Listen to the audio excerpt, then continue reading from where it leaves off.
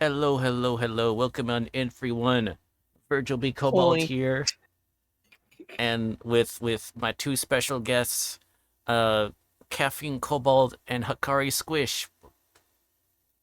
Yes, Hello. yes. Hi. If if you'd like to, one of the guys giving yourself each a little introduction, I'd appreciate that. Cat, go first. You're on the left. Yeah, I was just about to say, thank. Hello, I'm Caffeine Cobalt. I am a artist, VTuber, general streamer, shitposter. Hello. I go by any pronouns. And, this is my wife. Wife. Oh, that's me. I'm the wife. Hello. I'm sorry. I saw them put the balls in your jaws, and I'm just like, oh, I can't hear that, but I want to. Anyway. Hi. Hey. I'm not male grand. I'm agender. Thank you. Motherfucker. No. I'm Hikari Squish. Hi, I'm a koi shark. I stream games sometimes badly. I'm also a technician and yeah, I do stuff. Yeah. I do stuff and things as well. Actually, a lot of people here are from our server. So hello people who made it over here. I appreciate you. Thank you. Yeah, and actually, let me catch up on, because we got followers, and I want to make sure. Nice.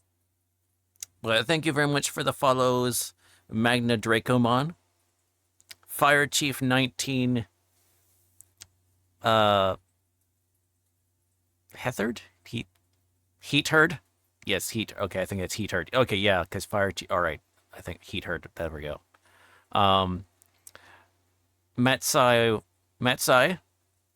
Benlin 245, Pi the Cyber Guy.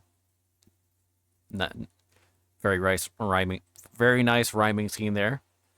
Kumori Black Phoenix, and yours Spudley. Nice. So, but thank you all very much for the follows. Much appreciated. Thank you. Are you goober? What'd I do? Moved all over the room. Also, thank you very much for the follow, Suriko. Yes. Oh, Grand Guy is asking, are you two messing around with your toggles? No. Might just do that. It just We're happy. happens. Yeah.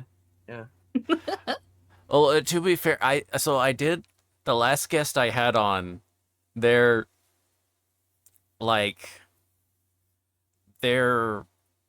channel point redeem stuff, effects apparently still worked on. Oh no. Oh So, no. Oh no. it occasionally meant on so I don't know. So that, I guess that's a thing that could happen, but anyway, That happens sometimes. this is Spilling the Tea. This is episode. What episode number is this? What's our lucky number? Oh no, my redeems are active because it's a Twitch API, not an. Oh no. Oh gosh. Oh no. Okay. Oh no. All right. Well, chat. There you go. You can fucking press my redeem buttons, I guess, because I switched to Twitch API instead of Stream Elements. Okay, hold on. I have to this is bad. I have to actually look up on the YouTube right now to see. I hope it's 69. I hope it's 69, please. We've got a while before we hit that number. When it happens, though. 3 kobolds. Yes, I am a kobold. I am human. I like walking on land with my leg and breathing air. So this is okay. Y'all are episode 23.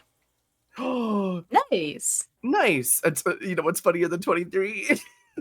24. 25. Oh. 20. Oh. Oops. I've already been covered in fish eggs. And chat, please have mercy. Hey, hello, Pop Tart. Welcome on in. But yes, so but this is an interview show where I interview my guests, um, asking various questions, where we'll start off with kind of more simple questions and then go to stuff that's a little bit more complex or involved. But I will say right off the bat, so I do have like some what are your favorite blank type questions. But if you can't get those down to like a top one or like a top one, you can do like a top 2 or 3. That's perfectly fine. So, Yeah. Ask why does he boink planes? I don't. Okay. Well, okay. I'm sorry. Virgil asked the questions. My chat is a little overzealous sometimes. I love them for that. I'm so sorry. Little. It is one of the things where I do take questions that come from chat, so Oh no. Oh no. Oh, we're cooked. We're still cooked. All right. I'm ready for anything.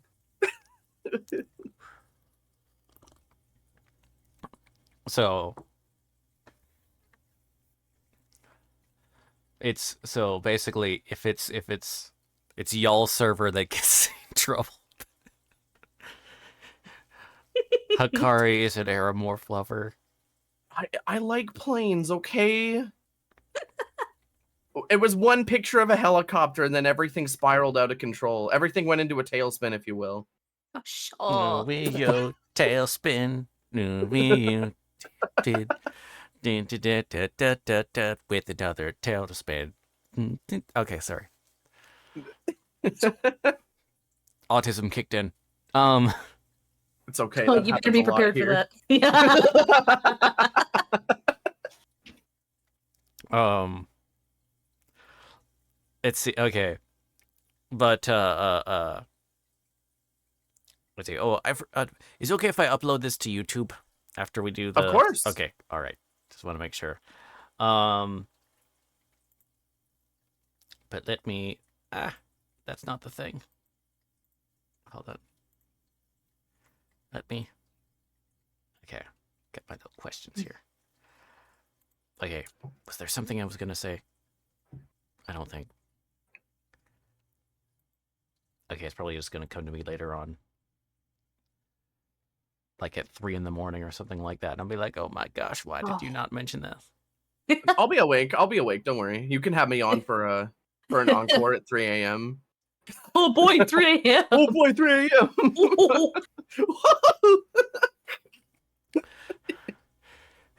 Hit OBS. Notice he didn't deny the question. I don't lie. I'm a terrible liar. They really are. People will ask me, it's like, did you eat this? No. Oh wait, actually, I knew what I was gonna say. I was just like saying, like, there is actually a YouTube channel I watched that had like a little special on aeromorph lovers. Oh, no, we're not bringing up the beefaroni story. Panzer, please. We'll get to the beefaroni story. Okay, when it's audience participation. I don't know how this works because it's not my channel. I don't have Panzer. I don't have a specific. Okay, now audience participation starts. I just kind of like do it. So I guess the first is what is the beefaroni story? If you want. Are we actually asking the beefaroni story? Is this how we're starting things off? Do you want me to answer that? Do you want me to answer chat, Virgil? I guess so. I guess tell us the beef. We've already gone too deep. I feel. I guess the icebreaker is the beefaroni story. Chat, you never change. You're wonderful. All right, beefaroni story. I'll keep it as short as possible so Virgil can get to their questions that are definitely more important. Okay, so the beefaroni story. I hope you're ready for this. So when I was in school, when I was a kid, I was not very well liked by many people because I I had issues for the first 18, 19 years of my life. I was socially inept, but not socially inept enough to not interact with people. Anyway, I feel um that, honestly. I got bullied, and because I got bullied, instead of being really sad about it, I pranked people, and I did awful things. One of these things was on the last day of high school. It was yearbook day, or I guess it was the last day for me because I was afraid to come back. But anyway, um, I decided I was gonna pull a prank that was not even the worst one I had done at my school. We had I'm so sorry if this gets a little crass. We had one of those two condom dispensers where you put in a coin and it dispenses a condom because safe sex is cool. Hmm. Um and I decided I was gonna take 2 cans of beefaroni, put that inside of the condom, tie it up like a balloon animal. Well, not like a balloon animal, but tie it up and then launch it over a balcony onto unsuspecting people below. And I did just that. And it landed with a good hard splat. And I ran for my life because I knew I was going to get beaten up if I hung around any longer. Wait, hold on. I'm trying to picture like the wait. So there was the machine, the vending machine, and then Okay, the vending machine didn't dispense beefaroni and condoms. I brought the beefaroni from home. right, yes, okay. I figured you brought Wait. that. I have a follow-up question. Did you bring a can opener to school? Yes. Okay, so you did in fact open the okay. I prepared the shells, the arsenal, in the corner. I could point to exactly where I did it. It was in the corner of the balcony above the foyer, right next to the music room, in my school. And I loaded that shit up and I launched that. And yeah, I hope people still tell the tale. Oh gosh.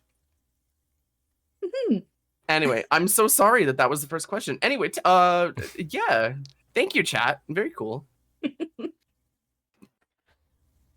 Somehow I feel that's still like not the most like deranged thing Oh, happening on the shit. thing. Oh, Willie! oh, Hello, Willie.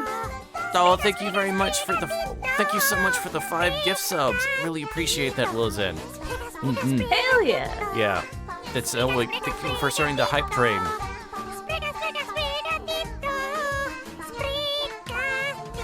Very cool. So I'm sorry y'all can't hear, but it means the little Sprigatito, the Sprigatito singing Despacito plays when that happens. When I get a hype train, the Sprigatito, Sprigatito, that whole thing. Alrighty. So, but yes, thanks so much. Once again, thank you so much for the 5 gift subs. That's extremely generous of you, Willison. Yeah. Another spilling the tea episode. So working, so I'll be lurking. Oh, yeah, thank you very much. So, first of on my list of questions, but of course, once again, feel free to put yours in the chat. What is your favorite color? Ooh. All right, Red. Cap, you go No, first. blue. Oh, it's been changing super constantly. Probably the very specific color, Mhm. like I don't even know what it's called, like wine red, whatever my sweater is, because nobody can agree on what color it is, and it makes people fight. It's a cozy color. It's a cozy color. I feel it's kind of like a maroon. Yeah, kind of right. It's Burgundy, it's like maroon, Yeah. burgundy. burgundy here at Hergel. My favorite color is blood. No. Are you good, Cap? Are you done? Am I good? Yeah.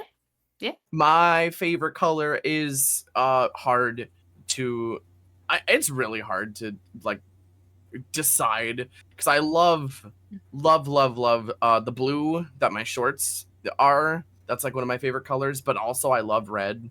I love like really bright reds. Hmm.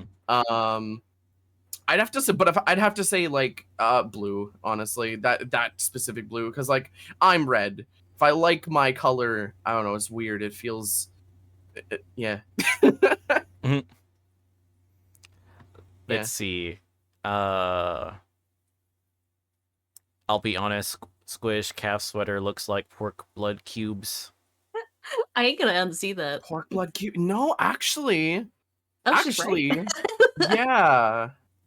Sorry, it's a very specific thing, but I know exactly what you mean because that is something that we have access to because we live in the same place. Oh, Damn, some Anyway. of those are. That's actually pretty. Goddamn. Very accurate, actually. Next time we go to a TNT, I'll be like, That's me. Wait, that's calf right there. Thank you. Good question. although that does make me think of. It's not blood cubes, but so bloodworms, which are those things Oh. that people will feed use as like to feed fish and other Yeah, critters. we actually have those in our freezer right now. Oh, We okay. do. We always have bloodworms. So, but like, I think it's 1 out of 4 people like develop allergies to those. Really? Yeah. Really? It's like because of like their so like I think it's like because they're like so high in like the amount of like the actual like blood content in the actual bloodworms. So it's like 1 out of 4 people like develop allergies because of them. Oh my gosh. Huh. I'm almost curious about that now. I gotta go eat some. Yeah. I'm pretty sure it wouldn't be the worst thing for you. So there you go. Who changed my shirt? I just noticed who changed my shirt to the trout population. God damn it. Although wait, I have a fish cap actually. Hold on. Oh, do you? Oh my god. Put it on. Don the cap. Don the cap. This better be with. Oh my god, yes!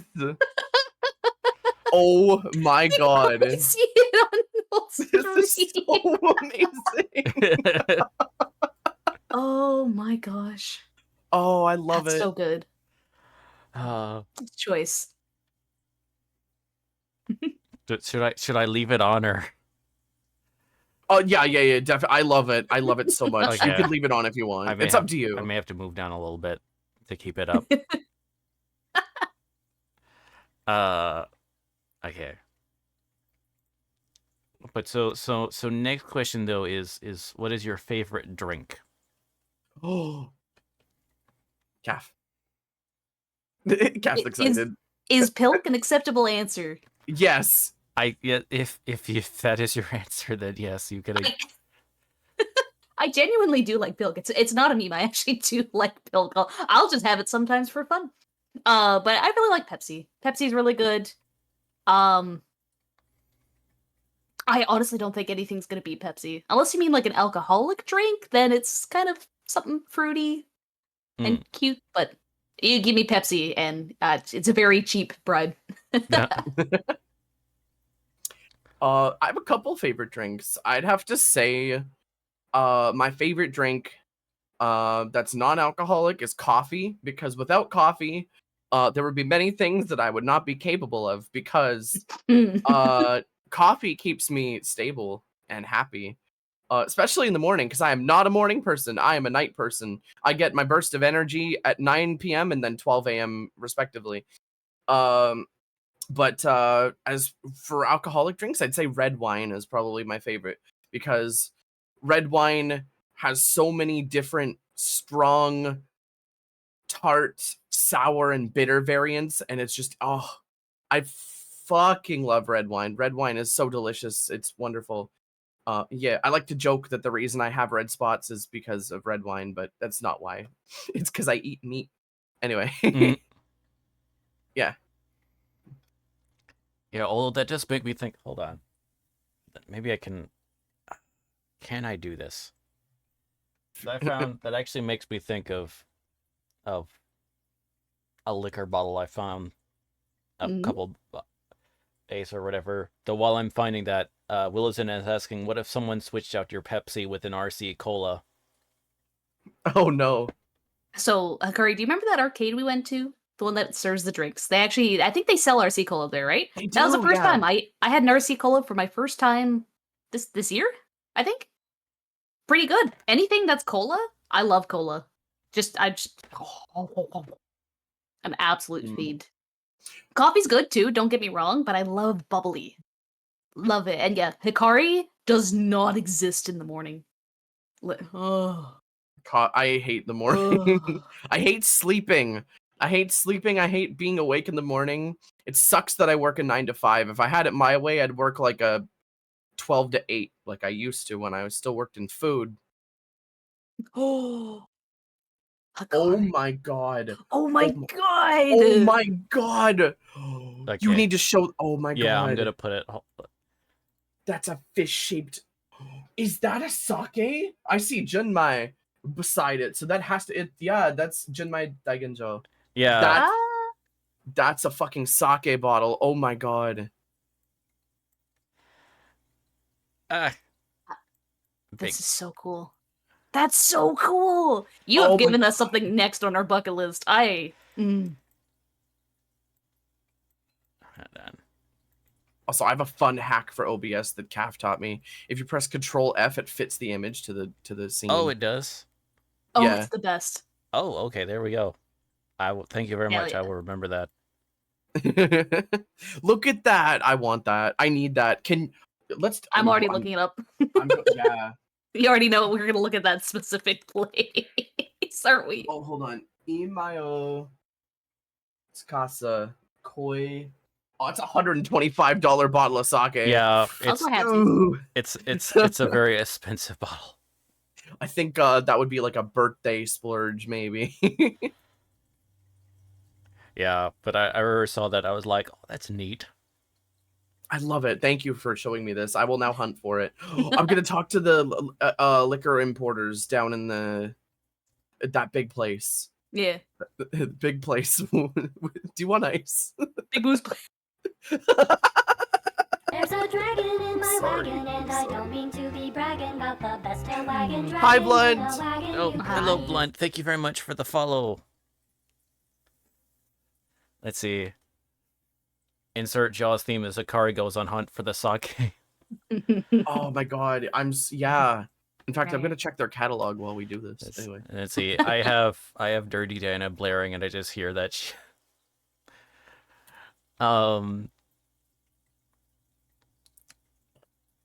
Let's see. Wilson asking, has Sakari tried just eating coffee beans? Oh yeah, I've eaten coffee beans before. Just straight up coffee beans. I've also eaten chocolate covered ones too. Yes. Yes. Yes. Those are the best. Absolutely the best. Although I feel like I have to ask her whatever, because it's like, the since as like a specifically like lover of coffee, that the question is, so you know the, what is it, the Kopi Luwak? Oh, Kobe Luwak. Yes. Oh my god. The shit coffee. Yes. Not figuratively, but literally, it's the coffee that the lemurs shit out or the civets shit out. Yes. Would you drink the shit coffee? I Absolutely. would, because At least it's like they roast most of it off anyway, right? Yeah. So like I've heard it's good. I've heard it's overpriced. It's not really like that amazing, but I still really want to fucking try it. Yeah. So why not, right? That is something that's like, it's one of those, in an ideal world, in an ideal scenario, it's like if someone was like offered me, sure, yeah, I try this, because otherwise it would be like, what is it? Like a crazy amount just for a cup.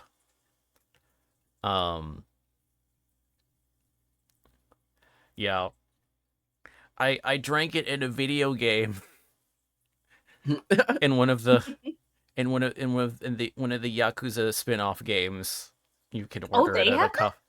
You can order it on like one of the restaurants. It'll unlock it as a menu item if you do a friendship side quest with like the cafe owner. That's awesome. Our local place doesn't have the koi bottle. Oh. Um, let's see. I used to order huge jars of chocolate covered espresso. I still don't like coffee. Um, Blunt has that Uncle Iroh energy. More like missing half my skull. Between $20 and $100 per cup. Yeah.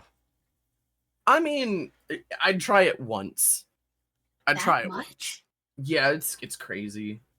Ooh, I'll take a sip. I'll just wife taxi. How about that? Yeah.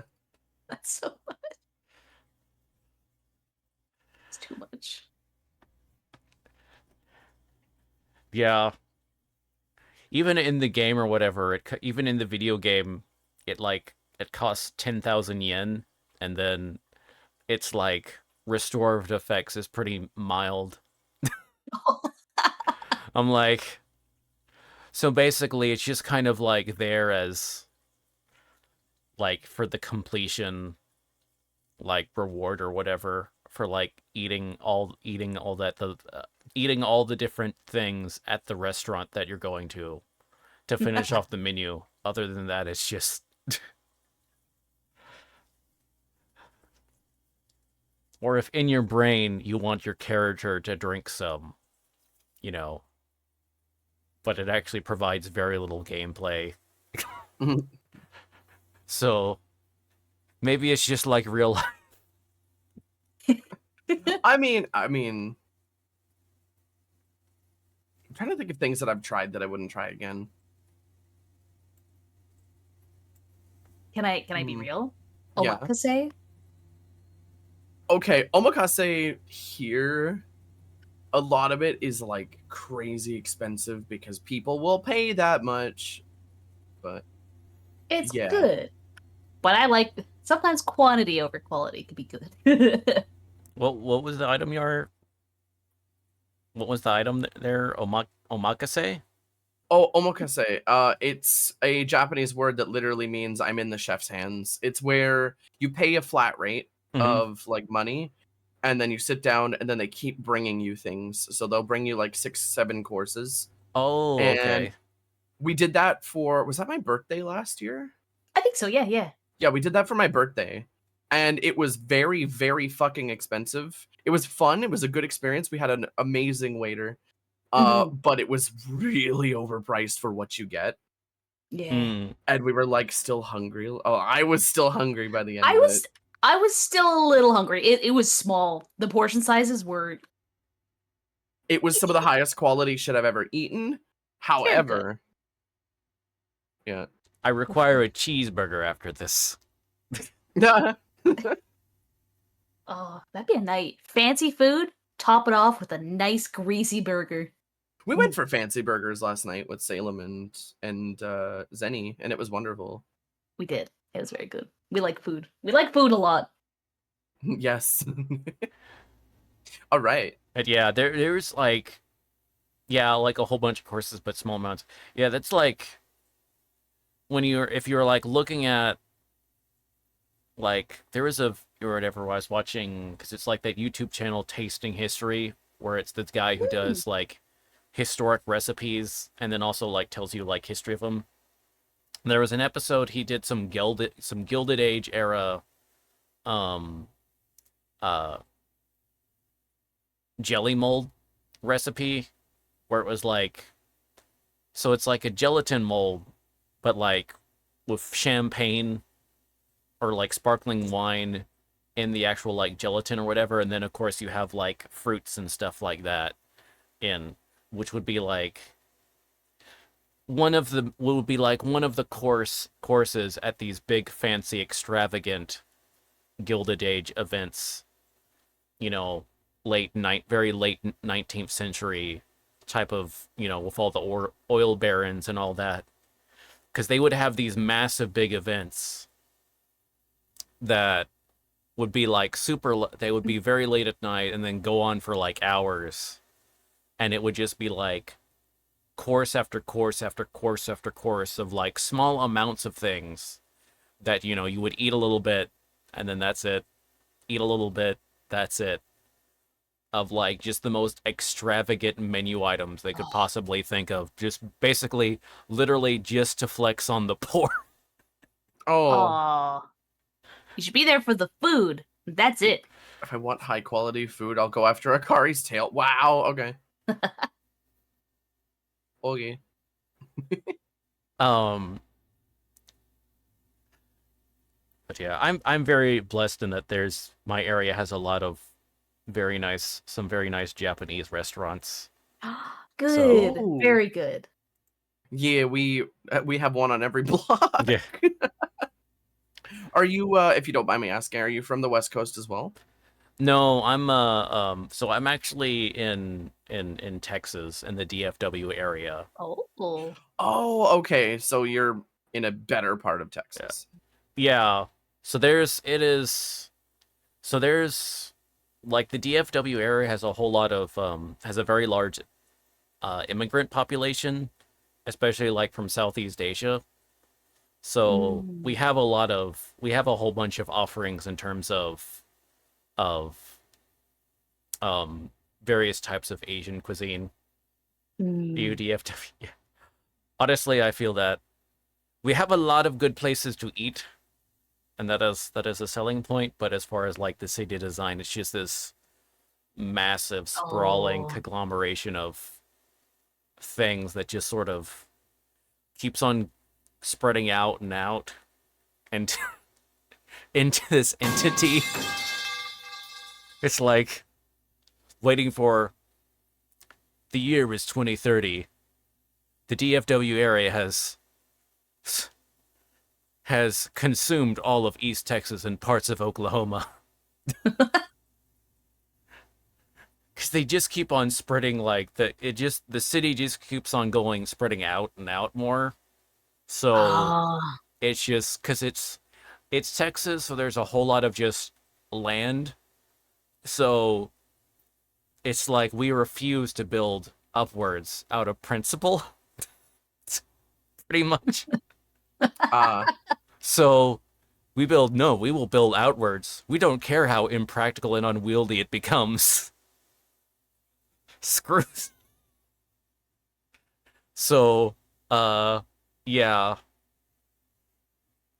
There are parts of my area that it's like if you were filming like a post-apocalyptic something or whatever type thing, like you could literally like just find an area of where like there's a strip mall and that's like just seen some better days and just film there and you could easily say 20 years after the apocalypse and it would be like, yeah, okay, this looks about right.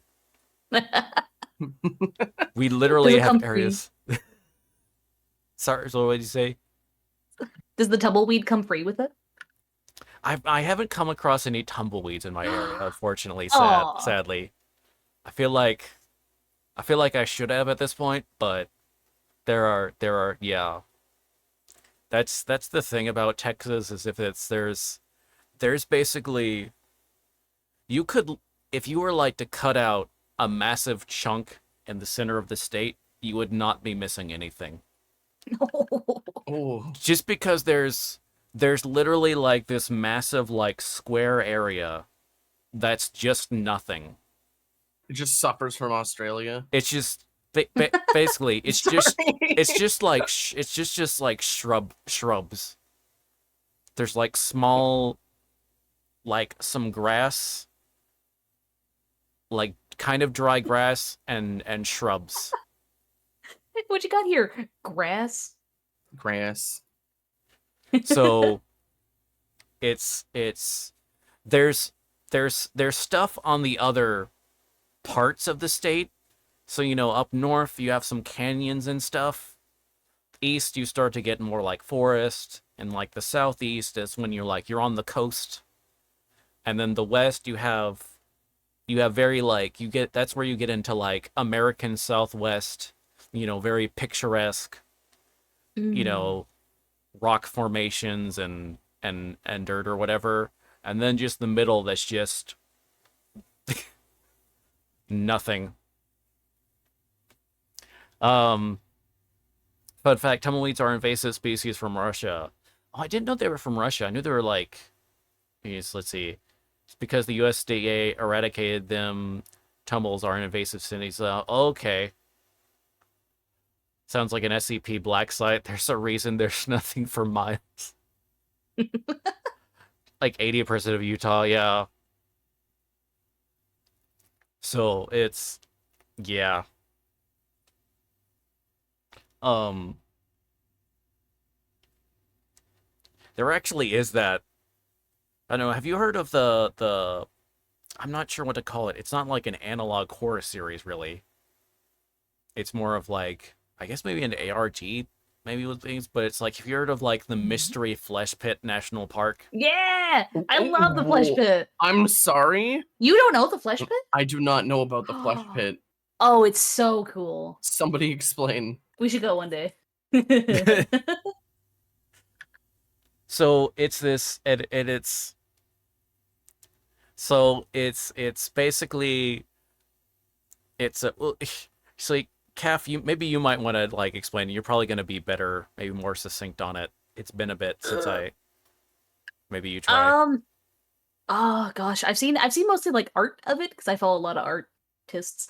I feel like Blunt here is like, it's pretty much like it's supposed to be this tourist destination, and it's like it's the Flesh Pit, and it's just this like huge cavern system, or is it a big creature? I can't remember what it is. So all right, so it's like so it like takes place in like so it's like in pioneer days or whatever in some part of Texas, which is why it's like connecting. They found a some miners just found literally like this fleshy pit in the ground, and people kept on exploring it and like expanding it. And so originally, like in the early 20th century, they start developing it as a park, as a tourist spot, because it kind of started to get to like, hey, look at this weird fleshy thing in the ground, you know. But then it was like, let's turn it into a park. We can expand it or whatever. So it's literally like they like started to like drill and like mine out more sections of this variously like fleshy um yeah, the Permian Basin superorganism is what they refer to it as, of basically just Oh. this of like the, and there's like these different parts because it's obviously some part of some organism that they've just literally been like opening up more and stuff like that, and they have all these different sections of the park that have all these different things. So it's literally like it's like Yellowstone National Park, but instead of breathtaking nature and, you know, various geological formations, it's the inside of some ginormous mystery creature that people have just been tunneling through and putting in gift shops and restaurants and crap. Huh. It Okay. feels very up your alley, dear. I think you would like it. I think, yeah. Yeah, Okay. it's some kind of organism, but doesn't have a form. It's just the chasm. Yeah. Someone recreated it in Roblox. Because, of course, someone did. Apparently. That's cool though. That's ballin'. Yeah. So there's like my one reason for if I ever decided to play Roblox, it would basically be that I want to go to the mystery flesh pit world. There's an entire map that it's like if Disney made a music. Yeah.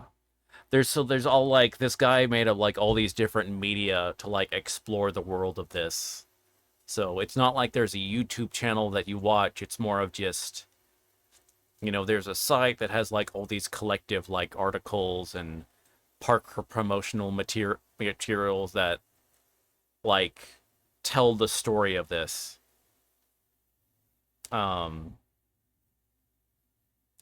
yeah, I'm not going anywhere near Roblox for Yeah, I know the research stuff, especially for sure. Um, I'd want to go to the 21 pregnant hyenas roller coaster. What? Okay. What? It doesn't Huh? exist anymore. Oh, I, Respect. Oh I, gosh, I, I, F.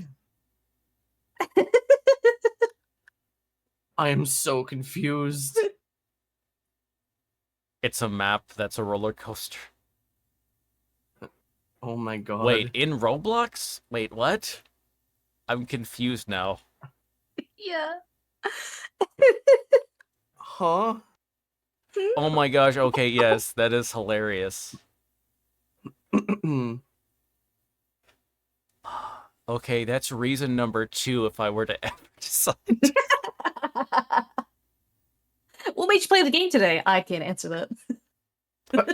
I plead the 5th on the grounds I may incriminate myself. I plead 21 pregnant hyenas.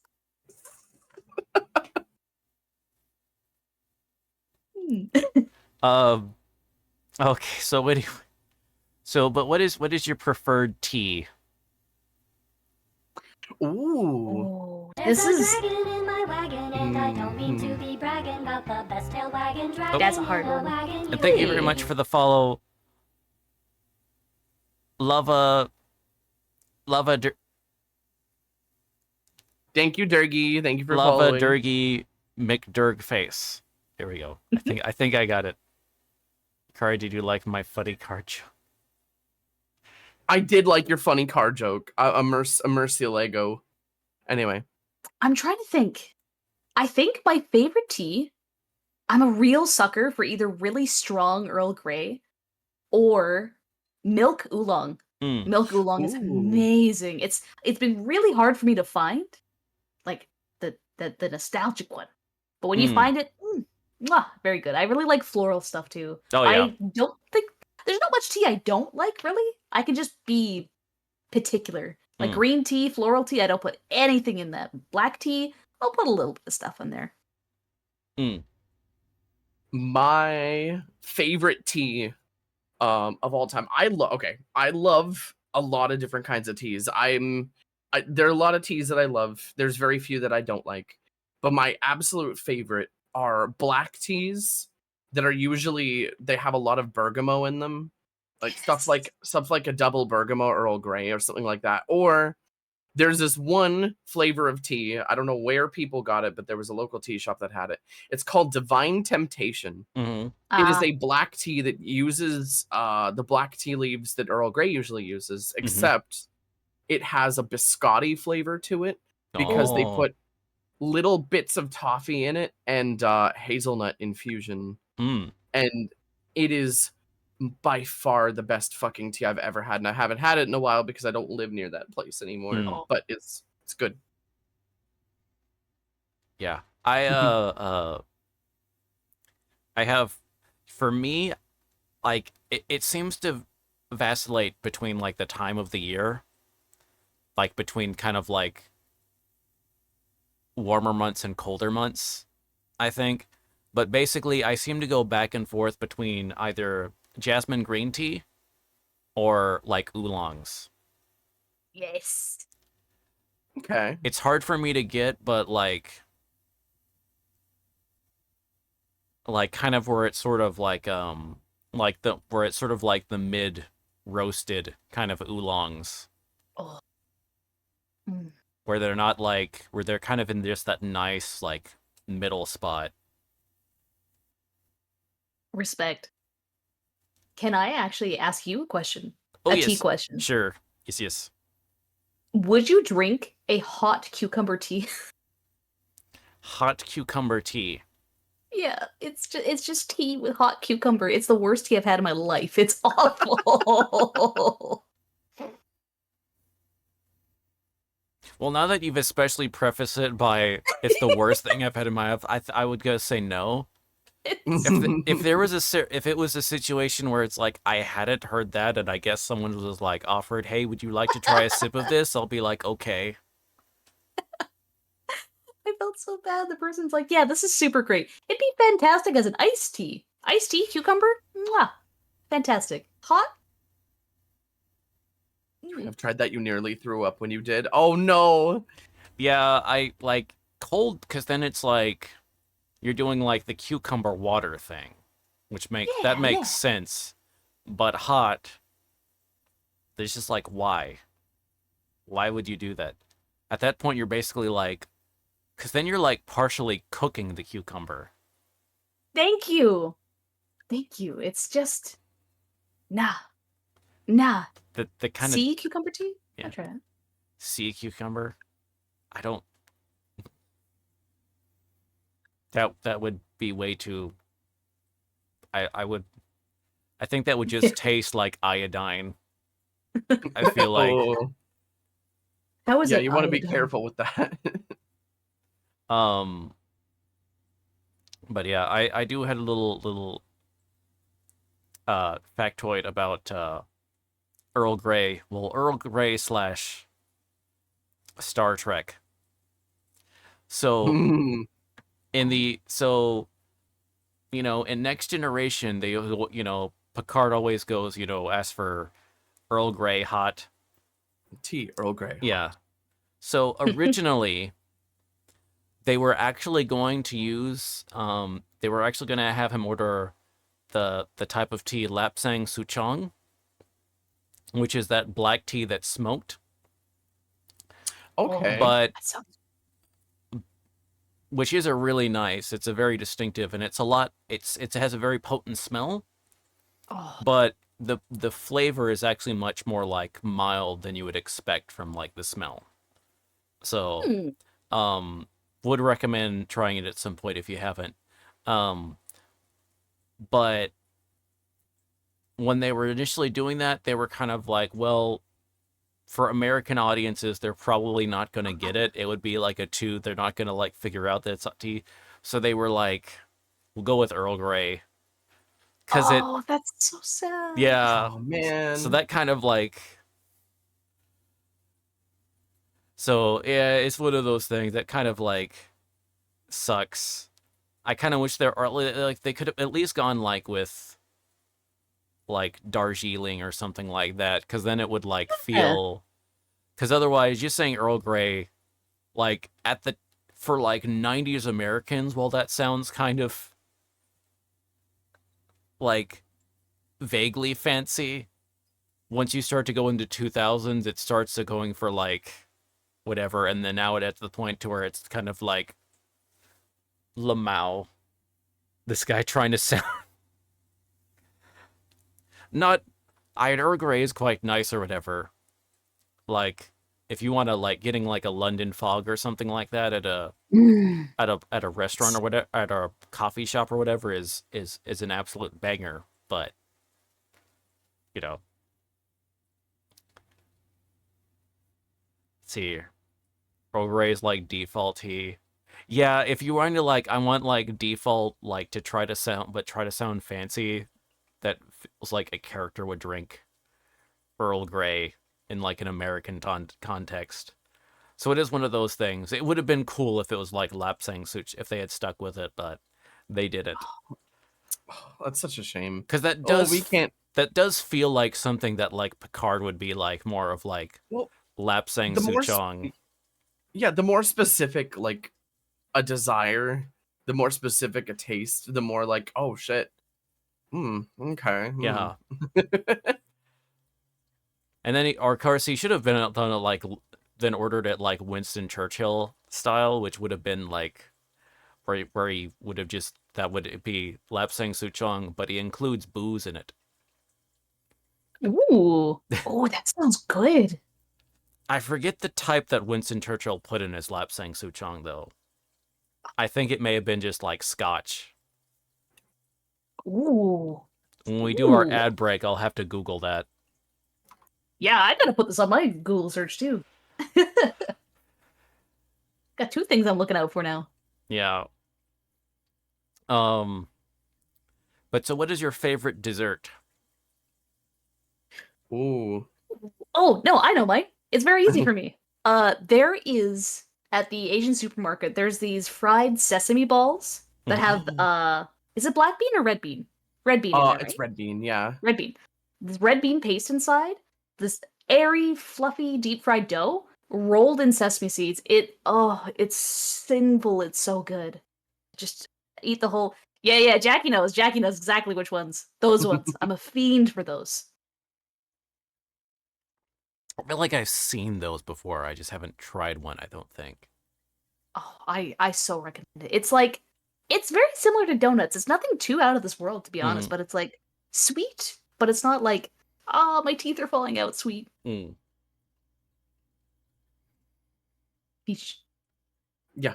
All right. So my favorite dessert, um, anything with cinnamon in it. I am a huge sucker for cinnamon. I love cinnamon or blackberries. I love cinnamon and Mhm. blackberry together. I Mhm. think if I had to choose a favorite dessert, tooting my own horn a bit, it would be my homemade blackberry cinnamon gelato that I make Ooh. usually in August. I didn't make any this year because I was really busy because August was crazy busy. But Mhm. I also love cinnamon buns. Cinnamon buns are just amazing. They're incredible. But if not the cinnamon buns, then like anything with blackberry and cinnamon in it just makes me so fucking happy. Okay, I have to. My A guest on my stream from like I think it was 2 or 3 episodes ago. Um, uh, there's a TNS Teeny. So, they're another VTuber in it, but they're from Sweden. So they were complaining about on my setup here in the background that he didn't see any cinnamon buns, and that it was like I couldn't have like the I forget the exact word he did it where, but it was sort of like a Swedish, like kind of like sort of tea time or snack time, kind of like a sort of equivalent, and apparently Oh. like their style of like cinnamon buns or whatever. But he specifically used the it's a very clippable of him like saying that it was but like the Swedish style where it's like uses like pearl sugar on it and not like the American Ooh. Ooh. style where it looks like, as he used the phrase, someone nutted on it. Oh my god. I mean, a cinnamon bun isn't a good cinnamon bun unless it looks like somebody nutted all over it, right? I'm So sorry. cinnamon buns were mentioned. I immediately had like flashbacks to. Oh. Oh. Let's see. Willison was asking, has Hikari tried Cinnabon's cinnamon rolls? I don't know if I have. I just tried my local cafes because they usually make the best stuff. Is Cinnabon the one that you can find in like malls? Is Yeah, that the one? I yeah. don't Yeah. know. I've had them. They're very good. If that's what I'm thinking of. Or we have some equivalent. I think I've almost never had a bad cinnamon bun unless they have no icing or it's like the driest piece of chalk. Like it's just no, warm, gooey, so Hmm. good. I had a cinnamon bun that tasted like cardboard once, but that's because it was from like a package, I think. Uh, I should make my own cinnamon buns. Goddamn. I don't. please. There's like um, we got an ad break right incoming, but I'll say this real. But it's like there's a CC's Pizza, so it's like a pizza buffet type chain or whatever. Oh, I've heard of that. Yeah, but they have like sort of like cinnamon buns like for their couple like different types of dessert pizzas sort of stuff. Oh, And they Dessert. like have their in store like cinnamon buns, and man, those things are super buttery and like creamy and good. It's crazy. Um uh, hungry. but okay, we got to go on an ad break. We'll be back in 3 minutes. But if you have any questions, please put those in chat and we will be sure to get back to them. So, but we will be right back. See y'all in just a bit.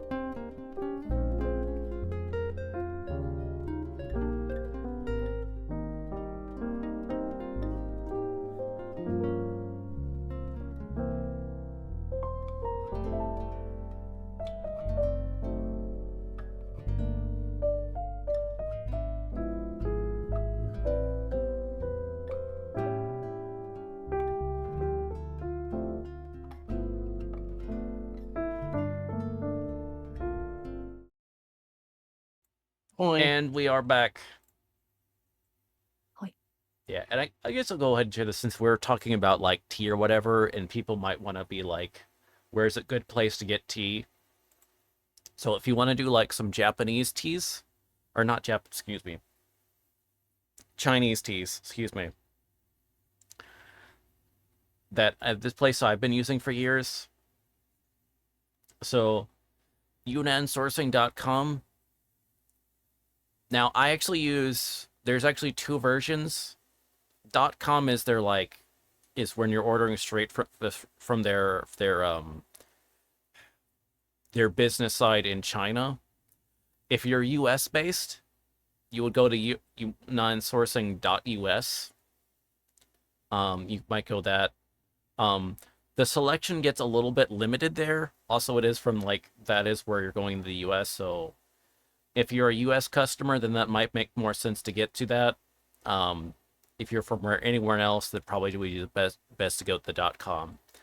The only other thing that's worth mentioning or whatever is that so the .com side that one that does not have any teas from Taiwan, whereas the .us site does have some Taiwanese teas. Oh, that's good to Okay. know. So that is because they have it's like an affiliate or whatever where I think it's Taiwan sourcing that specifically specializes that. So if you were international or outside of US, then you would probably want to do that just separately. But that is if you want to get into some especially Chinese teas, they're great, and they'll have that Lapsang Souchong that we were talking about, which I looked up, and it was apparently Winston Churchill drank his Lapsang Souchong with a little bit of scotch, so which makes sense because you're dealing with some smoky earthiness from that as well. Hmm.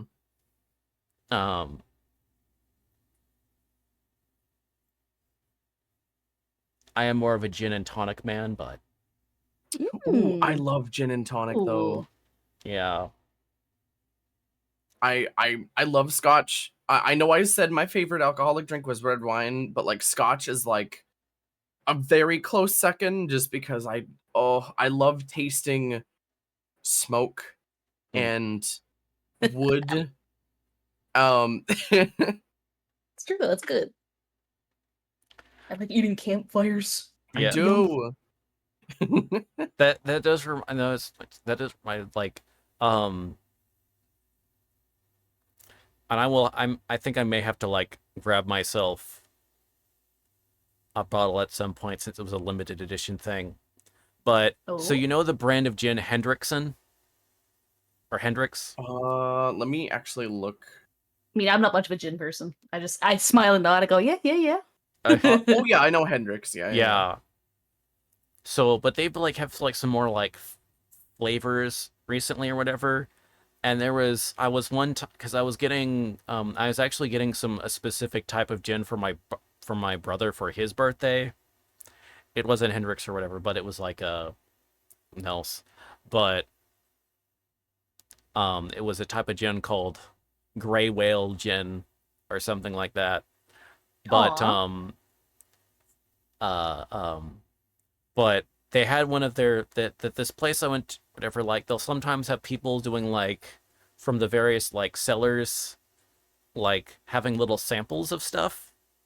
Oh, yes. And so they had one from Hendrix Gin, and they were showing off their kind of more seasonal, the non-standard variants of their gin.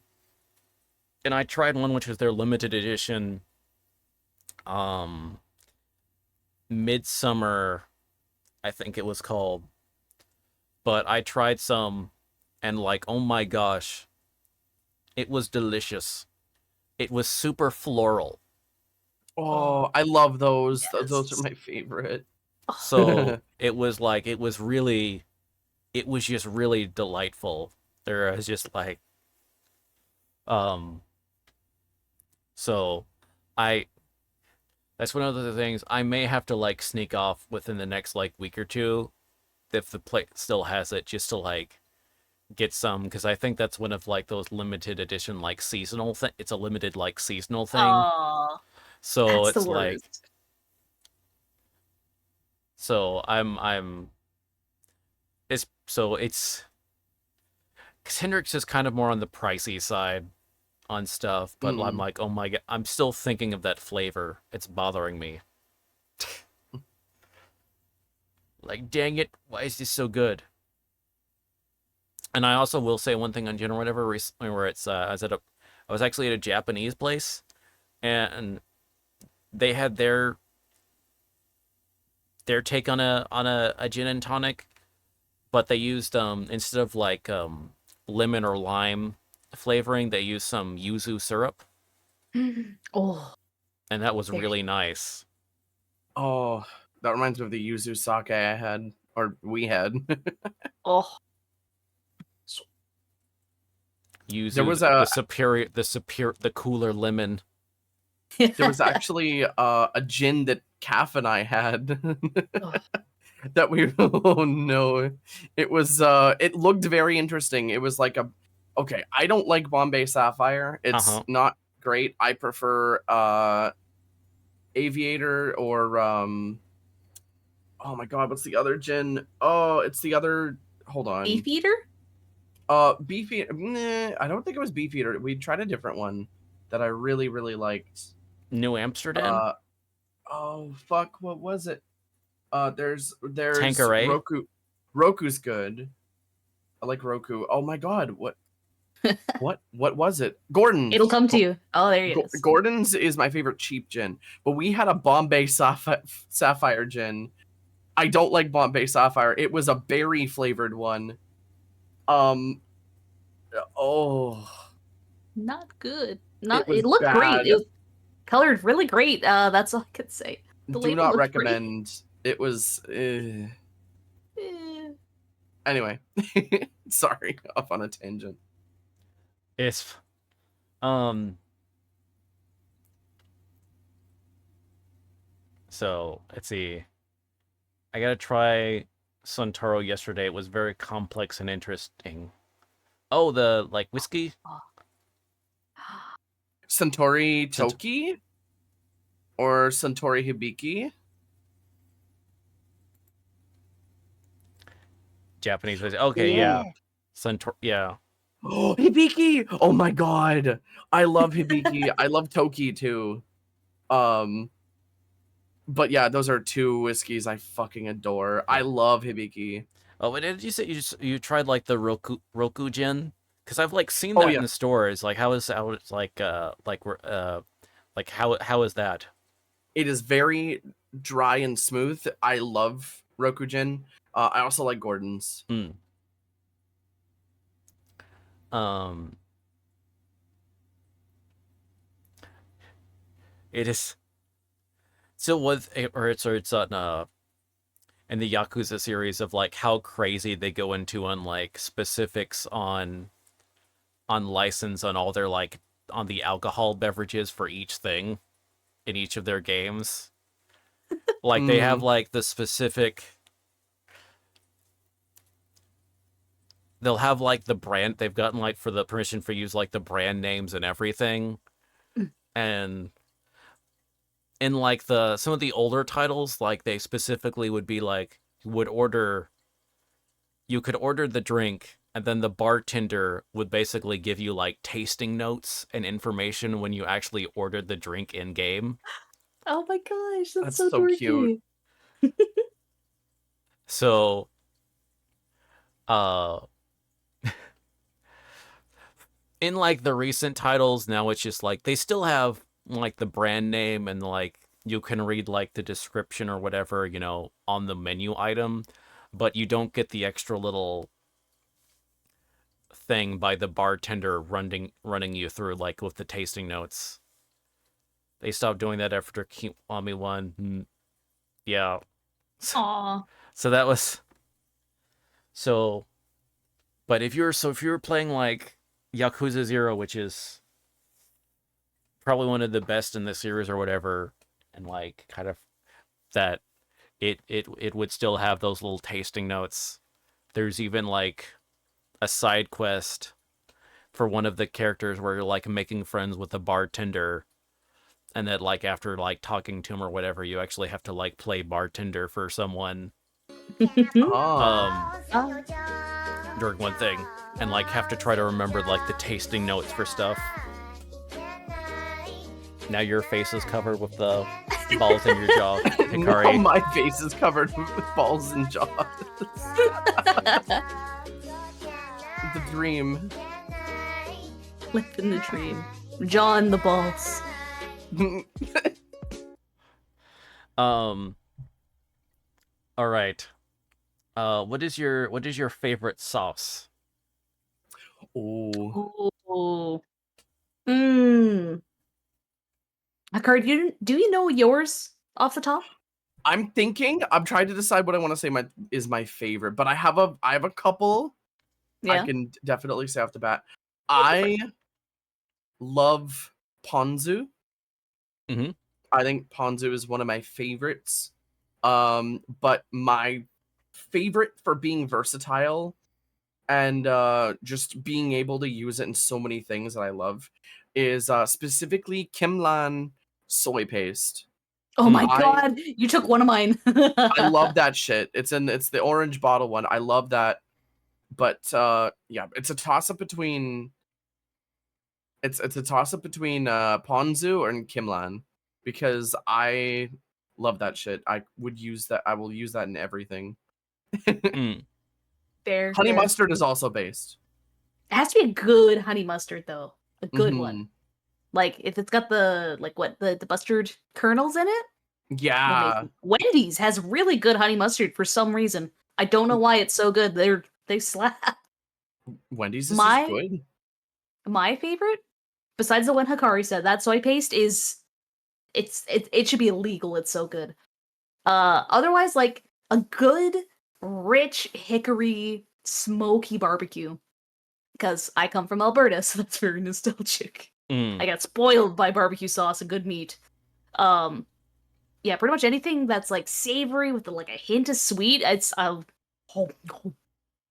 amazing.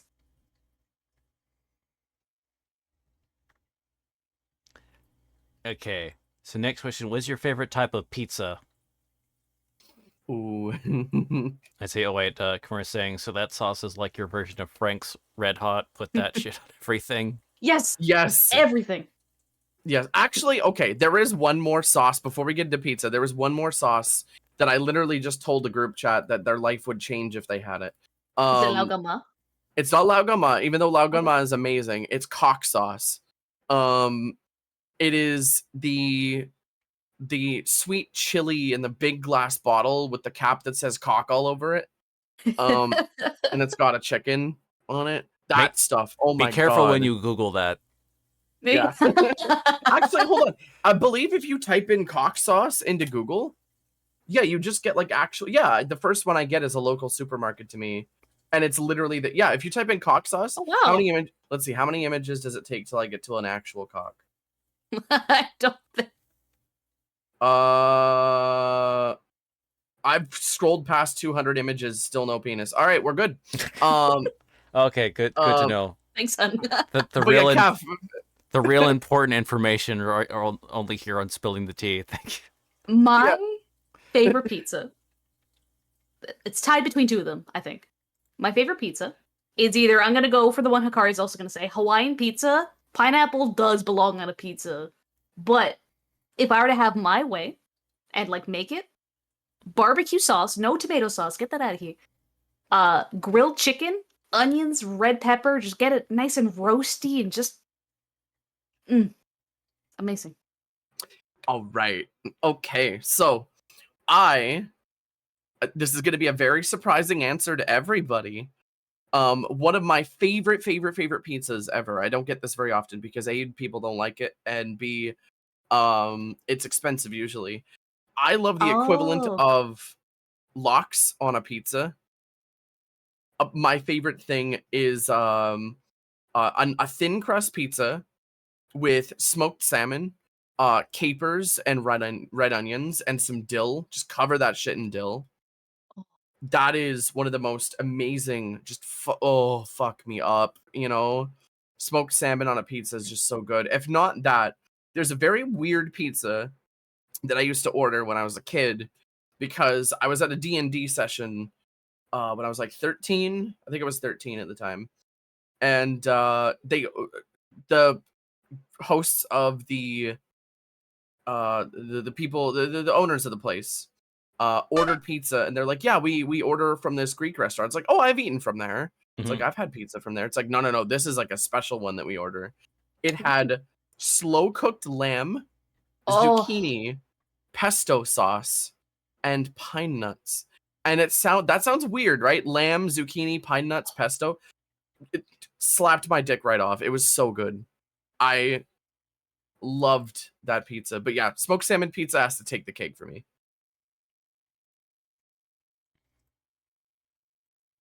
Okay. And then uh let's see. Komori was saying no wait.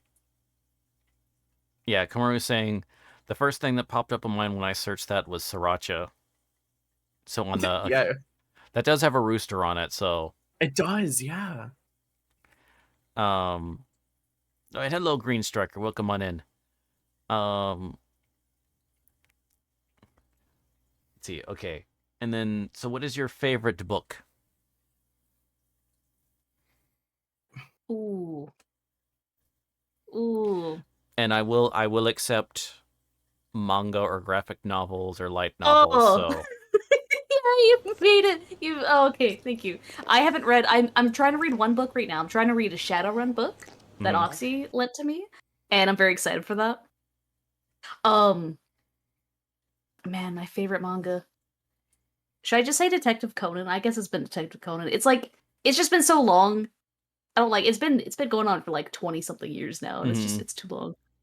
Otherwise,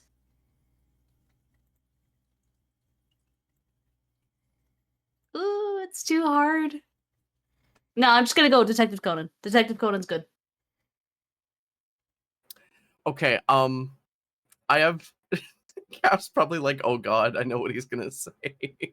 I don't. So I this has a little bit of a backstory to it. I hate reading, but not in the way that you'd think, right? Like I read manga, I read the occasional chapter book, the occasional fiction, nonfiction. Um, I was the kind of person that would constantly only take out field guides to Oh like no. rocks and minerals and plants Mhm. and cars. So I do have a favorite book, and I'm actually gonna send it in our group chat here because I can't really explain it very well. Um, I got this for Christmas of 2005, and I still have it somewhere. I pulled this book out and read this book more than anything else. Uh, I more than anything else ever. It's the National Audubon Society for Rocks and Minerals of North America, and it is the perfect size. It's gray leather bound. It's the perfect size. It's like half the size of a normal field guide. Easily flip throughable at your thumb. At your thumb, there is a geological formation index on what kind of mineral it is, whether it's a crystalline, sedimentary, whether it's metamorphic, and it's right at your thumb, and you could flip through and you could see it. Oh, and then the gemstone section. The gemstone section, it's coded in white on black instead of black on white, so you can see when you're getting to the gemstones of each section. And then in between, they have like a detailed like thing where it goes over how like they documented it and like where they found it, where they found all their sample images from. And I adore it so much. I love this book. I love. Was obsessed with rocks and minerals as a kid, and I still kind of am. I could still sort of be like, I I've got a um, question for you. yeah. Are you sure you're not a kobold? I'm not a kobold. I just love this. Anyway. I I I wish I could get enthusiastic about something as enthusiastic as Hikari was able to get on as his love for the field guide to rocks and minerals by the National Audubon Society. I also have a second favorite book. It's a quick one. Dragonology. I love Dragonology, but It's it's the 2002 to 2011 Subaru Impreza and WRX manual by Haynes, because Haynes is a wonderful. Haynes was the right to repair movement before the right to repair movement. I love Haynes. Yes, that's the one. That's the You're one. such a dork. Because I love Haynes. Haynes, I love you. Sponsor me, please. But yeah, this is my second favorite book of all time, because I've had this book for like 5 years now, and it's been a lifesaver. Anyway, yeah, those are my favorite books.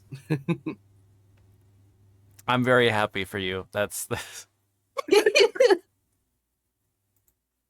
I wish I could get that excited about a repair manual, seriously. I mean, there's so many good people behind it. That's why it's so exciting. Haynes was like, hold my fucking beer before the internet. They came out like, I forget what year. It was either the 80s or 90s, but they were like, hold my fucking beer. We want people to be able to fix their shit, right? And then good people, and they took amazing pictures of everything, and they weren't expensive either. And they were just like, yeah, we want people to be able to repair their shit. So it's right to repair advocacy before we needed it, like as much as we knew we needed it. And it was just like, oh, you wonderful beings, I love you. Sorry. No, it's fine. Let's see. Messi was saying there is a manga about mineralogy. It's called Ruri Rocks: An Introduction to Mineralogy. Oh, didn't that get an anime adaptation just recently? It got it. Excuse me? Oh my god. Oh my god. Oh my gosh. Oh, they've got Garnet on the front cover. They've got Garnet and Fluorite on the front cover. Oh my god. You're such a nerd. They got Bismuth. Oh, they got my edgy bitch in there. Let's go. Okay. I love me some bismuth. Holy shit, I love bismuth. Back to business.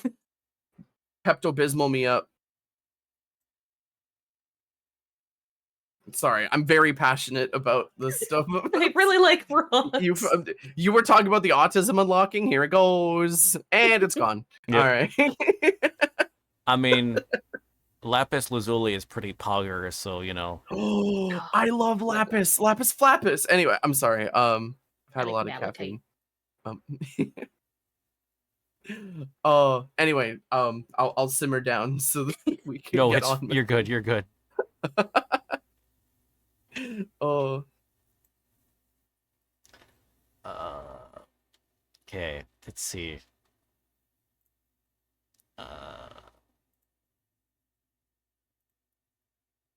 Okay. So next question is, what is your favorite movie?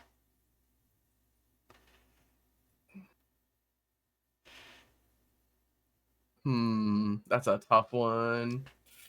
Definitely not me opening up my 4 terabyte drive right now. It has to be an animated one. I want to say the one that my gut's telling me to just like say. I really, really enjoy Cats Don't Dance. Oh yeah, that's Okay. Is that Don Bluth, or am I?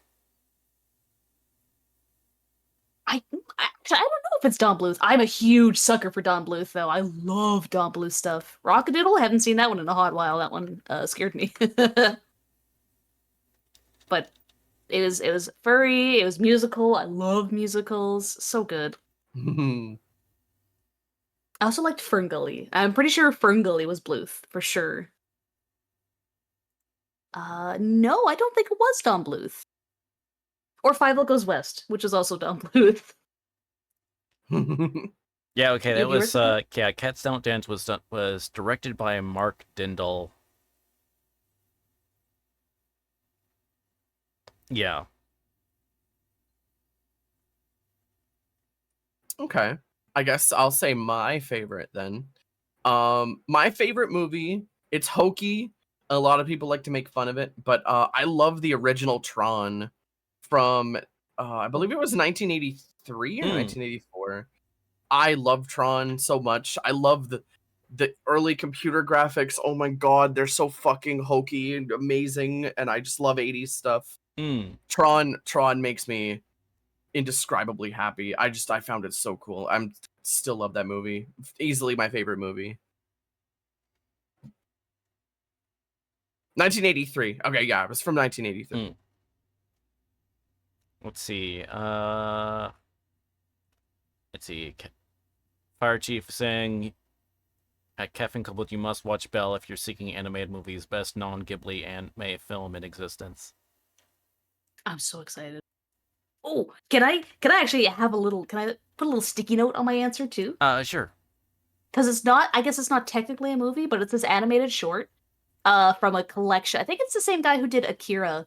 Did something called Magnetic Rose. Mm-hmm. Oh, it's so gorgeous. Oh I my love god. Magnetic Rose. It's like it's spooky, it's thematic, it's just mwah, very good. It's got a really, really it's very Sweerie knows, Magnetic of Rose. course, Sweerie knows Magnetic Rose. You Oh man. based individual. It's just So I'm guessing that would be like, I guess that would qualify as like short film then. If it's just like a one-off, but not like just a My one-off favorite thing. short not... film. Sorry. Oh, gosh. My favorite short film's Fresh Prince of Blair.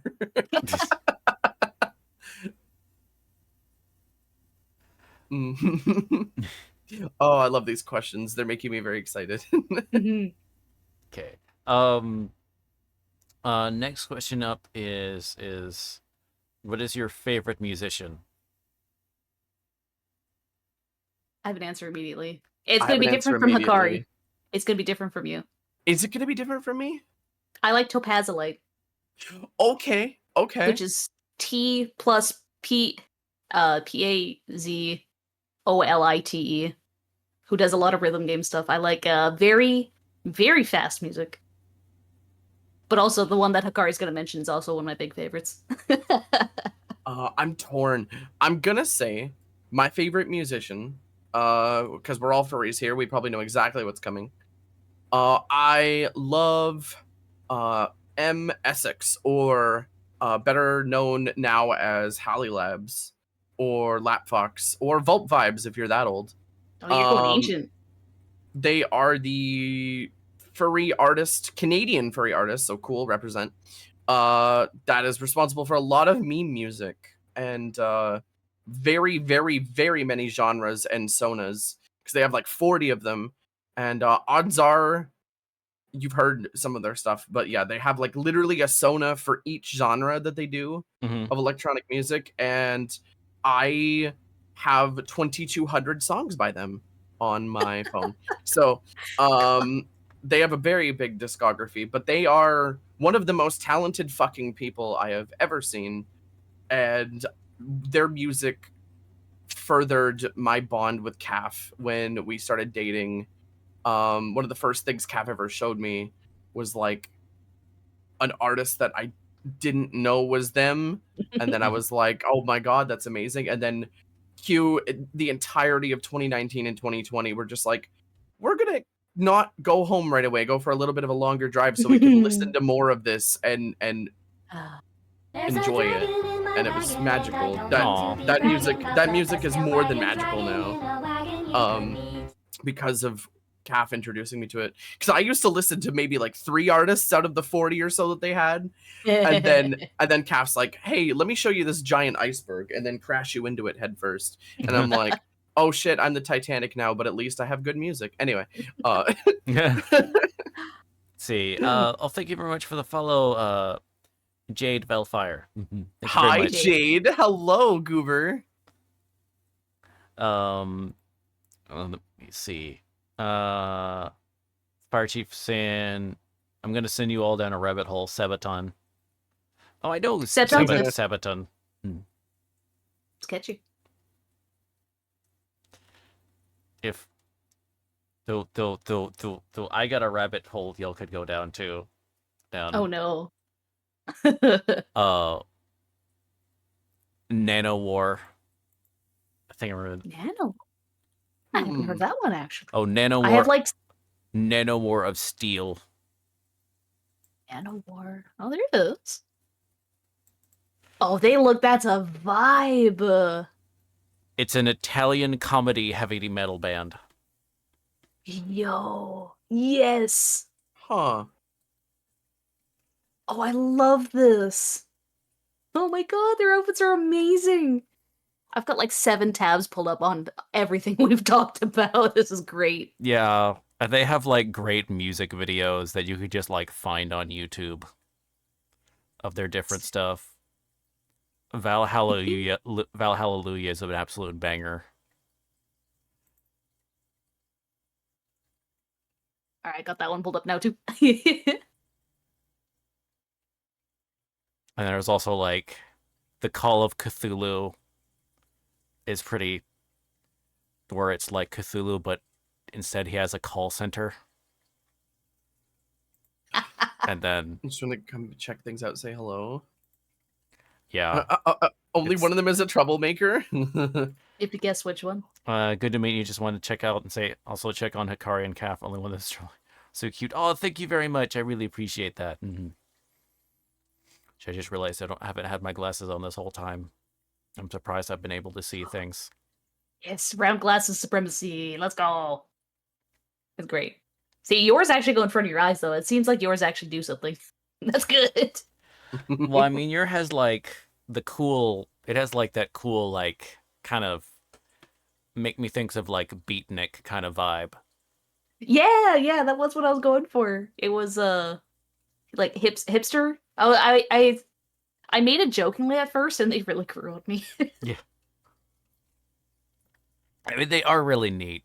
I like them. you. No, I'm glad you like the glasses, Jade. Um,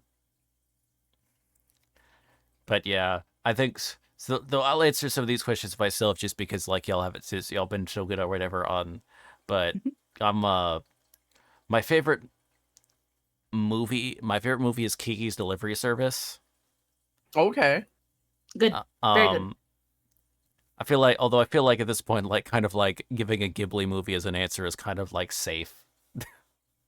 It's good. It's good. It's good. And then favorite musician is Alice Cooper. Ooh, okay. I can respect that. A close second, I think, like at a kind of close second would be like David Bowie, but yeah. Very I guess good. my second, if that's okay if I say Oh that, yeah, sure, go ahead. would be David Gilmour, because David Gilmour, I love Pink Floyd. I love Pink Floyd to death, and David Gilmour is the not insane one of the two main ones. Roger Waters can go fuck himself, but yeah, honestly, cool dude. Oh, and hello, Jess West. Thank you very much for coming by. Let's see. Hey, Jess. Calf's glasses remind me of someone I'd meet at Bonnaroo, and they asked me if I wanted to check out a cool lake near the venue. I would. I like dipping my feet in the water. That's how I got Hikari, actually. It was like a slowpoke evolution. No. Let's see. Oh, and I almost missed this question. Okay, what is your favorite favorite TV series or slash web series slash streaming series, however we want to phrase it at this point? Ooh, episodic media thing. I don't know. I think I actually have a very clear answer. It's actually a modern one right now. Okay. I didn't read ahead. I'm waiting for the anime to catch up. I was entranced by Dungeon Meshi, Delicious in Dungeon. God damn it! God. It's still yours. You kind of still stole mine, but that's fine. It's so good. Every single character is so good. And I thought I wouldn't like the main character because it's like, oh, it's just kind of plain guy in armor. He's literally one of the most relatables, and it tears my heart out. They're all sweet.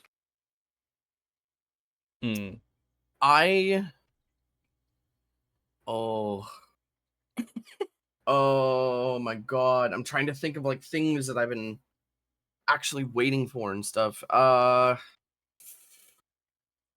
Episodic. I mean, it could be like a YouTube series too. Yeah, YouTube series. I'm gonna be honest. this is gonna sound super funny, and there's gonna be a bunch of people that are like, does anybody here know Dank Pods?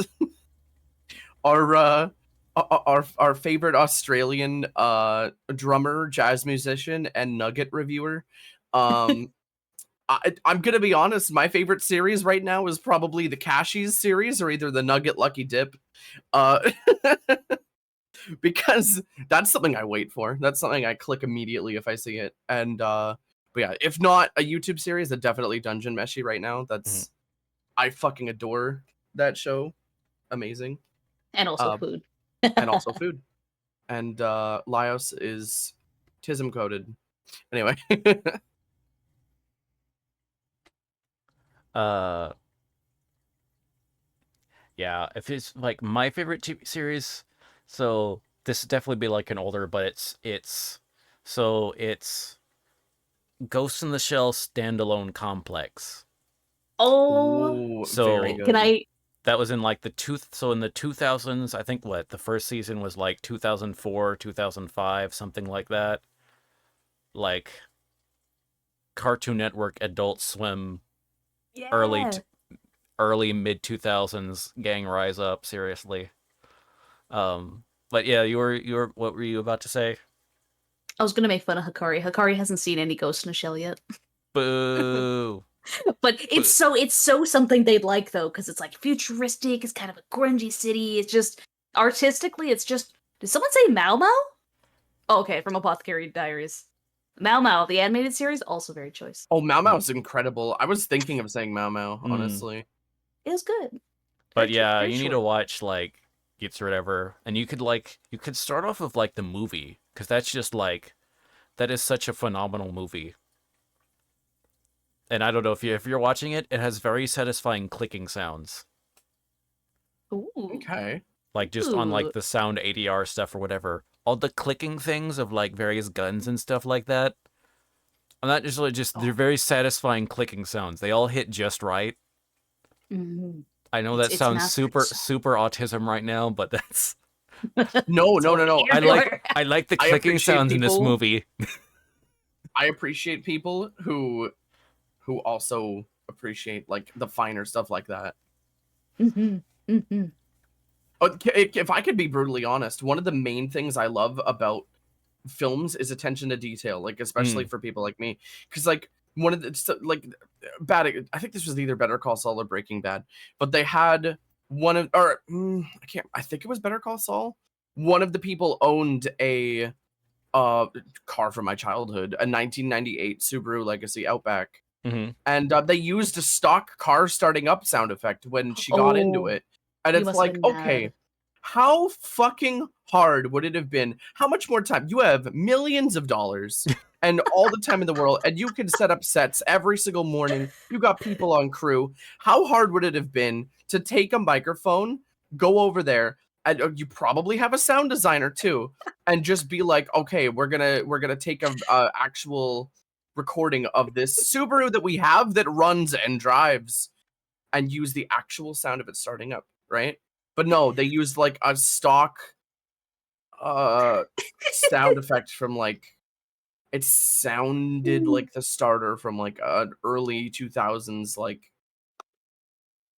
probably like it was an early 2000s V6 of some sort. It was the way it sounded like a minivan engine from like the early 2000s. Anyway, woo, okay, we went places. Anyway, hi. No, you're good. You're good. Um, Detail is important. let's see. The vehicle engine SX from Red Line that hits all the senses just right. Yes. Yeah, Yes.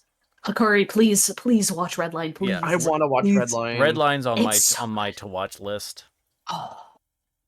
It's as far as I know, it's someone's passion project. So like it wasn't like super well funded. And Hmm it's just artistically just mwah, so good. Okay. Yeah. Once again, if anyone has any questions or whatever, feel free to put those in the chat, and we'll make sure it best to get to them. And then I know this is kind of out of order because I accidentally passed this one over earlier after movie, so this is back to more music questions. But uh, What is your favorite music album? If you don't have an Oh, answer for this, that's fine. I I've I haven't. can tell. Sorry. some people I've asked this to don't have an answer to it just because of like albums as a genre. But it's so if you don't, you're good. I can tell Hikari's pulling up an image they made a while ago. Aren't No, you? no, no. I'm not gonna give them that one because that's way too much information. It's like what, Um, 25 albums? Can I make a yes, guess? 20, 25. Yeah, you're gonna guess. I have two favorite albums, but yeah, take a guess. I'm gonna guess Tame Impala, and then I'm gonna guess Pink Floyd. Ooh, no, it's not Tame Ooh. Impala actually. But was it Pink Floyd? Was that the other one? Pink Floyd's the other one. What's the first one? I'll give you a hint. It's got green, Greenhouse. Greenhouse. not greenhouse. No, what's it called? Not Greenhouse. It's the one with the bush and there's a creature coming out of it, and it has Yeah, the yeah, yeah, yeah. You know the one. what's it called? Green Hill Zone. I have the Who- CD. I have. You have the CD. Don't you're cheating. Don't look at I looked behind me. it. No. Okay, I'll give you a hint. It's not greenhouse. It's Darius. Oh, I can't remember Darius's stuff. I didn't get much into Darius. It's more adventures and the Forever Field Trip. It's the Darius and Forever Field Ratine. Trip. I That's will what it send a was. picture of it because holy shit, more people need to see this album. That so is good. my favorite album. No. More Adventures, the Forever Field Trip is my favorite album of all time. It is probably one of the best EDM albums I have ever fucking heard in my life. Mhm. Holy shit. I It- sorry. No, go for it. You were going. I cannot overstate how good this album is and how much you can tell like M actually realized like this was one of her best fucking works because it's still on the front page of her Bandcamp. 5 years later actually. Wow. My second favorite album of all time would probably be Animals by Pink Floyd. It used to be Wish You Were Here, but that's a cop out answer. Animals is wonderful because I listen to it more and more and realize more details in it like every single fucking time. And it's so good. It's so good. I love it. Animals is amazing. Anyway, Calf, take it away. Ugh, album's hard because like I listen to a decently wide variety, Mhm. but I like to cherry pick my stuff out of albums. Right. I skip things. People get mad at me. They're like, "The song wasn't done." I'm like, "Yeah, there's 5 seconds left. We're good." I'm gonna throw like a variety at you. Anything from M is really good, pretty much. Quick Brown Fox, Wanderlust is very, very good. It's like this melodic speedcore album. It's like this nice mixture of like, oh, that's pretty. I think what is it? Himitsu Cult from Topazolite, very good, Mhm. very good. It has Mood Breaker, which is my favorite. Here's a shot in the dark. Here's an old one. Mort Garson, Plantasia, Oh my god. which is this green album. It came, and it still does with the new releases, comes with a packet of seeds to plant. And it is Aw. this Moog synthesizer from... When was that, Hikari? Jackie knows Mort Garson. You do? You're so Oh my cool. god. Jackie, we have the green double Yeah. pressed Mort Garson vinyl. And it Yeah, he came still with a has the packet of seeds. seeds. So, okay, when did Mort Garson, who's also Canadian, I think from Ontario, from what, like the 70s, 80s? I'm horrible with time. But so old that there's actually a song on Plantasia that was probably the not recommendation, inspiration for Zelda's Lullaby from Zelda. Mm. Mhm. Just so good, so good. I love also Plantasia too. shout outs to the Everhood soundtrack. Hey, welcome in, Johnny 1907 Bruno. Come on in. Recommend you watch Ooh. Flower Journey. It's a good show pilot on YouTube if you like animations. I'm Okay, opening that look up in a that tab right now. Yeah. I love animation. It's such an inspiration. It's an absolute labor of love. Oh yeah. Just gorgeous. I love what people can create. Oh, Yeah. I have been Thank so you for thankful page. for like that, just all the work that like Glitch Productions has been doing in terms of like getting all these different shows like on YouTube. Oh, It's great. Is this one Glitch as well? I don't think so. I Oh, know Glitch has like has like a new one that's about to premiere, or it's what is it? I think it's like Guinevere or Guinevere, ooh. something like Can that. can I say I'm so jazzed to see this like indie animation stuff blow up Mm. affectionately. Oh yeah. Like just so good. I see Izzy. There's like 7 Z's in there. Just released a new animated plot. The pony one looks so cute. I actually met my partner because of ponies, so I like horses. They're very good. It's so good. I also love seeing it. Like I don't really do Netflix. I don't do a whole lot of subscription based stuff. Hmm. So seeing indie stuff pop off, mwah, chef's kiss. My subscription is to ExpressVPN, and then I get other stuff through that. What? Tee. Cheers to that one. Down with subscription services. Anyway, yeah, good question. Let for Express. Well, except for VPN subscription services, all the then you Oh can get yeah, all the other. Oh they yeah, deserve my money for how much they protect me, though. yeah. Okay, cool. I do have that one pulled up then.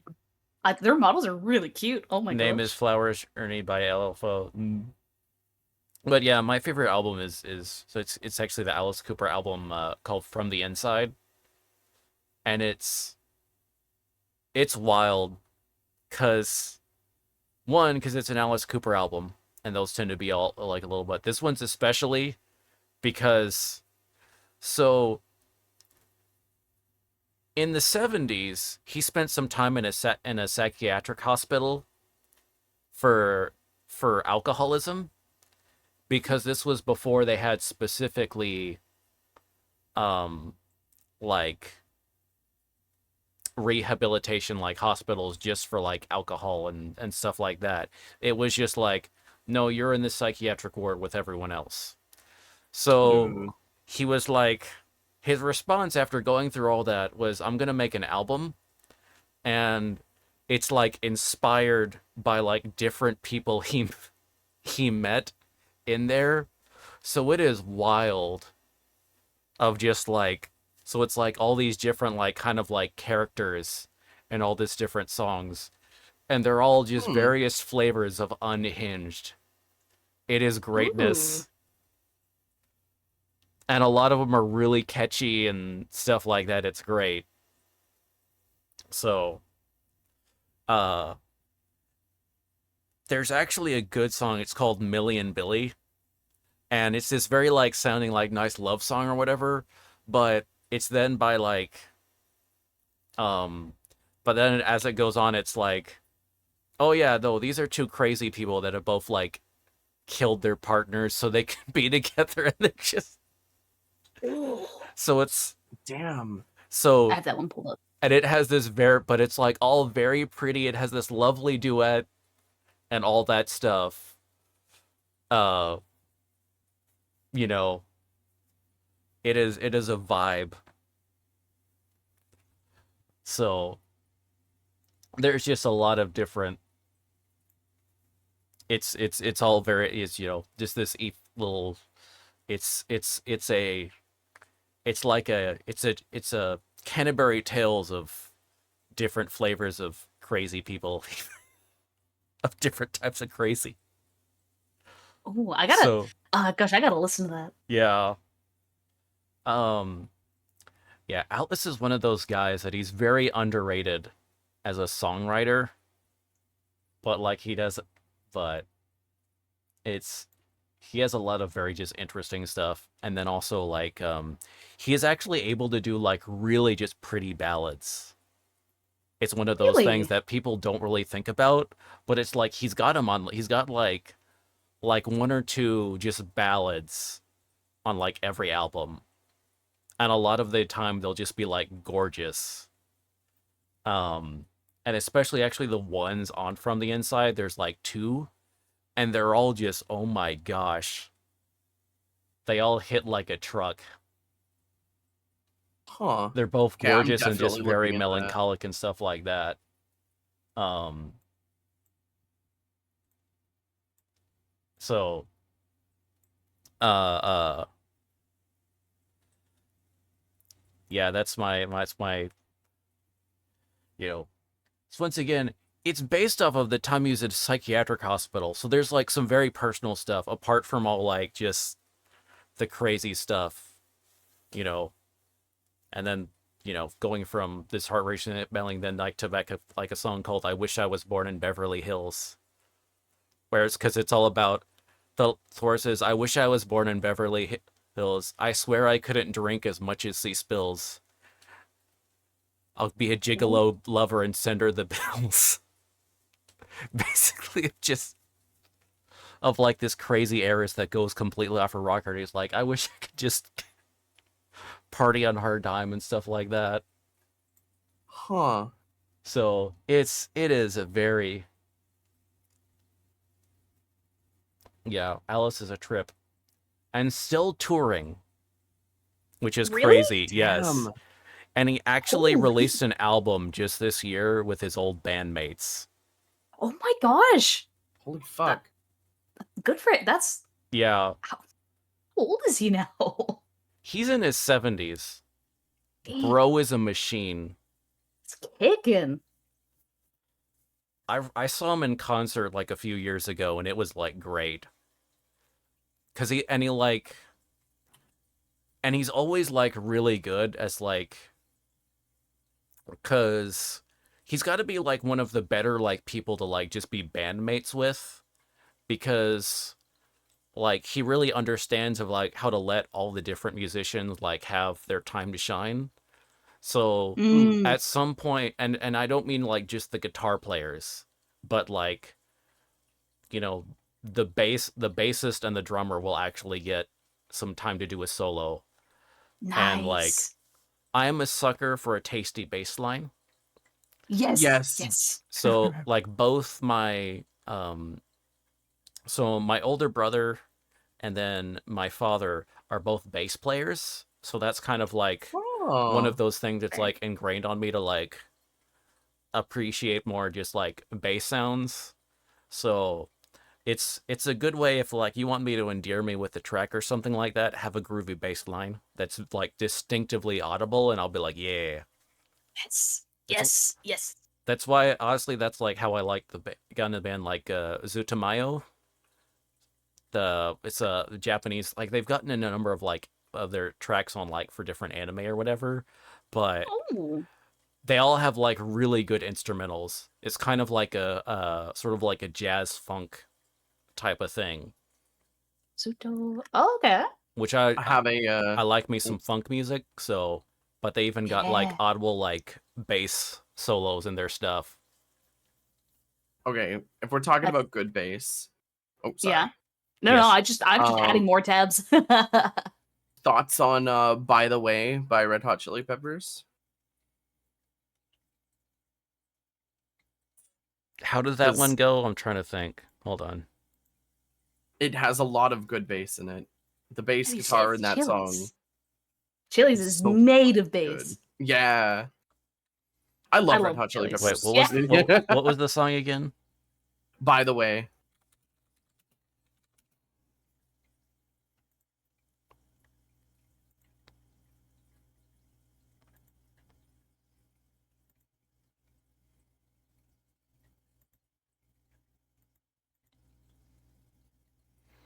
Okay, yeah, that one. All right. Yeah. Funny story. Oh crap. Okay, sorry. I hate to do it, but we got an ad break. Oh, Yeah, no problem. No worries. Okay, so we're gonna do that, and then we'll be right back. If you Actually have need questions, some chat, water. please put those in the chat, and we'll get to them. And also, Yee. welcome into the Max 1000. Yes, yes, yes. All right, be right back. There's a dragon in my wagon, and I don't mean to be bragging about the best tail wagon dragon in a wagon you could meet.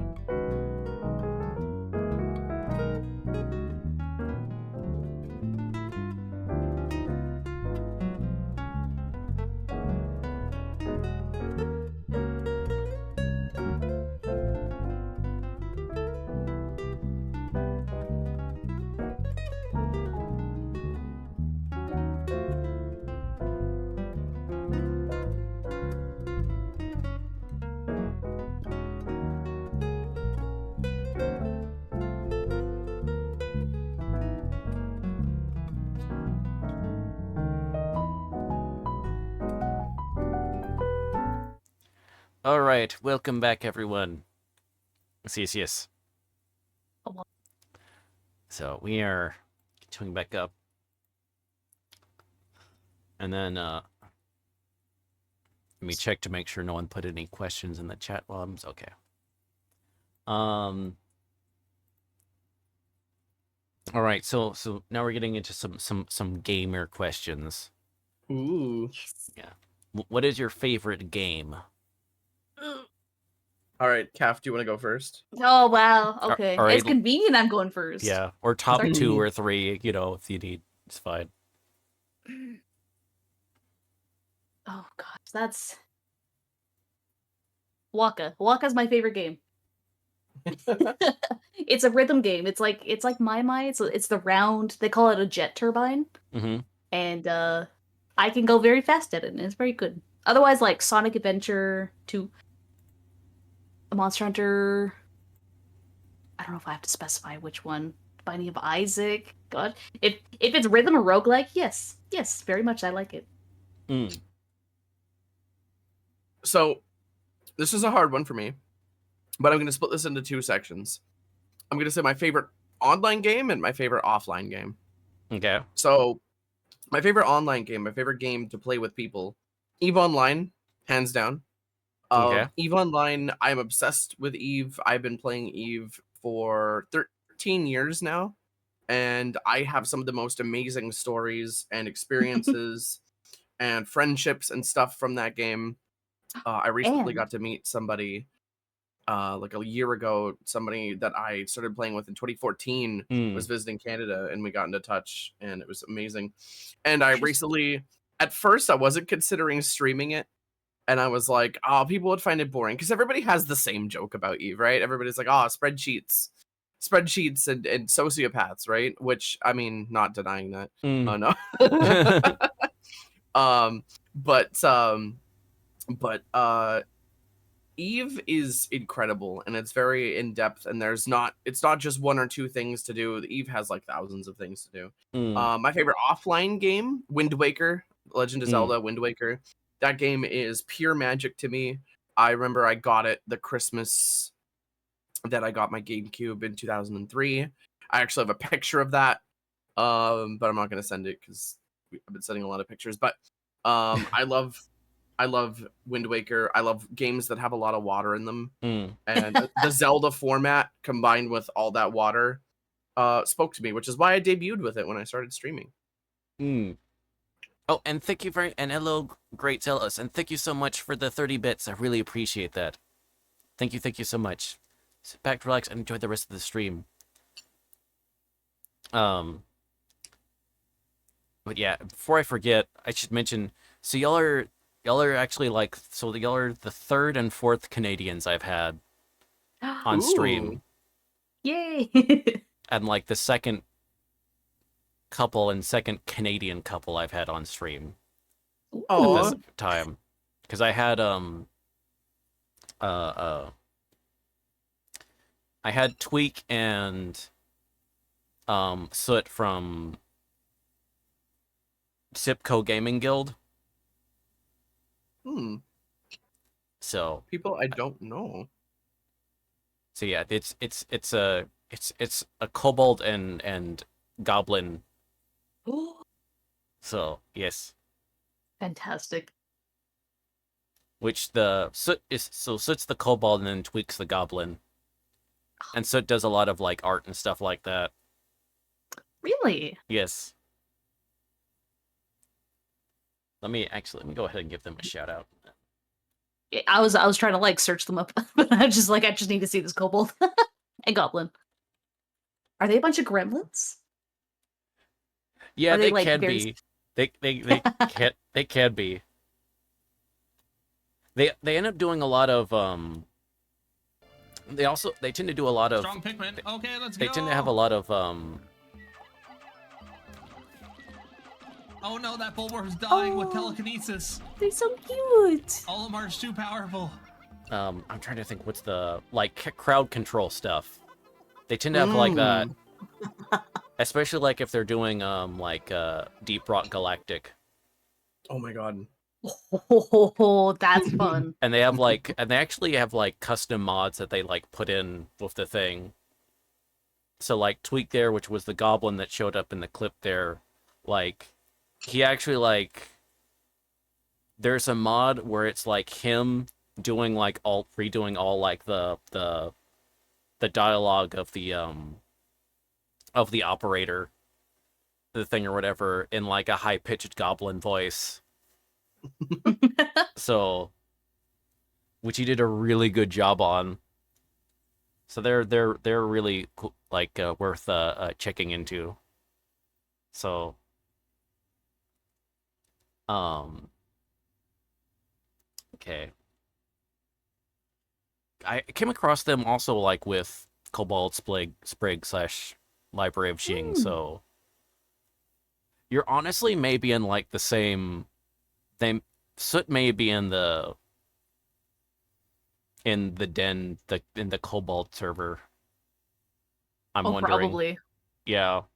I gotta go see right now. Um. But yeah. So for on me and Frave game or whatever.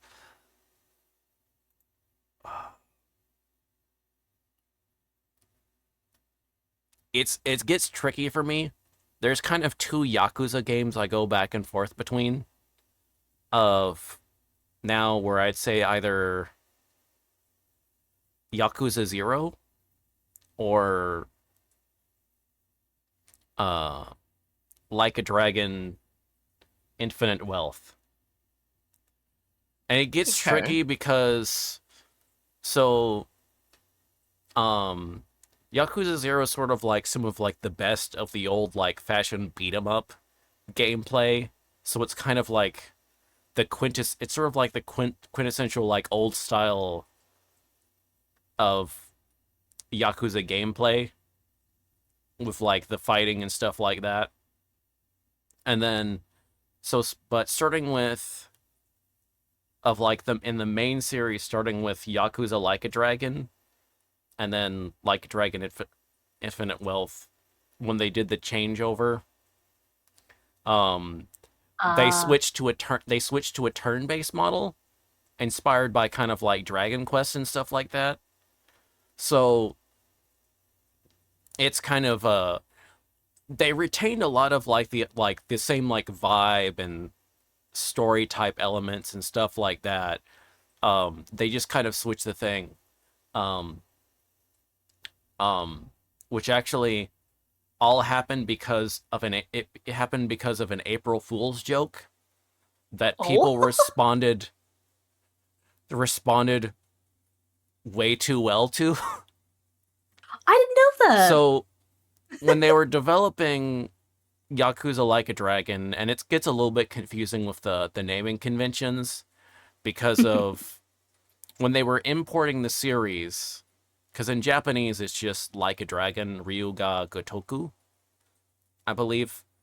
When they were importing that and making it over to the States, they decided to name it Yakuza to be a little bit more like descriptive and stuff like that, which kind of makes sense, but it led into this sort of like weird naming convention.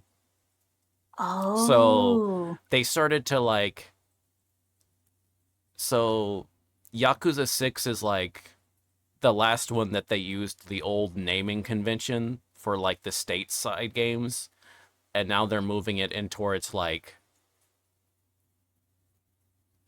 7. They sort of like kind of transition the name title, and then after that, once with 8 and everything, they're going more with Like a Dragon and then name of the specific title itself. So to make it more sensible, because once you start adding all the spin-off games, Yakuza doesn't really make much sense, like as a naming thing. That makes a lot of sense now, Yeah. because I was very confused at that turn-based. Yeah. Okay. So it's why I always use the name of like Yakuza / Like a Dragon. But what happened with the thing was that there was an April when they were making the 7th game of the mainline series. So Yakuza Like a Dragon 7, or excuse me, Yakuza Like a Dragon, aka Ryuga Gotoku 7. That they were on for an April Fool's joke. They decided to like, hey, look, this is what would it look like if it were a turn-based. And people like suddenly really, really liked that. And they were like, this is great. And then so all the devs were looking on this. So we're making a turn-based game now. Hey, it works. Okay. And they were, and keep in mind, so like they're in mid-development. And it's still one of those things that it's like, it is a great game. And it's like that, and you really wouldn't, it's something that I wouldn't, it feels like from the very beginning, it feels like something that's like, oh, they intended to make it a turn-based game, but they didn't. But obviously that wasn't the initial intent. So for something that kind of so especially for something in general great, like changing in terms of how it's going and like in direction and for the new series, much less something that was done in mid-development, that is crazy to me. But those absolute Giga Chads at Ryuga Gotoku Studios did it. Those magnificent bastards. So, but yeah, so either Infinite Wealth or Yakuza 0, which is the prequel, which is sort of like, yeah. And then I don't know. It's tough to say maybe like my favorite game outside of those. I think up there is probably going to end up like Death Stranding as one of Ooh. those. Okay. All right. My weird ass packaging delivery game, which I am waiting for the PC port. Please at least tell me what date it is, the date coming out. Oh, are they just teasing you? They're just like, oh, it's coming sometime. Well, That's it. it's one of those things they haven't. There's no official announcement on when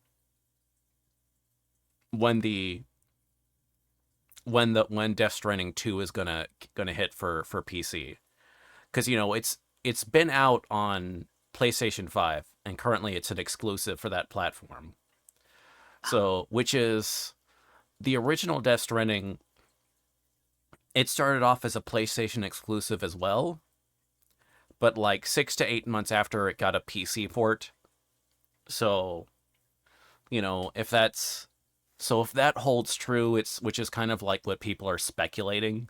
There's just been no like official announcement once or whatever. You know, it'll probably mean that it would be like beginning of next year, you know. So either late winter or, you know, early spring, one of those, something like that. I really just wish they would make it an announcement and know how much long I specifically have to suffer while waiting. I need to deliver packages as Norman Reedus again, okay? Help me out, Kojima. Please tell me. Fish, why did I get a notification about a giant salmon-shaped pillow? Wait, what, huh? People are getting notifications about a giant salmon-shaped pillow. Where did you get this notification? Can you share? Share with the class. Oh yeah, I will share with it. Hold on. Are you launching a body pillow? No. I literally added I saw a giant salmon-shaped pillow on my Amazon, so I added it to my throne. Oh. Okay. It's only like $28 and it's 3 feet long, so I'm like, god damn. For those wondering what I'm looking at, it's a 3 feet long, or you know, a meter, 80 centimeter long. Oh, that's so Photorealistic salmon pillow. Oh my gosh, it's so cute. Did it notify you, Panzer? Like, I'm confused now because I thought I'd just add that. I didn't know it would notify people. I'm scared now. Okay, wait. Let's see. MC was saying, all right, so my room is in the basement, and I went to go down to get water, and the drain in the floor next to the sink was backed up and dealing with, so that's being dealt with now. Oh, Oh no. gosh. I'm so sorry. Let's That's see. You could use ooh. that pillow as a baseball bat. That's Frozen a tuna. Yeah, that's a thing, like frozen tuna in like a lot of JRPGs of like frozen fish as weapon. It's so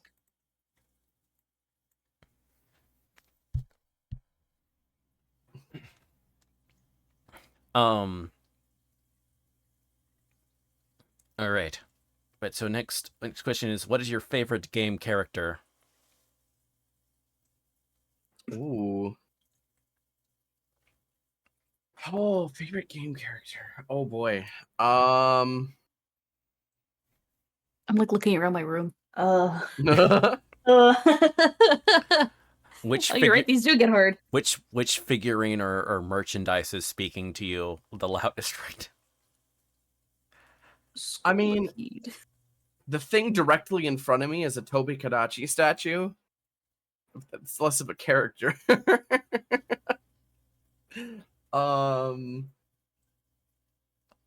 Calf, take it away. Yeah.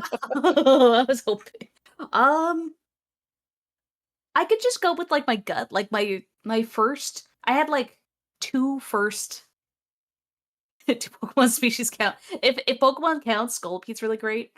But it like an actual character with a fleshed out personality and whatnot. One of my firsts, I guess the absolute first character I really loved was Bubble Bobble, so Bub and Bob, mm-hmm. and then Yoshi, and then Tails the Fox. Mm-hmm. Those are my three main homeboys. Mm. Oh. Oh man. Okay. You could say Pardon me? Freddy Fish.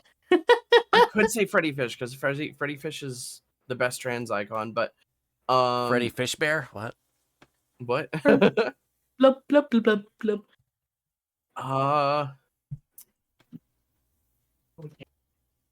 Shit. Ooh. I'm Oh, it's a tough one. Give me a second here. Give me a second here. I'm braining. Favorite game character. I guess I can. Oh, Well, what Hari's thinking, I'll just go ahead and say mine then. So it's yeah. uh, Majima Goro from the Yakuza / Like a Dragon series. My man. So he's good. yeah, that's the guy with the eye patch, the crazy guy. He's everywhere. Yeah. He's an icon. He's a bit of a sweetheart from what I can tell. Yeah. Underneath all that crazy, there's some love. Oh yeah, for sure. You know what? Let's go with this is this is a very modern one, a very new one. Let's go with Green Mage from Everhood. Mm. He's very good. Yes. Because Green Mage is wonderful. And if not Green Mage from Everhood, then let's go with Sylvan from FTL because I love my gay slug who is in love with a man made of salt. Anyway.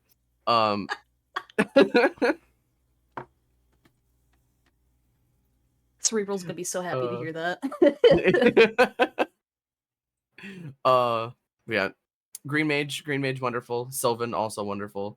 Actually, Green Mage and Sylvan are very alike in a way, in the way that they're both kind of just like, we're gonna get killed over and over again, but we're really horrifying to deal with. Sorry. Can I make an addendum as well? Yeah, go ahead. Mad Rat from Mad Red Dead. It's also a very good character. Very based, incredibly based, Calf. Thank you. All right, and then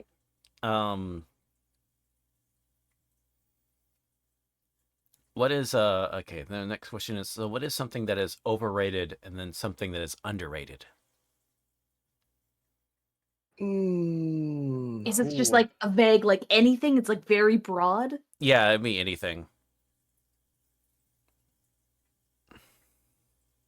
Oh man, I'm getting paralysis now. There's so many things because I'm very contrarian. I feel that. I feel that. What's overrated? Let's start with overrated since that's gonna be harder. Huh.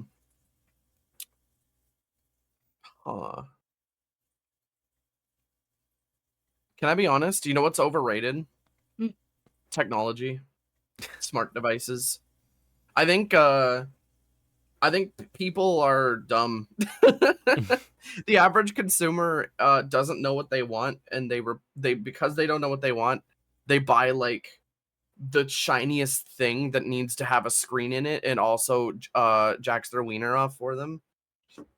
Because like I don't understand why everything has to have a screen. Like a lot of people would get it twisted too because I worked IT. I still do IT work on the side. People are like, "Oh, you must love computers." I hate computers more than the next person because like I can't stand the fact that everything has to have a computer in it. Why can't we just enjoy things? Why does everything have to have a computer in it? You know, a smartphone's enough. Sometimes it's too much for me. I don't want my fridge to remember when I get hungry. I can do that on my own. Thank you. But you don't want to play Doom on your fridge. I don't want to play Doom on Good my point. fridge. Oh, I don't. gee. How about the toaster? Uh, I've seen someone do that. They burn my reload by like. fingertips off. That's what happened to Mario Party when it first came out. Kids kept burning their thumbs or their palms, I guess. I was a palm player. Do you have an answer to the other question too, Squish? Or can I say my overrated? You can say you're overrated. Go ahead. My overrated is also going to be very vague. Numbers. Not just because I'm bad at math, but, you know, like likes, engagement, subscribers, viewers, this, that, every single thing is a number nowadays, and that's all. No, I'm not gonna say all anyone focuses on, but it's so much of a focus. Do numbers mean stuff? Yeah. Can you really impact it? I guess unless you buy viewer bots, I guess. But like, I don't know. As an artist, like it sucks when you post a piece and then no one really like sees it. It's just one of those things. But like, I don't know. I don't think about numbers. I don't think about things too much. It's one of those. I'm here to just make something. If one person's happy, great. If that person's me, great. That's it. I'm just here to make. I'm not here to race to the top. I'm not here to compare myself. I'm not here. Numbers are numbers, you know? Be on your path. Be a good person. Be a decent person. Make stuff. Enjoy yourself. That's it. Numbers too hard. I'm too gay for numbers. Okay, so underrated. Oh, it's a tough one because whenever I think of something I think is really niche that I like, I realize that there's other people that probably like it. But I don't know. I like a lot of things people like. I don't think. I think most of the things I like people are indifferent about. Like but oh man, underrated. If you have an underrated, go first, Cav. I do.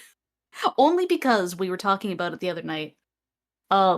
This is gonna sound like such a milk toast answer, but I'm like actually very like about this. Hi, Pom. Melon soda. Oh, so good. What's underrated Pardon You me. is alright? vegetables. Yeah, I'm fine. And for some reason, my mic is not, the mute function is not responding. My mute button. So I think vegetables are super underrated, right? Because Hikari's trying to eat a little healthier, and I'm just, like, oh shit, there's veggies. All right, I'm eating more veggies. Veggies taste great. Depends who's cooking them, though. My parents didn't know how to cook. Hikari's parents, not either. But like, it's just they're basic, they're good. You can make anything taste good, right? And it's good. You gotta put some good stuff in you to feel good. You won't actually feel much of a difference, which is why like I don't know. Treat your body good, and it'll help you out. You know, I'm someone who eats sweets and drinks Pepsi a lot. So I understand when I stop doing that, I feel great. And I should do that more. Oh man, underrated. Man, this is hard. Underrated. Oh, every time I think of something, it's like, no, people like that. People do like that, or people are like indifferent about it. I'm trying to think. I'm gonna think of something later after this, and I'm gonna be like, oh fuck, I could have said that. Yeah. Um, If maybe it gives you like if it maybe gives you some time to still think about it. Like for me on overrated, I tend to think of like for some reason my brain is going to like some movie directors. I was initially thinking of J.J. Abrams, but I think he's rightfully fallen out of favor in recent years. Mm. I think so. I don't think I can like say. I feel like I don't feel like he would be like if I went as him as overrated. I feel like he's had as after the way like the Star Wars movies. I think most people would like have a general unfavorable or at least mid conception of him. Um, so I think it would have to be.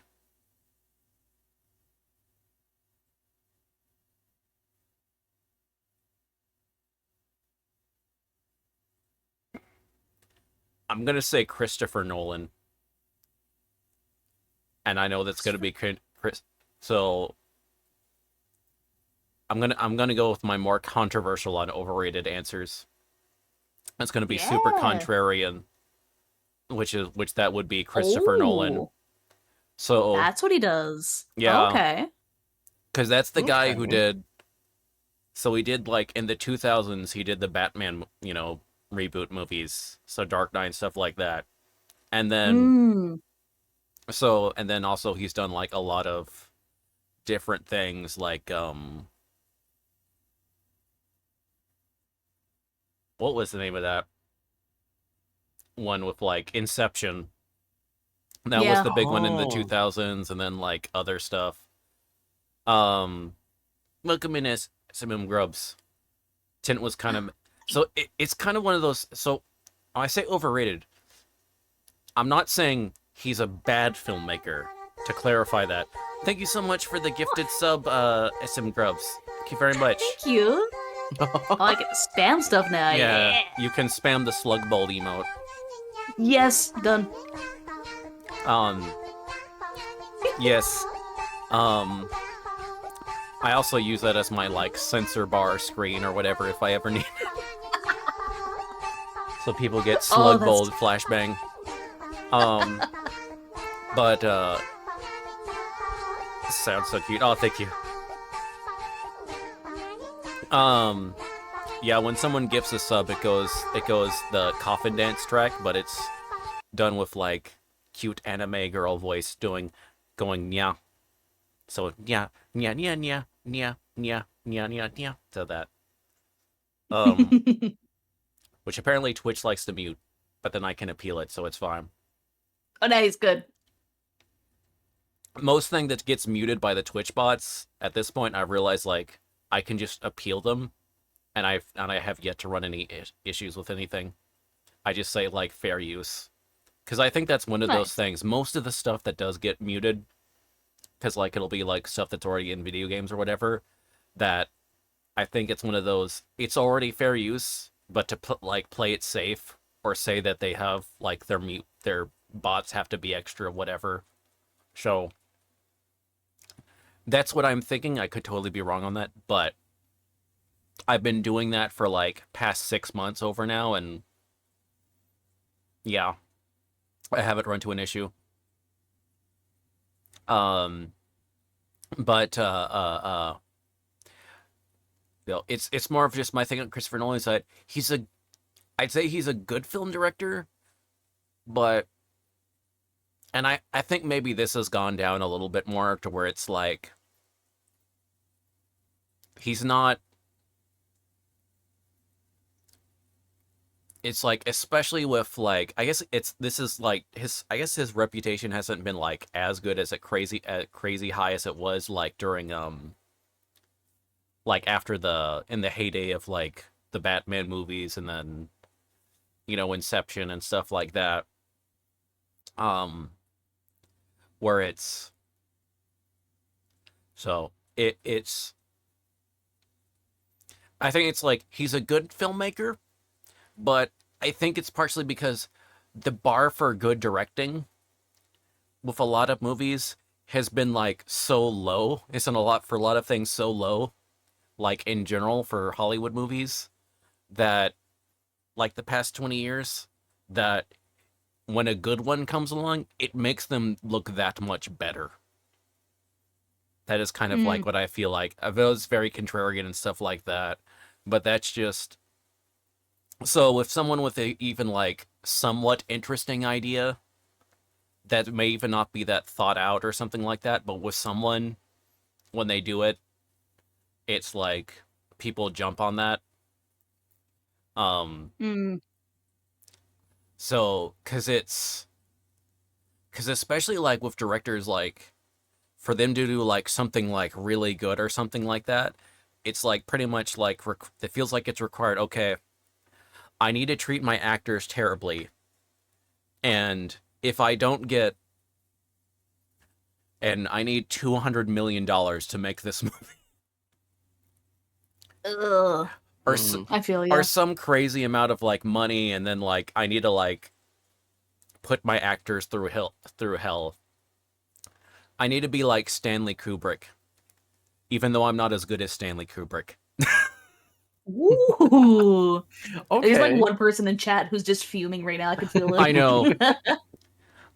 Me when I get in movie opinions, that's gonna be like that is.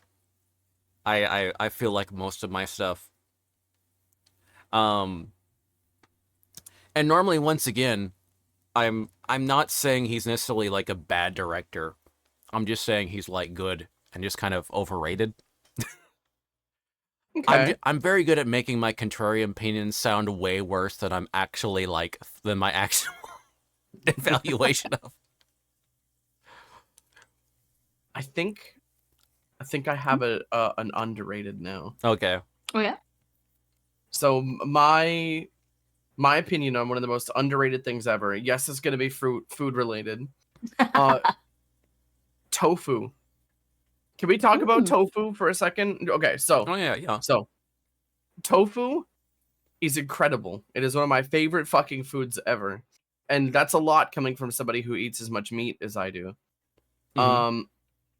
I I love tofu, and there's so many different ways to make it. So when people are like, oh, I hate tofu or whatever, it's like no, it's no, because like there's just so many ways to have it. You can't just be like I hate all tofu. There's so many different ways it's made too. Mhm. So like yeah, tofu is definitely my most underrated thing because so many people like to make fun of it when like you could do amazing things with tofu. Like literally, I have just eaten entire bowls of tofu for dinner. Mm. I love it. It's good. Yeah, I mean it's one of those things that like tofu, it's more of like it got a bad reputation because like I like it got like a bad reputation in like North America. I think like because when it started to get used by a lot of more people, it was like specifically like used by a lot of like health food crowd that didn't necessarily like pay much attention to using good recipes. Yeah. And wanting to Yes. use it as like specifically and going down the route of we need to use it to like replace everything as a one-in-one replacement, which Mm-hmm. it's kind of which it's like which kind of becomes sort of like my critique on a lot of like sometimes when it's like you get into like some like vegetarian or vegan options where it's more of like don't try to do the replacement thing. Just make something that's from conception to whatever is more of as a vegetarian or vegan dish. It's going to taste way better. Stop You took the words right out of my stop mouth. trying to please stop just trying to like trying to make a weird imitation of insert meat product. Yeah, Because thank you. Oh then my it just God. feels because then it's just like weird. Because at Yeah, best, it feels like yeah, yeah. at best you're gonna get something like this is okay. Yeah, no, I feel the exact same thing. Tofu is amazing just as tofu. You don't have to pretend it's something Yeah, like like it's just amazing. yeah, like I love like fried tofu, like so like the kind you can get in Yes. like kitsune udon or stuff like that is so good. Like you just get like a nice piece of like fried tofu, it's delicious. Or if you just like or if you just like in some dish where it's normal like, oh yeah, tofu would be in this dish, typically, it's going to be great. It's you had weird people trying to use that as like a health food item and then cooking it into weird things, as opposed to just using like trying to take their cue from recipes that were developed to bring out the special qualities of tofu as an ingredient. You know, that's where it got into the issue. Like, so I which apparently there's like some ground like soy meat replacement stuff that I remember trying once in like some dish, and I was like, I would have preferred this meal without this, but everything else the same. Yeah, no, I feel you on that because it's like so many people are like, let's make this taste like meat, but in the process of making it taste like meat, they add way too much salt, way too much artificial shit, and then it just becomes like kind of worse for you in a way. Yeah. And Like, just the taste is inferior. yeah, like, do you know how much better just like a nice fried slice of or chunk of tofu with a little bit of like proper seasoning could go? Like, it's so good. Can Yeah. I say? It's like when people like artists are like, oh, I'm trying to find my art style. They see someone they like, they're like, oh, I like this, and then they're like, I'm just going to literally draw like this. Mm. It's like, no, you got draw your own thing. Be you. You can take inspiration, absolutely. Don't copy it. It's not gonna be the same. It's gonna be really hard to get it. Yeah. Do your own thing, and your flavors will come out. Mwah. Yeah. It's kind of like trying to understand why someone is like draws a certain way or uses the types of elements that they do, understanding the why as opposed to just copying the external form. Exactly. Yeah. You can have tofu in the classic brick form, or you can have it as waffles. Yeah. The words of Barbie, be who you want to be. Oh, Be the tofu you want to be. yeah. All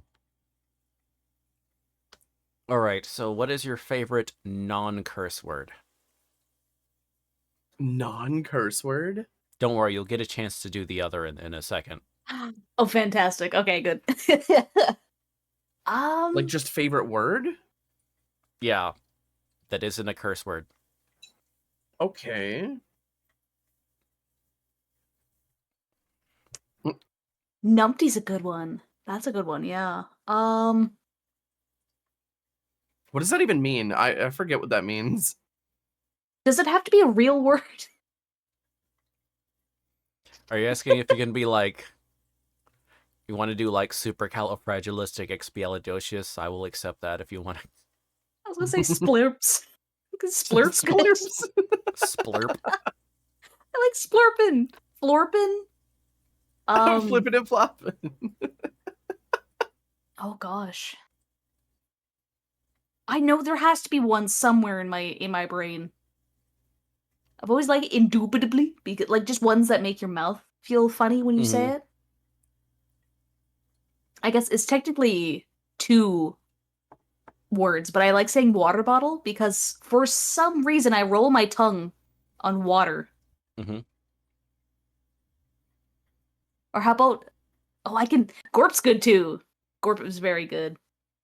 Oh shit, what was the other one I was gonna say? I can't remember. They're all good. They're all very good.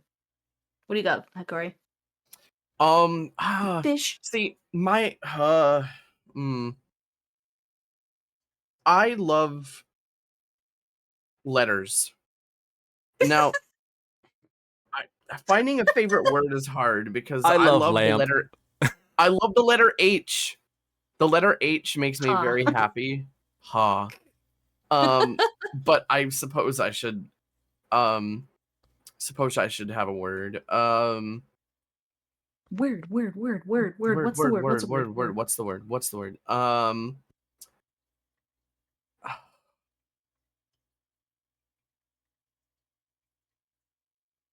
Favorite word. Favorite word. Okay, give me a moment here. Oh God, I know I have a favorite word, but it's like you forget, and then anyway. What's yours? What's yours? Yeah, what's yours? I think maybe I'd have to go with something like kumquat, maybe. That's choice. That's really choice.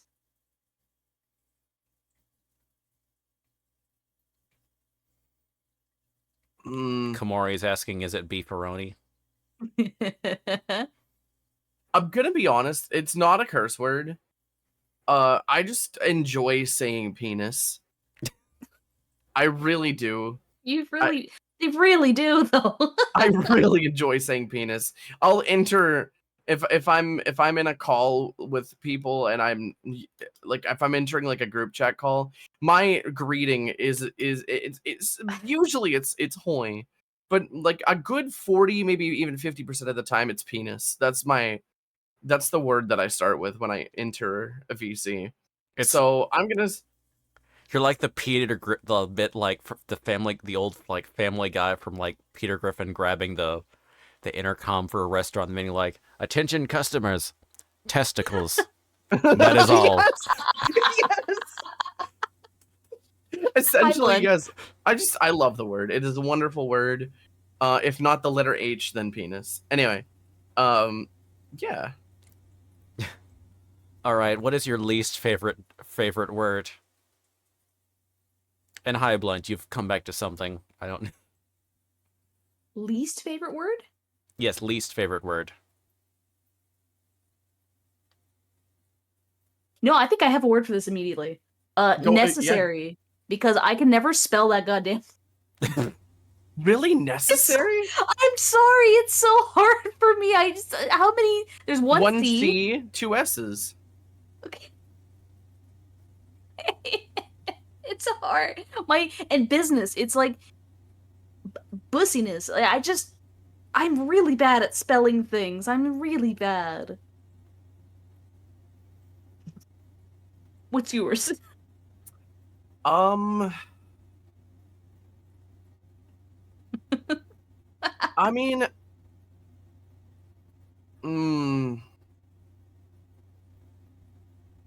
oh man. Okay. Diet.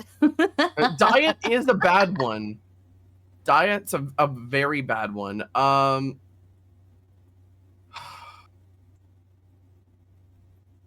Man, I guess Blunt is saying the word moist, but while they say that while they're viewing a fish. I don't mind the word moist. I feel that's kind of insulting in a way. I am moist. Anyway. Embodiment of moist. I guess like if I had to, it would be like probably okay, actually I know what it is. I know exactly what it is. It's a word that I have banned in my chat because I'm gonna be honest. Here. Hear me out, chat, okay? I am definitely not a prude. But I do not understand why people find the D word sexy. I don't understand why people find the D word sexy. I really don't. People like I'll see. Wait, so the other I'll word for penis? no no no no. No. Oh, The okay. D word referring to a father figure. That has a Oh, Y on okay. the end. It is very gross to me. Like it. I could be like incredibly turned on, like looking at something on like E6 or whatever, and then I'll see the text and somebody will say that word and I'll just be like, all right, close it down. I'm not finishing this. Um but it, I don't know. I hate it. I hate it. I hate it. There you go. It's my least favorite word.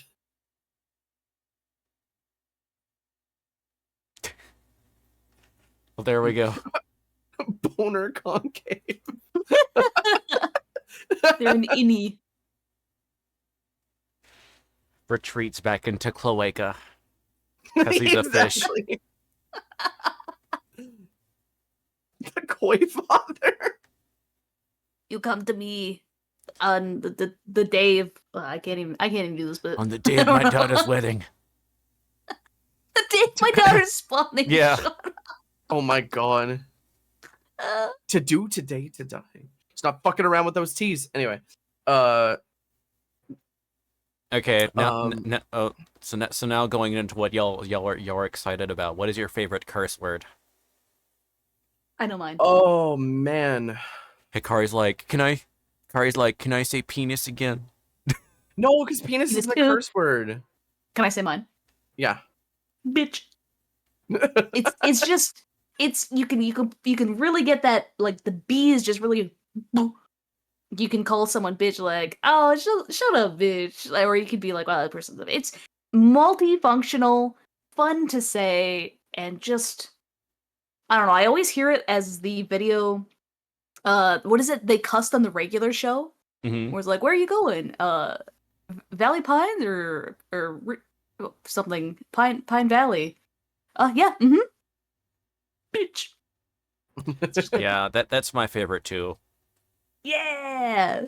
Good. Oh man. Okay, so that's a tough one for me.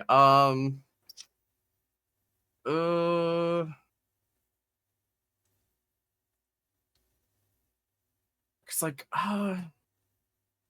favorite curse word. Favorite curse word. Okay. Ass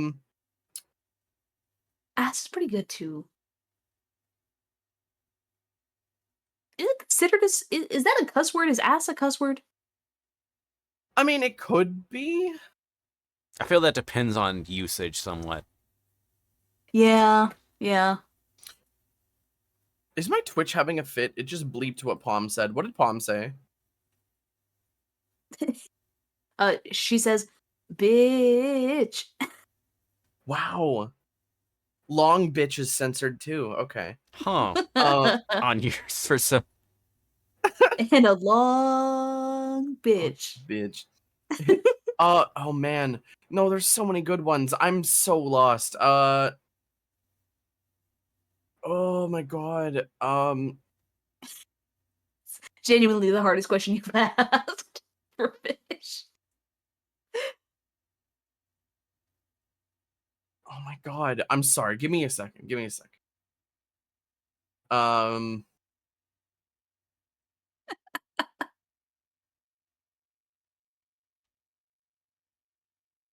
Fish is deep in thought. I'm very deep in thought just because it's like there's so many of them that I use, but they're all like the same level of like guttural. So they don't really stand out.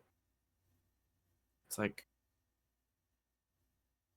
what's the George Carlin thing? Fuck shit, cunt ass motherfucker, uh tits, bitch. I can't.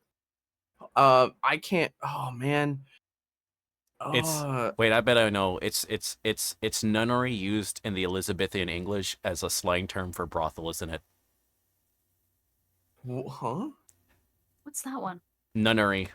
It's like if you refer to someone, so like in Hamlet. Yeah, it's Hamlet. Hamlet says to Ophelia, "Get thee to a nunnery," and by nunnery, it's not. He's not saying, get to an actual like convent. He's like saying go to a brothel, go work at a brothel. Oh my gosh. So, because is like slang for Elizabethan slang.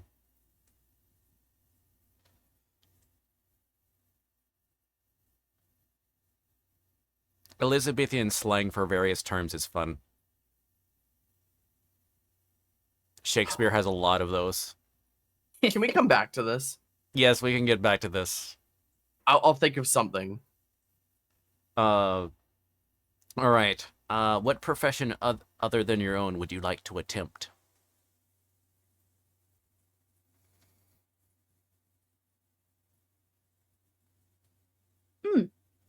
I guess I don't know. Does like what is it? Soldering? Does soldering count? I want to learn how to like fix stuff. I want to learn how to be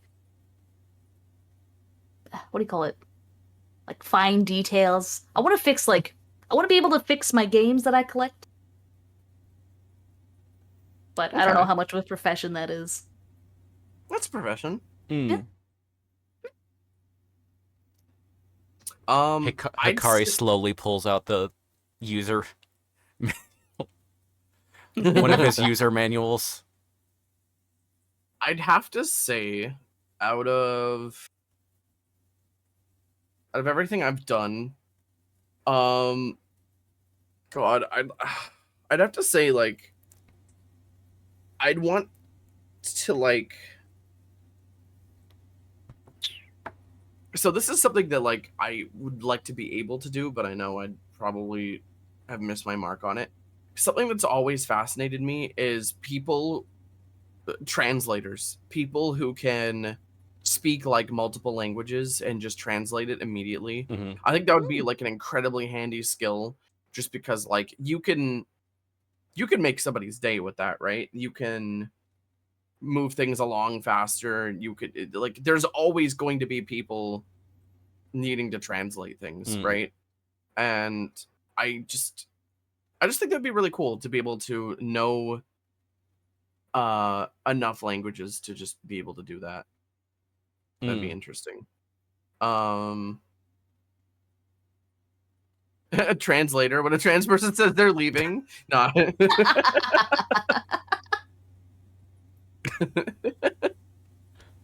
Oh gosh. Oh man. I guess another one would probably be like trying to think because it's like, man, I'd love to do this, but I've already done it or something. Hey, Okay, can we hit pause? We got an ad break. I'm very sorry. Oh yeah, no worries. We'll pick back. We'll finish that thought right after. So we'll see y'all again in Yeah. 3 minutes, and then also hopefully Hikari will also have favorite curse word maybe by the time we're back. So Yeah. all right. Be right back. See y'all in just a few. Can I put my balls in your jar? Balls in your jar.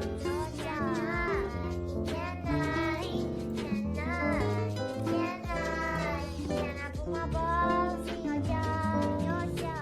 Balls in your jar. Can I?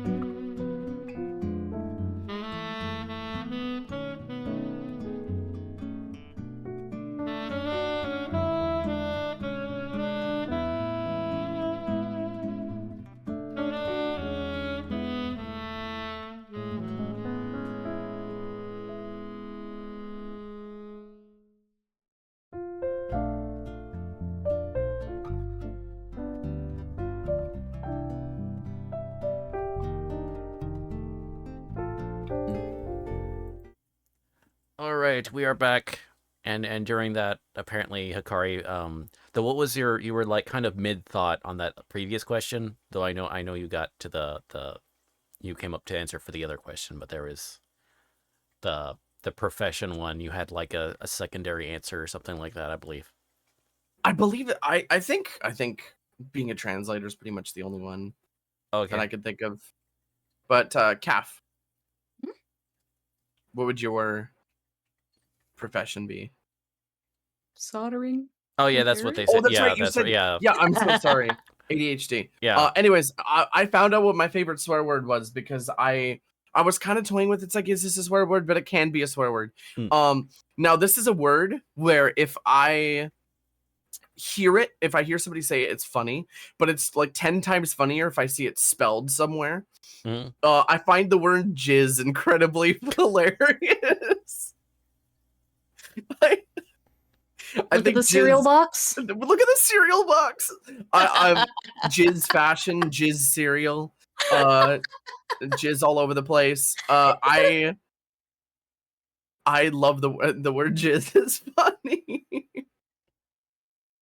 I And love you. also one of my favorite things ever is that one video of like the people flailing around and it just fuck shit cock ass pee pee wiener butthole poopy loopy scoopy doopy. Anyway, um So so if I want to like make you like start cracking up for like dying, I just need to roll into your chat and just type that.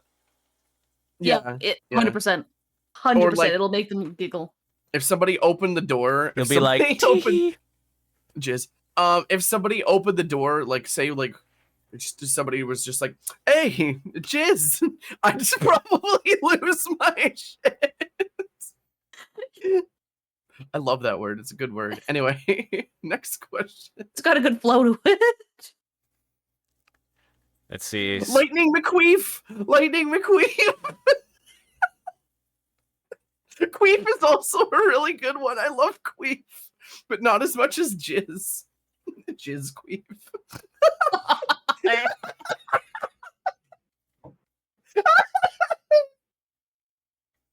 I'm so sorry, Virgil.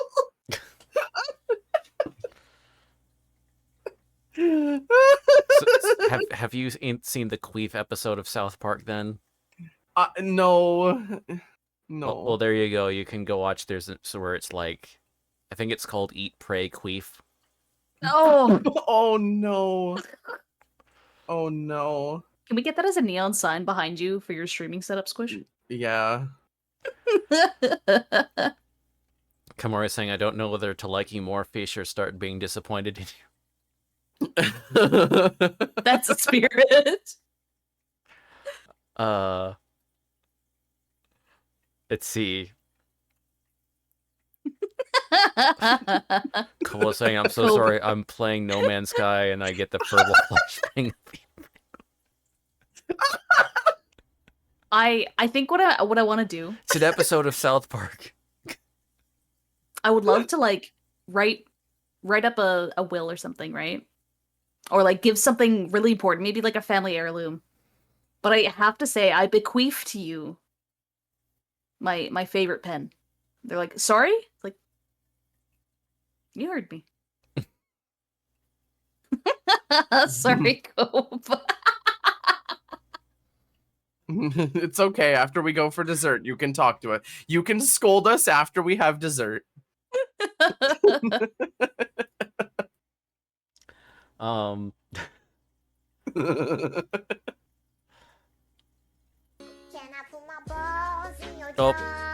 the balls appeared over Cap's face again.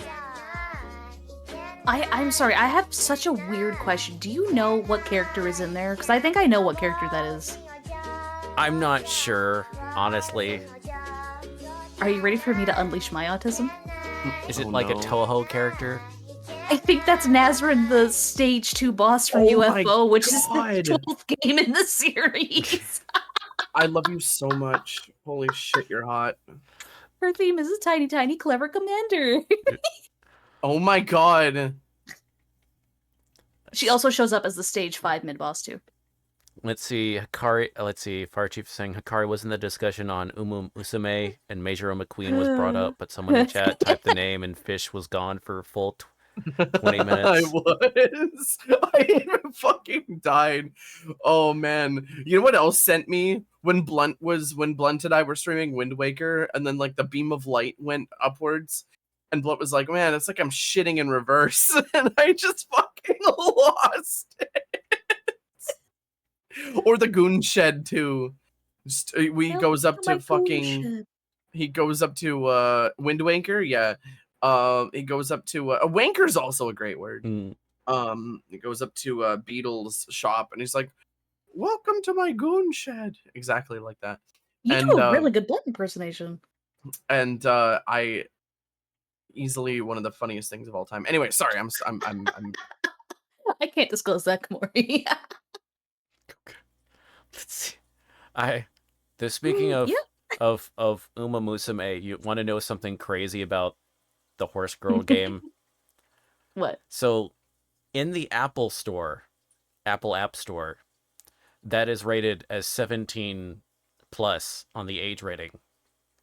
But while what is rated as 12 plus in the Apple App Store is Nikkei Goddess of Victory. What is that one? Is that a little saucier? That's the super jiggly shooter one. Oh, Jiggly shooter. is it? Which I need to finish my dailies for today on that one still. It's breasted boobily. Yes. Oh no. It's got cute art though. Oh my gosh, the art's really cute. Yeah. They've just recently sorry, just a few days ago, but they're doing their event with some more bunny girl outfits. It's peak. Except for sadly and shockingly, the one where they did a reverse bunny girl outfit. Cause the way they implemented it, that like there's a coat and everything, which completely like blocks everything from like the back especially, so like you're actually getting less things to look at when you're shooting, which makes me sad. Aw. Normally they're like normally they are on peak on stuff like that. You need to there we go. I can so maybe sometime it can be on y'all and like introduce y'all to the thing that is Nikkei, Goddess of Victory. I know their upcoming big collab event is actually they're doing one for I don't know when. I'm guessing maybe October, but they're doing a one with Resident Evil / Biohazard. Ooh. So it's looking like for sure we'll get like maybe like Jill Valentine as recruitable. But I don't know. I should draw Fish firing a gun in the Nikkei style. Fish, can we draw you with big bouncy boobs? I honestly don't. I don't know. All right, how about I don't boob. Like that would probably honestly be dysphoric for me because I don't know. Don't know where they're very good at with jiggling on the lower half. So you're There you go. Just how about I was gonna say a back shot. I don't know if I can say that.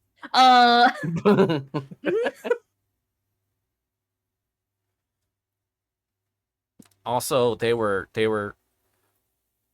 about a gigantic. They have some they have like some character designs that are pretty much like that. They are. Also, there is one you should look up. Bready. Ready? It is. Shift Up has like Peak. That's the company that does it. They have. Oh. It has Belly Squish. Oh, she's chubby. She's actually chubby. That's proper chub right there. Yes. How do you spell it? It's like bread with a Y at the end. Yeah, she's like a baker, so She's fantastic. This is a Yeah, choice game. her and Oh, and Eleg is another like one that has, especially like on her recent like swimsuit model that was part of a new. oh, Mint. shit, friend shape. Yes, Tori's eyes are just like Realistic people. yeah. I'm hoping they have some more like of like the body types like that. I We need more require realistic I people. I require both kinds of the chunk on the Yes. female, on both sides of the chunk on more Fish is characters. flabbergasted. Sorry. We flash banged Emphasis on him. the flab.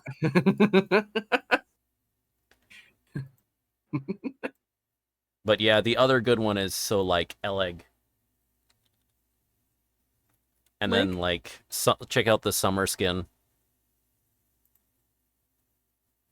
Oh, the hidden eyes. That's up my alley. I like this.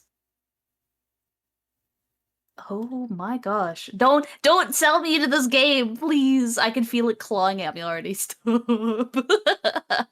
But yeah, she has very nice like hers is milder, but she does have belly squish. They're so cute. Yeah. But hold on, but let me pull up for her. Yeah, so that's Bretty. So choice. If you'd like jiggle figures, look up Horizon Walker. She's so good. Look at that. Whoever rendered it, look at the absolute look at that thigh squish. Yeah, it is peak. It's so. And once again, on the Apple Store, this game is 12 and up, while Uma Musume is 17 and up. I completely forgot about that fact. Oh my gosh, I blinked out on that one. That's. And once again, one of the things is, so like, where the camera angles, they like turn and shoot, and you're watching them from a third person, so you see lots of movement.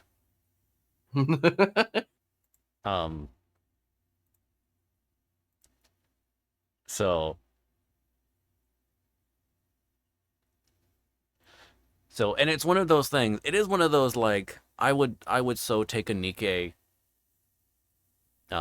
sponsorship if they like did that type of stuff.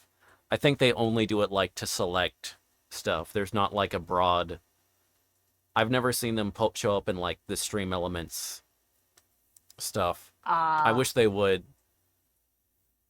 I've seen some streamers or whatever, but let's see. What is Azure Lane? Just behind their attraction to the female form. Okay.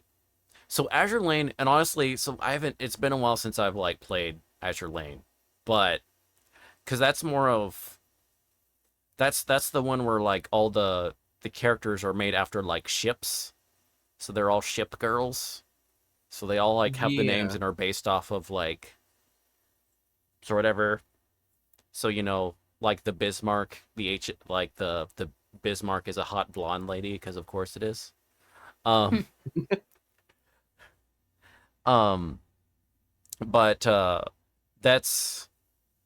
that's one where it's more of so that's more of it actually does kind of more of like the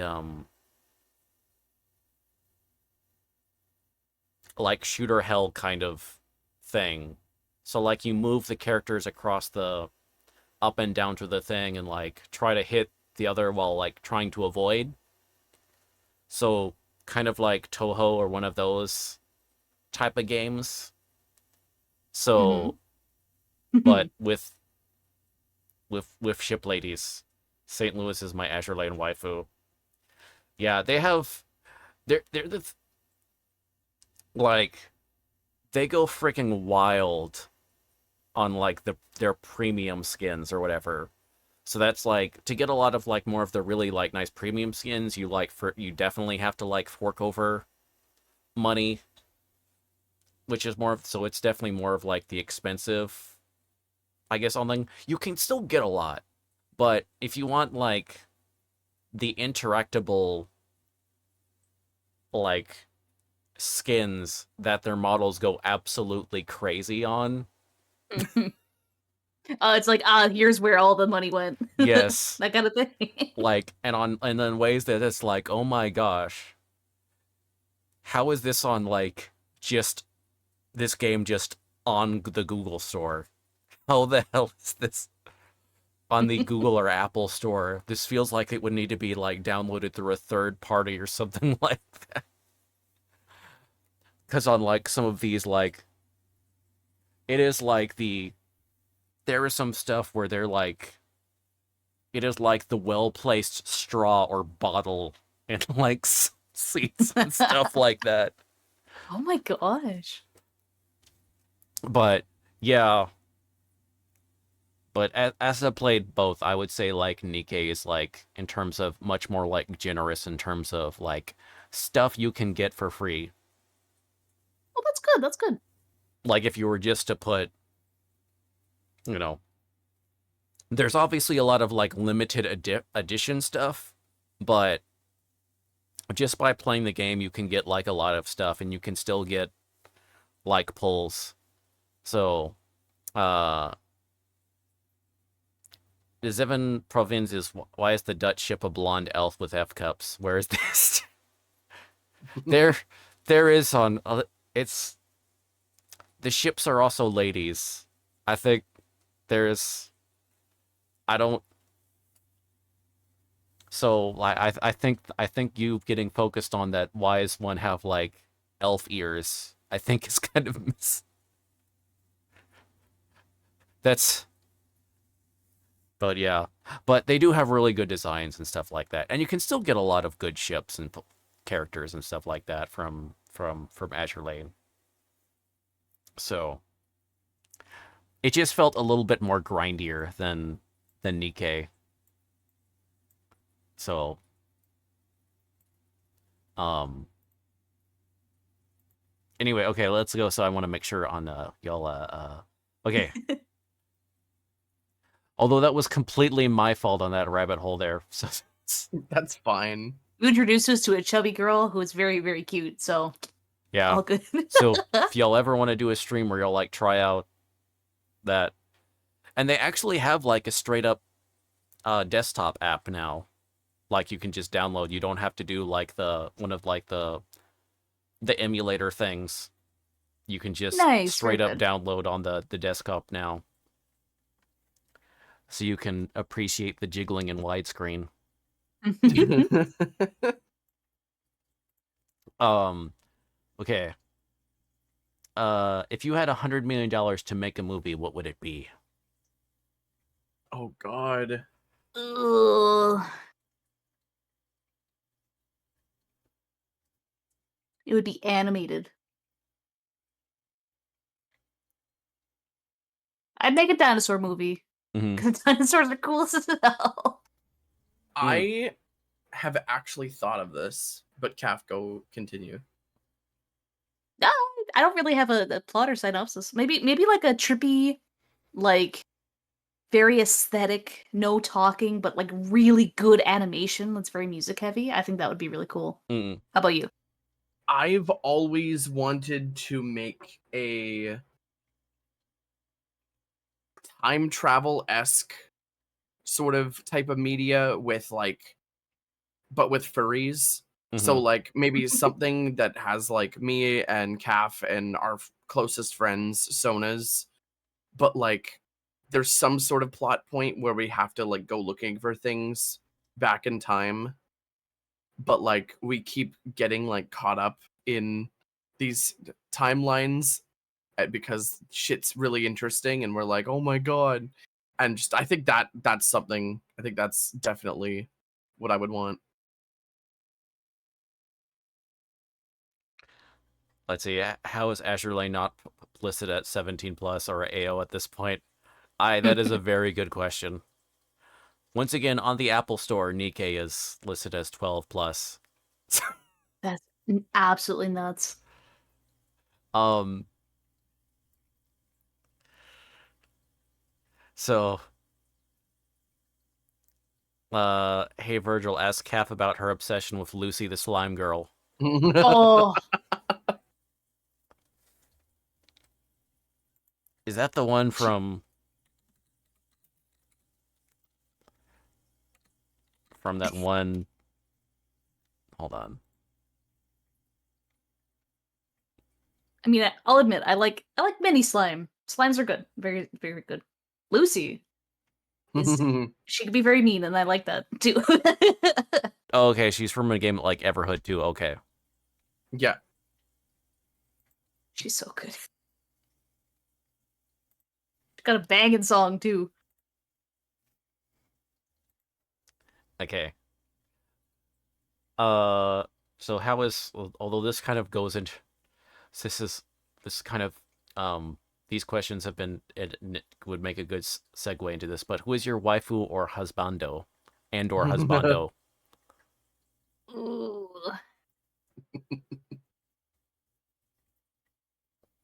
Oh my gosh. I've got too many. I've got way too many. All of chat's like, oh no. They know exactly what I'm gonna say. What are you going to Each say? other. Each other? Aww. Yeah. Yeah. Yeah. Hakari, what would you say? Okay, I could think so of every time I play through a game that has this, I have to name it waifu. Chad, Is it a pair? you know exactly who my waifu is, Chad. Unless Chad doesn't, unless I haven't made it clear enough. It says garbage can right here. Uh, waifu. Man, people keep sending me pictures, and I'm just like, and there's so many that I'm very respectfully about. All right, I'll say. Latias is my wife. How could you not? It literally like, yes, What was the name again? Latias. Hold on, I probably. Do you play Pokemon? Oh, okay, one of the.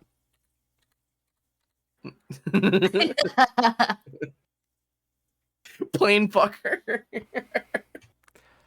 Wait, how is that Gosh, what has spelled? this gotta be? Because Latias. Oh, okay. I was getting a dessert. Oh, okay, What? yeah. All right. Dessert. Well, no, I was spelling it with a Y instead of an E, so it auto-corrected into. There's no E in Latias. Oh no, I You was. say Latias. I was misspelling it to that, which is a dessert made from Guam, Oh. as opposed Oh, to. that looks really. Oh, okay. Oh, more desserts. Oh, it's custard and cinnamon. Oh. Yeah, I'll make sure we can go through this while so, but I don't, if maybe if I say mine, that'll help y'all like narrow like down on like stuff. Yeah. Okay. Yeah. So like, so mine is the characters from, so I'm gonna go with two, or well, I guess I should just say like top three at this point, because the third I keep talking about, and then so I might as well nut up or shut up. But what? So one, um, so one is, so in Made in the Abyss, which it feels like a very scary preface, but I swear this is okay. it's the if anything, I'm grave robbing. So Ozen the Immovable. Oh my god, I love Ozen. Ozen. Oh, she snapped me in half. I love her. Oh, okay. Good taste. Good taste. My man. Good taste. Sorry, I get excited. So, because that's one I'm of here for those. My waifu is from Made in the Abyss. Everyone immediately like record stopped.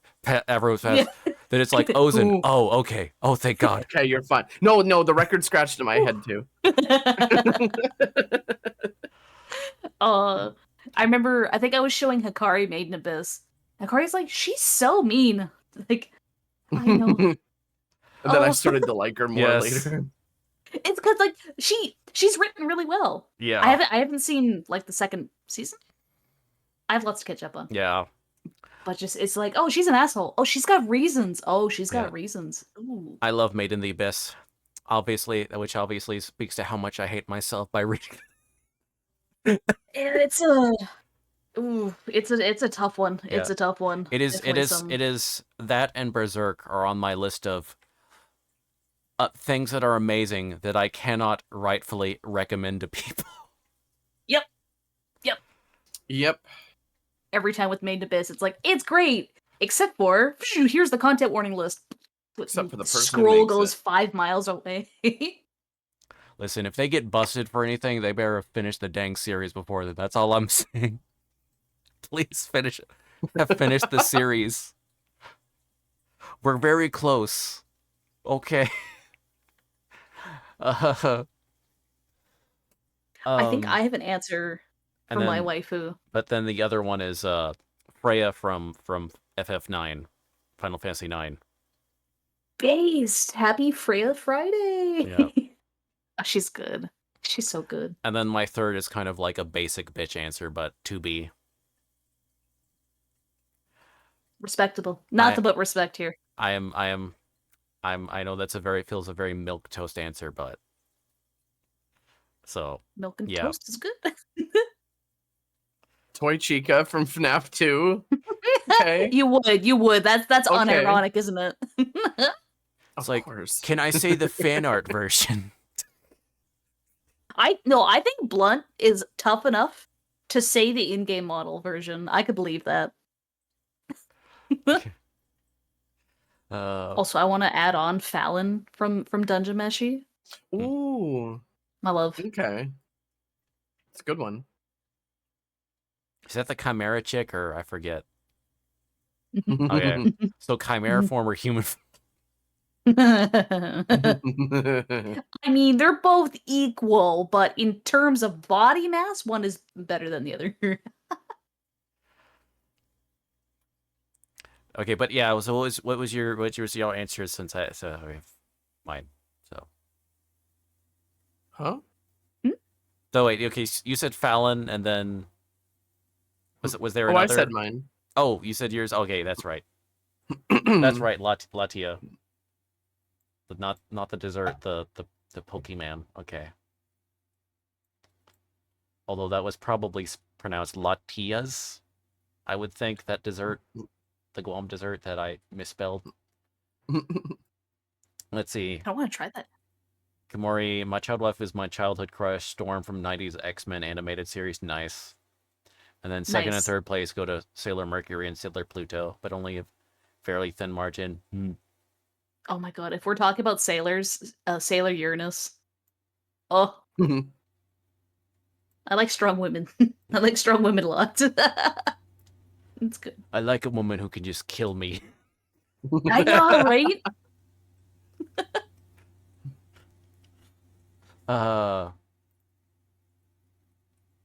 Okay.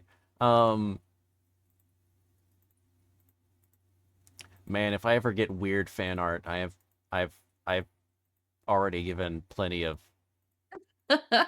people will not be starved for weird ass choices.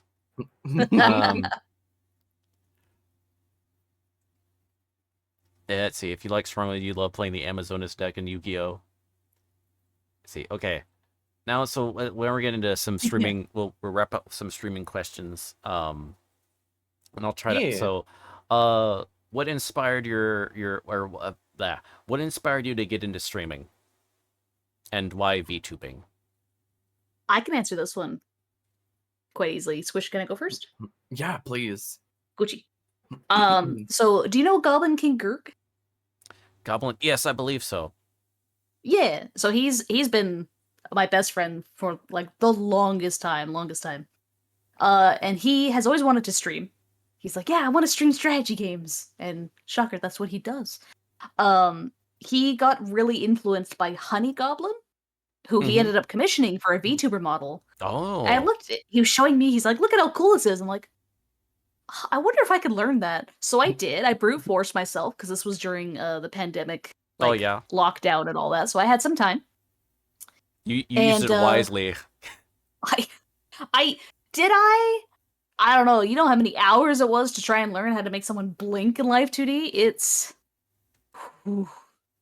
Oh, there was a what did I say? A lot of beer and a lot of weed was consumed during the learning process. Hey, well, I mean, it learned a marketable skill, so.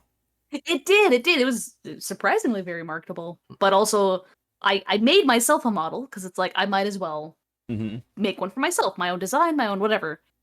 And then I think Hikari's like, so why don't you just stream like you have a model? Just I'm like incredibly introverted too. So that was like claw marks on the floor trying to get a dog to the bathtub, you know? Mhm. And I was like, yeah, I'll stop. And then Hikari decided to put me on a 13-hour debut stream because the bastard kept funneling people into me. Uh-huh. Thank you. But it's been good. It's been very good. It's been a creative outlet, a what do you call talked about social output thing.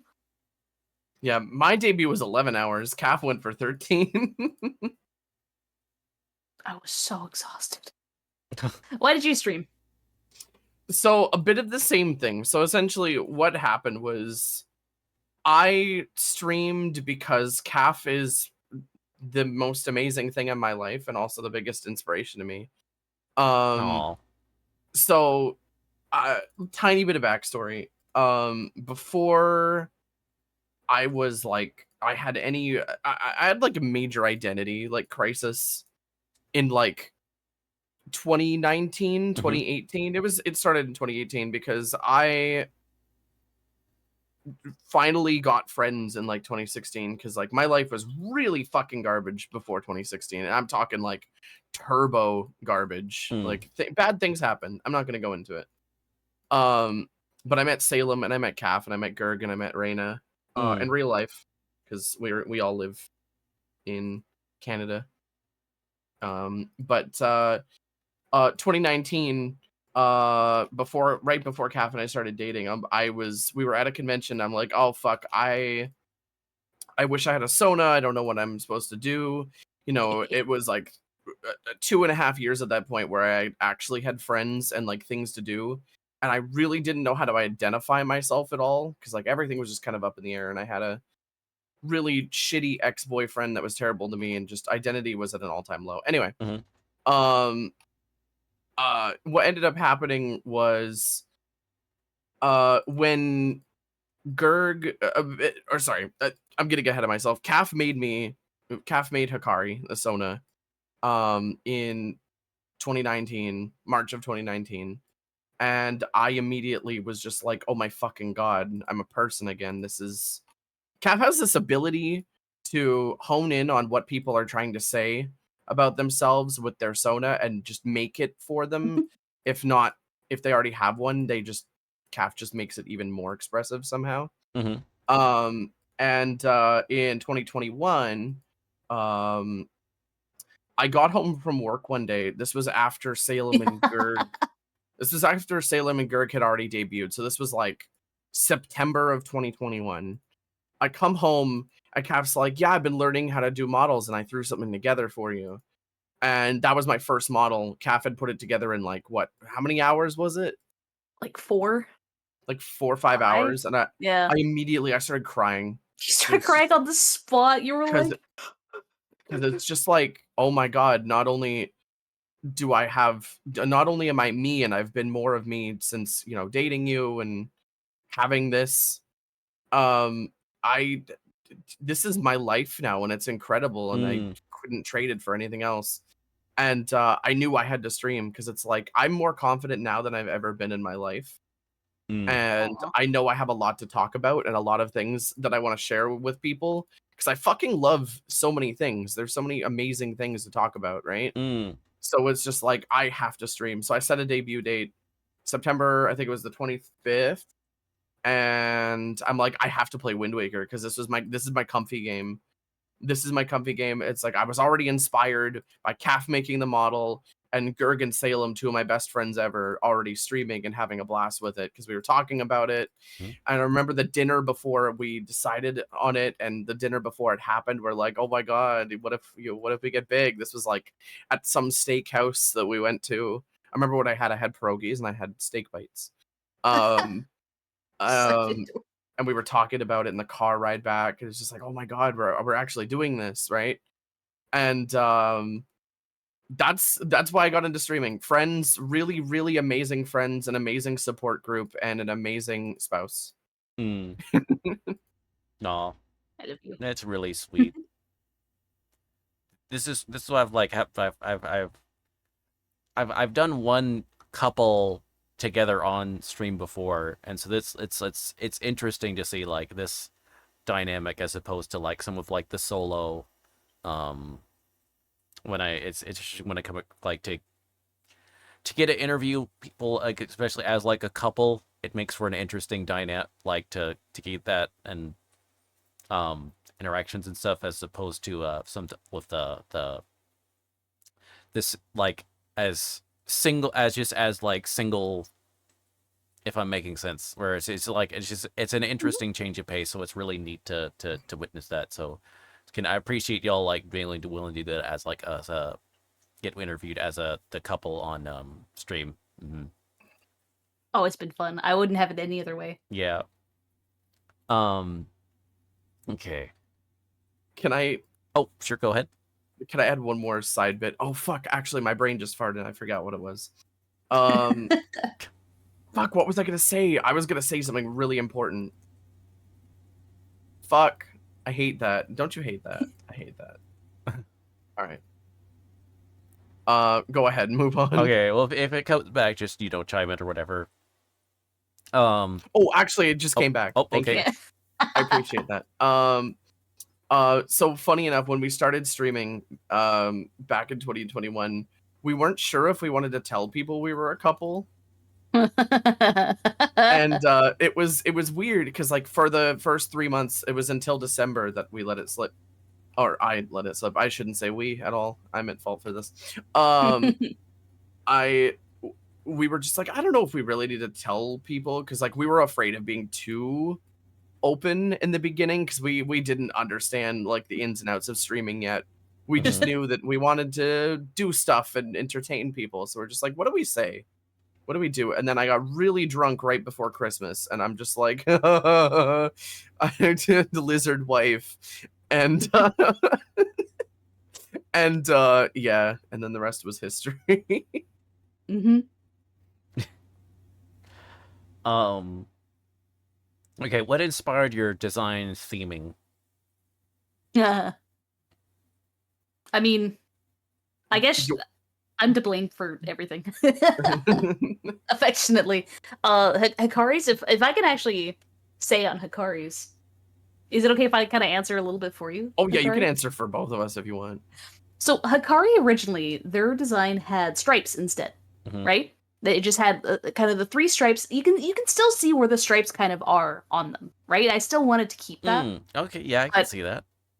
I will like revert. I will like implode on myself if I see that old model again. Please don't bring it up. I will actually cry. It's rusty. It's got a patina to it.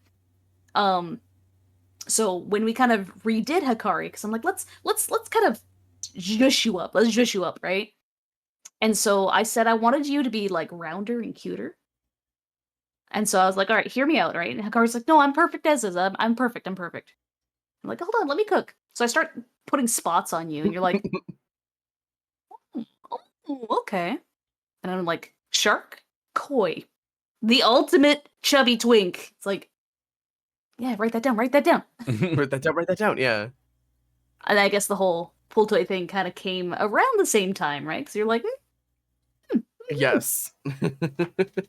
pool toy mode. Pool toy mode happened with the debut. It did, yeah. Yeah. And then yeah, it's lots of water, Wind Waker, fish. Sorry, so- I don't want to answer everything for you. no. I can't wait for you to tell yours because I love the story of yours. It's very funny. Meh. But what's really funny is I actually found a way. I'm still working on species lore, by the way.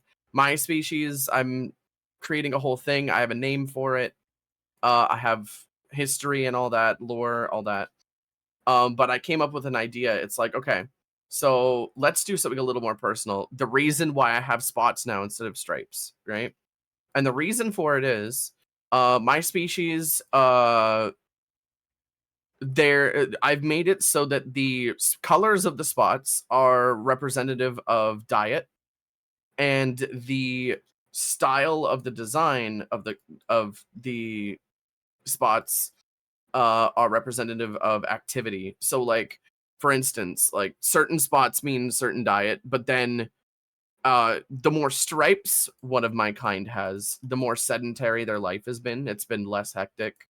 Like not a lot's been happening. They've lived in freshwater for a long time, probably haven't really strayed outside their comfort zone. Whereas my species, if they've got spots, they live a very, very hectic life that's full of like fast currents, eating a ton of things, needing to search for food, uh stuff like that. So it's like, oh, my life was kind of like I was still living in my old apartment.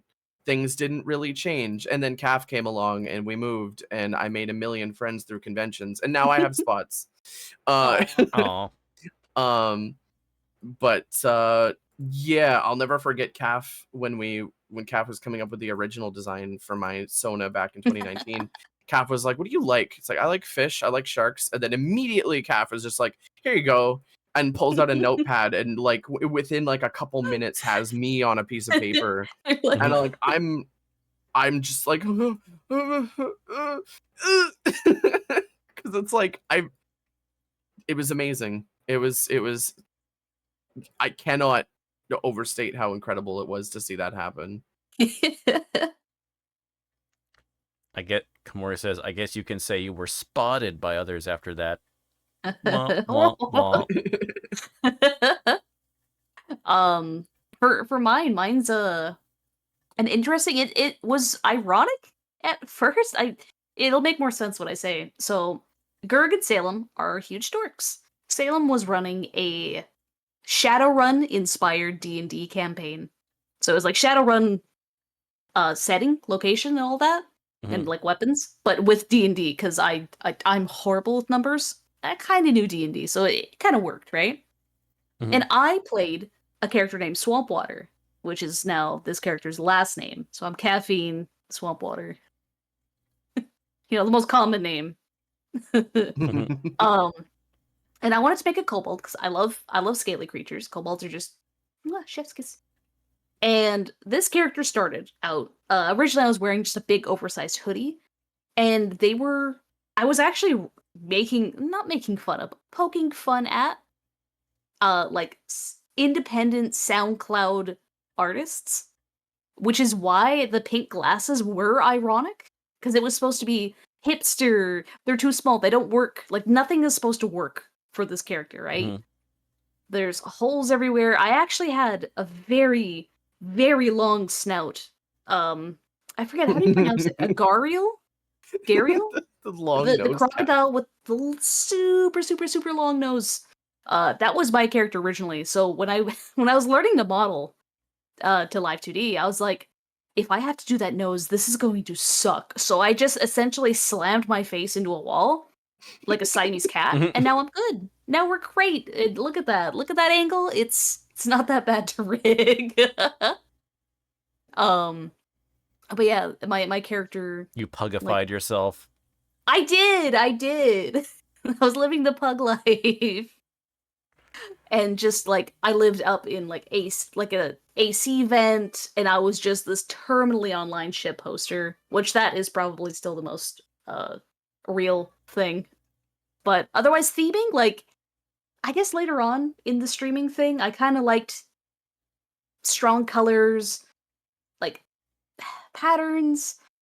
I couldn't. I'm really bad at theming, but Mm. I'm leaning a bit more into like this poison, cobalt. Like I don't know. I'm really bad at observing myself. Hikari confirm that one. Uh, so I'm really bad at coming up with a theme because like I do like coffee. Don't get me wrong, I do like coffee, but I don't feel as cozy. You know, I don't feel like I'm just like, oh, let's fall asleep to calf because like I'll just start laughing and screaming over something Mm. like the letter H. So it's just you know. So like stylish, but also like I could be super tired at the same time. I need caffeine because my eyes are actually this sleepy. I have resting bitch face. Mm. You can't do that. You can't age me. I'm pretty much I have resting whatever face as well. Um. Okay, because I'm trying to look at how we're doing on time. So, because I want to be mindful of y'all's thing. So, because we do have some more questions. So I guess Yeah, No, rapid. I'm down. I'm enjoying this. okay. So I just want to know like how much when do y'all need to wrap up by or whatever. Cap, what would you say? How many questions do you have? Let's see, more I have.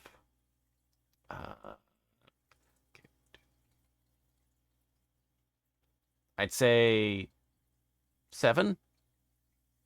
I mean, we could Okay. probably rapid fire them. Yeah, let's rapid Okay, fire. Let's yeah, rapid we can fire. rapid fire. I don't want to skip any. All right. So what is your biggest inspiration in streaming? For streaming? I've got one right away. Yeah, go for it. Okay. The person involved in this is gonna hate me because I'm gonna say it again. My biggest inspiration in streaming was probably Koba. Okay. Not just because, like, okay, obviously other VTubers, but Koba in general because Mhm. Koba taught me to stop giving a fuck about a lot of things. And Koba was like, I don't know, Koba's just one of the Serious. most amazing friends I've met out of doing this wonderful career hobby. And Koba's community also was incredibly good. Like I was worried. One of the main things I was worried about. This is gonna sound. I'm not slandering your community, Koba, because I know a lot of you are from Koba's community. One of the biggest things I was worried about is because like I could be a little crass sometimes. Definitely, I was afraid I was gonna be a little too much for people. And then I saw Koba's community and I'm like, you know what? These people are kind of based, and they're not gonna turn their nose up at me if I tell them they suck. No, I'm joking. Love you guys, all of you. But it's like I could be a little rude. Koba's community taught me I could be a little rude and not have to worry so much about being a piece of shit. And also Koba's just an amazing friend, and I get to meet this fucker on the 18th of Yeah. October. They're flying over here and they're staying Aw. with us for 10 days. And it's probably one of the most important fucking times of my life because it's been 4 fucking years and I finally get to meet them. Mhm. Anyway, Aw, that's really cool. Kaf, you. This might be a cop out answer because like I have so many people to thank. I have so many people, but I'm gonna be a little weird here. Okay, I I I'm weird. I'm a horrible content creator because like I have a hard time separating things or maybe I don't know how to word this correctly. I can't. People are people, right? Mhm. Everyone in chat is a person. Like Yes. this is why I don't like numbers cuz like you're not like, "Oh, hello chatter number 72." Like no, you're Koba, you're Blunt, you're Pop Tart, you're people. You have a life behind your screen. It's other people that watch and support and honestly just say nice things. Mm-hmm. That does so much. Like I sorry, I know we were gonna say we were gonna rapid fire the questions, but it's really important to me, right? Mm. Because like artist self-esteem, you know the gist, right? But like it means so much that it's like I can just be a little bit open and sensitive, Mhm. and people can be like, that was a funny joke, good, Mwah, day made. Gucci. You know, like there's so many people who are like, oh, whatever, this person just if they don't exist. They do exist. There's some bad people that exist. There's great people that exist. And streaming has like introduced me to many other really great people that exist. You don't need to be a content creator to be important. You don't need to do anything. You just need to live. Just be. And that's inspiring enough. Honestly. I don't hear nearly enough people talk about that. Mm. I'm sorry for being incredibly deep for a hot moment there. No, it's fine. I appreciate it. Yeah. I mean, it's one of the delights in doing this is that of seeing how different people answer, like how different people answer these questions all differently. Same questions, but I hear like lots of different answers, and how people approach them is Mhm. always interesting to see. Um, so no two streams of these are the same, even though those questions are pretty much the same for many episodes so far. They're they're all very different. They're all very different. Um, and even when they are similar, like when some people will give similar questions, it's always interesting to see what answers I get that are similar, and then also what's to be different. So, um, okay, so how this will be quick. How long have you been streaming? I think you said like 2021. Yeah, we've both been streaming for 4 years. Okay, Yeah. okay, yeah. I'm thinking then we've probably been. Did I start in 2022 or 2021? I remember I rated you very early on. I Yeah, remember finding you and being like, "Oh, they're cute," and then Add this to my kobold collection. yeah. Um. Okay, and then let's see. What have you enjoyed most about streaming? Do you want to go first, Cap? Do you have a clear answer? I do. I have Go so for it. many. Yeah, go for it. Um, Go for it. the thing I've enjoyed most about streaming is probably the fucking people, the chat, just everybody. Meeting so many fucking cool people is amazing. I think the most surreal thing is getting to meet these people and then a year later seeing them at a con. Because like I made a list of people I've met at cons from Twitch and streaming. I think it's like up to 30 or something now. And it's so fucking nice just to be able to be like, oh my god, like one of the biggest compliments I think I've ever gotten is, wow, you're no different in real life than you are on stream. That is No. the Yeah. biggest fucking compliment ever, because it's like I strive to never ever be anything but me. And people who do that scare me, because it's like, well, you're gonna burn out one day. Mm. Like you're like you can't. I but it like I fucking love this community. I loved all the people that I've met, and I also love the fact that all of these things that I thought were really niche, people have come in and been like, "No, I like that too," and I can be like, "Oh shit, I get to share all these stories again because I love telling stories about things." Mm. Anyway, Kaf, go ahead.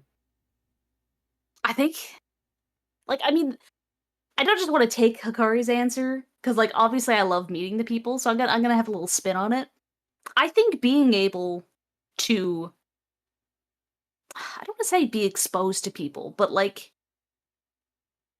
to hear and be connected and to listen to people is great. You know, like I could never be one of those content creators where it's like, hello, the spotlight's on me. Everything is me. It's just that someone comes in and they're like, "Oh, I passed my driving test." It's like, hell yes. It's so good. It's so good, you know? Mm. It's just I can be someone who can listen to people and people can listen to me in return. Cuz it's really hard nowadays to kind of get like a true authentic like not just an auto response. You Mm. know, it's nice to be presenting how you'd like to be.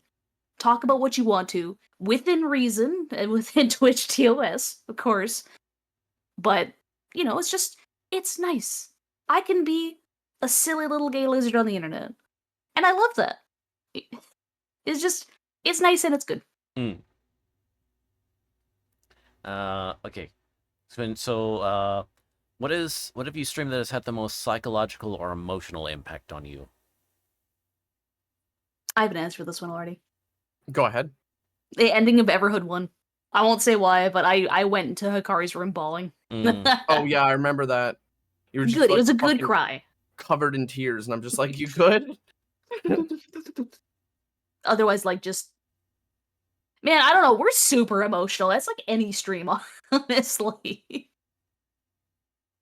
Oh Hikari? god. I'm trying to I think emotional. See, emotional in terms of like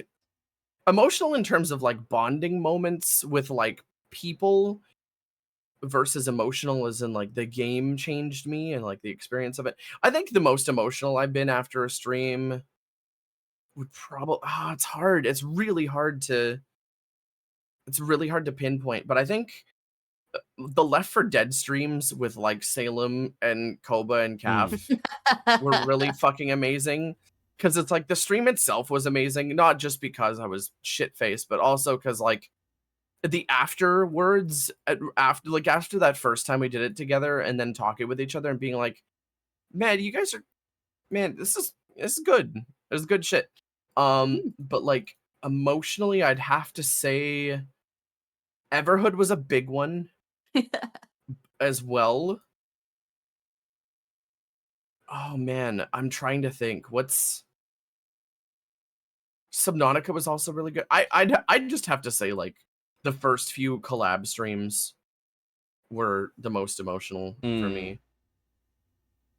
Cause like when you learn how to collab, that's magical. Let's see. Uh, these are good questions. Oh, thank you very much, Cobal. I'm glad you're enjoying this stuff. Uh, yeah, one of mine is the visual novel series Higurashi. Um, You like Higurashi? Oh. yeah, I My did that. man. I went through the whole like visual novel on stream. Ooh. So and it's all archived on my YouTube. And I learned like a little bit, 3/4 of the way in, that you could actually find audio tracks for all the characters. So up until then, I had been like doing all the voices myself. So when I found that, I was like, I'm just gonna go ahead and finish this with mine at this point. So whenever I have to read stuff or do voices, I kind of, a lot of my voices end up being like referring back to Higurashi. That or the Yakuza series. Like as far as like the mental places in my head of, okay, that's this voice and it feels about this way. Okay. Um, but man, that series hit like a truck. Mm-hmm. And now time to read Umineko, the shortest of visual novels. Yeah, I've been thinking, is that one longer than Higurashi? Or I believe it's actually longer than the goddamn Bible. really? Like, it is one of the longest pieces of media. I don't know Okay. if it's the longest. That might be that Brawl fan fiction, but Yeah, because I've seen it's split up into like 2 volumes or whatever. The questions arc and then the answer arc or whatever. So yeah, I don't think I'll be streaming that one then. it's the music's banger though. Oh, Hmm. oh. Um. Okay. What has been the most memorable? What has been the most memorable moment streaming? The lobster. Lobster. Was it a rock lobster? Rock No, lobster. Okay, no. just recently we did a damn.dog stream. Now what damn.dog is, for those of you who don't know, it's a game where you have to guess the WikiHow article based on one of the pictures from the article. It gives you a random picture. You have to guess what it's about. It gives you like multiple choice, right? And it was nothing short of incredible. Koba joined us for that. Yeah, that was something. That sure was something. Anyway, the lobster happened. There was just a picture of a lobster in one of the articles, and we collectively lost our shit because it was so funny. Yeah. Kari taking credit again? What do you mean? France and Brazil almost went to war over lobster. So It's about to happen in your chat too. there's a little rabbit hole you can look up on the thing. There's a cool YouTube video done it by a channel called Blue Jay. So there you go. Blue Jay. Okay. If you ever want to know France and Brazil lobster shenanigans. Although I feel it's more like French on the case of like, and Brazil having to put up with French shenanigans, honestly. Lobster. Hakari, did you even finish? Like, did you say what lobster was? Oh yeah, it was.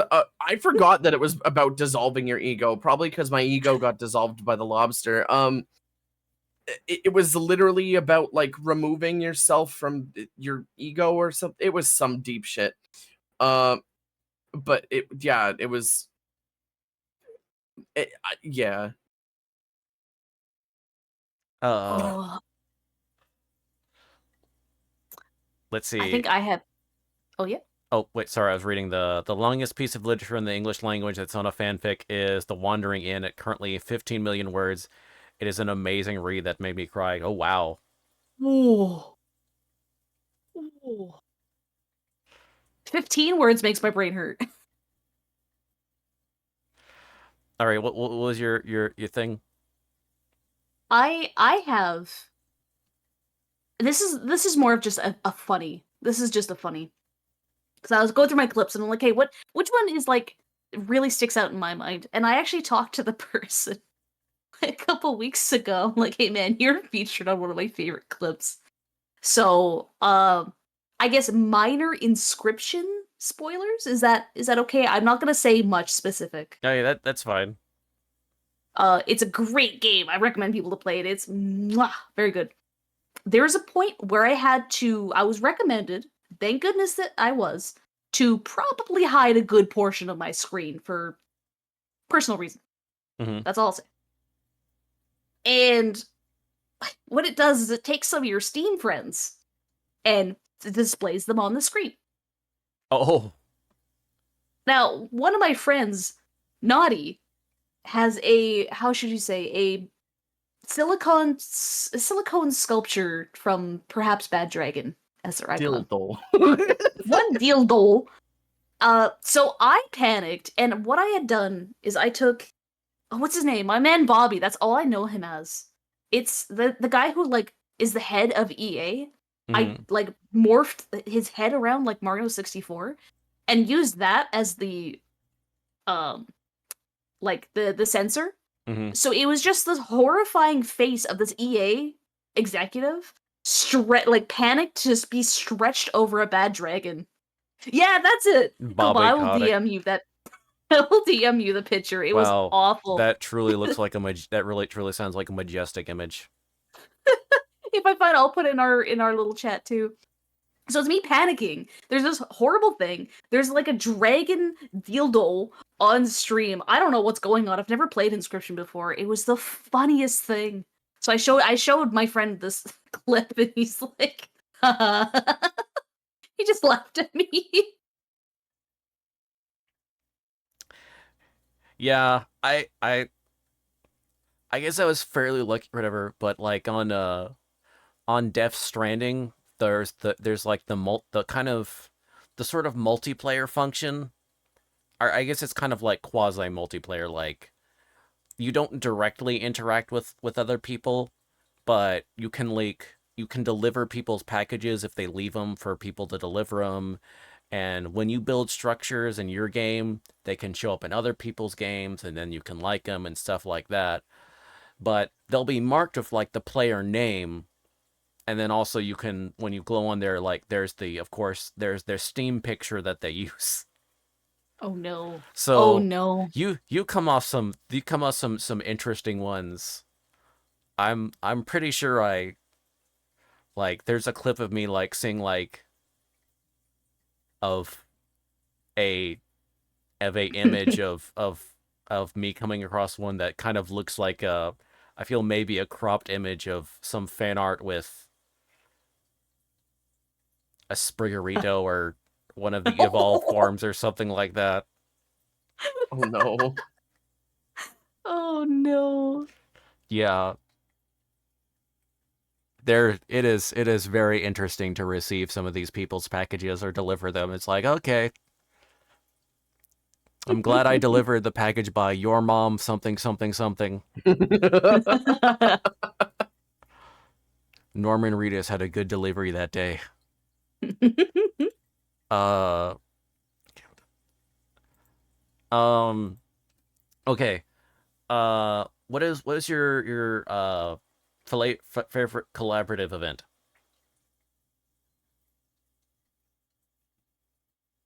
Man, Damn Dot Dog was really good. Uh I man, is it selfish to say one of the ones that I hosted when we were still part of Virtual Vibes, where I went on to the funny blue and yellow site of Oh. pornographic material. Um and I found a picture, cropped it, and asked people if it was lewd or not.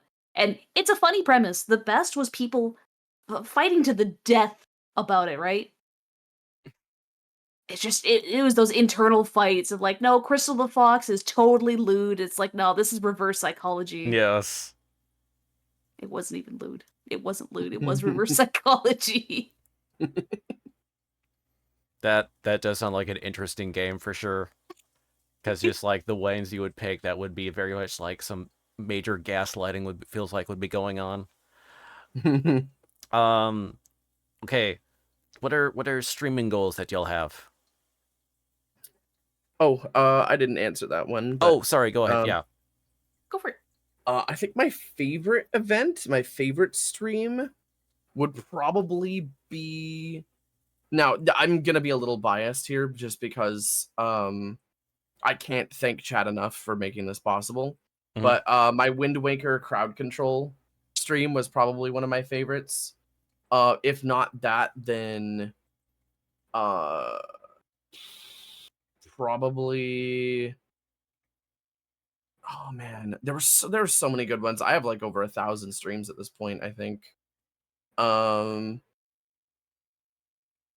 yeah, definitely the Wind Waker crowd control. Not only was that fun and did it add a new fun spiciness to the game, it helped me fund a new PC because my last one was like incapable of doing anything.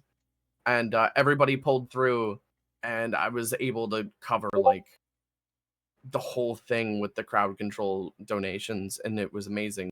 So thank you again, chat. You're wonderful. Anyway, go ahead. Okay. All right. We're trying. I'm trying to. Trying to finish up before I ran out of snoozes, so I'm trying to finish that before like ad break forces us. So Yeah. okay. So 2 minutes. What You could do what's another ad break if you want. what's oh, because they're 3 minutes long. That's like the I issue. got this. Anyway, Let's go. so streaming goals you have. Me actually stream. I need to be consistent in some regard. My streaming goals, I need to branch out more. I Mm. know people are very used to the usual content I do, which is like there's usually a Zelda going on, there's Mhm. usually a Pokemon going on, and then one collab. I need to actually start playing new games that people want to see me play. Because I'm way too like set in my ways and doing like the same things all the time. And yeah, that's coming. That's coming. Yeah. That'll be happening soon. Anyway, all right. That's Yakuza. my What? answer. Anyway, okay. Next 2 questions. Okay, 2 more questions. If you could collab with one famous streamer, who would you pick? I have one. They're not really. I mean, if okay, probably regular car reviews. They're not really a Ooh. streamer. They're on YouTube. Mhm. But like regular cars, they're a furry. They like cars. That would be incredible. Okay. Either that or something. Something like tech related with Dank Pods, because Dank Pod's another famous YouTuber that I enjoy. Honestly, if I had to pick somebody right now, they're not famous, but I know they are a partner, and I love their energy. There's somebody I actually found. Calf showed me them like a couple months ago. I'd love to do something with Ninvi. Oh my Okay. gosh, yeah. Okay, Kef. This person's recently come into my streams a couple times, but they go by Zito. They're an opossum VTuber. Just absolute shitpost energy, and I'm so here for it. Just they're super fun. Their music is usually like Siva Gunner, which I consume like candy. Just Okay. gremlin, good energy, very fun. All right. Okay. And then so okay. What if crap, we're running out of time. Okay. We can do an ad break. I really don't mind. Okay. Yeah, we got an advice question on, so we'll do an ad break, and then so so y'all probably wanted to give time to like do that, but that's the last question. Don't even worry about it. Don't even worry about it. Okay. And if anyone does have Chat's any questions, probably gonna have some. yeah, if chat wants to add in like a couple things for us to speed fire, just put those in chat, and then we'll be right back.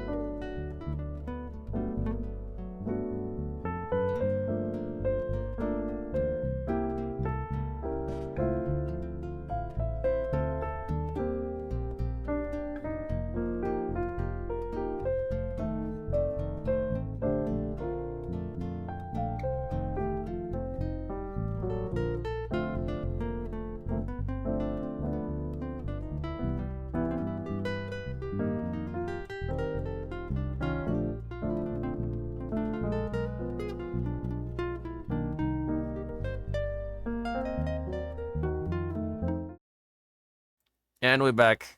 I'm sorry, everyone was doing really good with the word thing, so congratulations. y'all made it past level 1. Because that was 37 points out of the needed 27, so. That was good. Y'all did good. We cooked. Good job.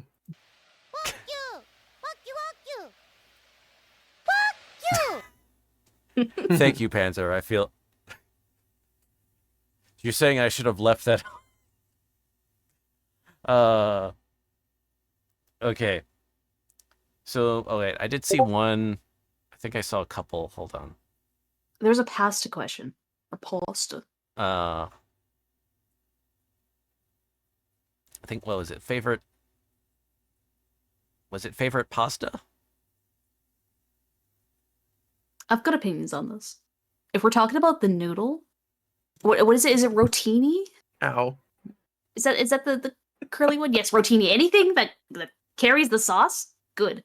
If we're talking about like what flavor of pasta, a white sauce like Alfredo with scallops in it and lots of garlic. My favorite pasta would probably be, if I'm good to go. Oh man, my favorite pasta is probably. Oh, this is tough. I love anything with seafood in it, but if we're talking about the noodle shape, I absolutely adore shells. The shell shapes. Those are my favorite. And anything with seafood in it. A white sauce type with seafood, so like scallops, prawns, mussels, stuff like that. I'm gonna, since we're strictly going with like pasta as, I guess if we're going strictly pasta as pasta, I'm gonna go with udon noodles. Okay. Yeah. They're nice and chunky, and they're very good. Panzer says, you tickle my autism and take the thing away.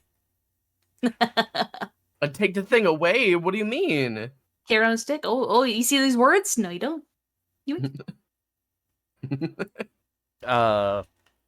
Okay, and then the other, wait, was the other one was, let's see, it was by Grubs.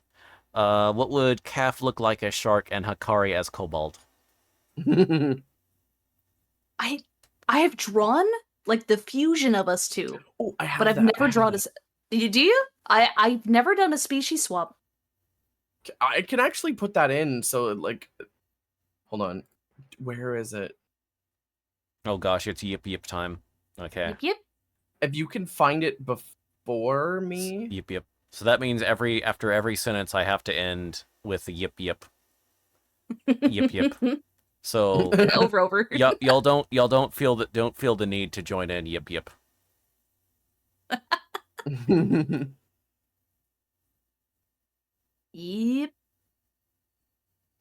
I don't think I could find it. Do the swap live now. Hikari, if you sat at my computer and I sat at yours, would that be funny? I'm good. I have a Mackinac naked. out. I have a Mackinac out in the field right now. I can't. Literally second monitoring Eve. I can't believe this. It's always on. It is always on. It is.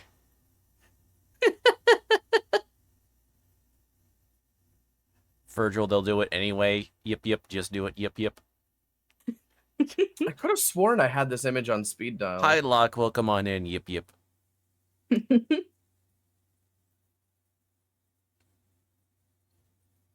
Damn. No, I can't find it. I'll try and find it.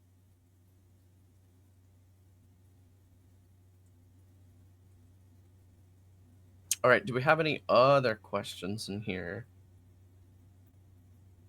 Okay. Were there any other instances? Oh, I do have one that I guess I thought. Oh wait, favorite cigar size.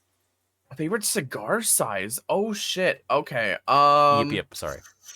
Almost forgot. Okay, Yip. so I have attention span problems. So how the fuck did you know I like cigars? I have attention span problems, so I'd probably have to say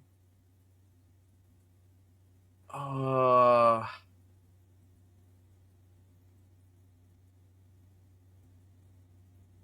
I don't know. I don't like really, really thick ones.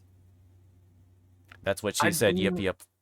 uh, I like Robusto, but I'm also what's the Gonzalez Marquez? Is that a Corona? Corona is also good. Um, yeah, I'd have to either say Robusto or Corona. Mm. Let's see. MC is asking. Actually, that same night I tried Suntory, also tried a rum cigar, and I understand cigars now. Yep, yep, yep, yep. Oh man, some cigars like my biggest worry about cigars is just how much they smell and how much people don't like the smell. But I have many recommendations if you'd like to try some. Mm. Yeah, I actually had a guest on several episodes before, or episodes ago, that actually was a would, as part of a pre going to a concert ritual, that they would actually like sit in their car and smoke a cigar while listening to like Frank Sinatra and like crooners. Yep. Aw, Ooh. that's comfy. It was more of a joke question, really? Damn, that was a pretty good joke question. When you ask a joke question, but it actually like triggers the instantly triggers like a prime memory of the person. Yep. Robusto's a really good all-rounder. Yee. I like Trinidad's, and Trinidad's usually come in Robusto. I also like Gonzalez Marquez, but I don't know what size those are. They look like Robusto, but they're a little rough around the edges, so I don't know. Let's see. Favorite American regional food? Yep. American regional food. So they were giving We examples like Southwestern Tex-Mex would be one. Yep. I've got one. I've got an answer already. All right, what's yours, Calf? Whatever does country fried steak, or what is it? What else is it called? Chicken fried steak Chicken fried steak, yeah. with the white gravy. Oh, Yeah, I'll eat twice my weight in that. yeah, that's a very southern regional, like kind of regional thing. So like southeastern. Yep. I grew up near a place that did Memphis style barbecue, and it was a lot better when I was younger because I don't know, the quality just went down. Fucking Tennessee barbecue. Holy shit, dude. I love that. I love that stuff. Yeah, it's hard to go wrong with good barbecue. Yep. Smoked meat speaks to the human spirit. Yep. Mm-hmm. Oh, so good. Anything with meat, I'm here for it. That's what she said. Darn it. I'm sorry. Yep.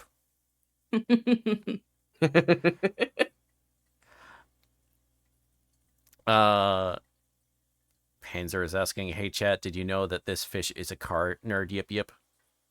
He knows all the cars. Yep. I don't know all the cars. My knowledge actually cuts off at a certain point. All right. Okay, I think I've I think yip time has expired. Okay. I hope you enjoyed the yip time. Thank you for redeeming the points. Yep. Pardon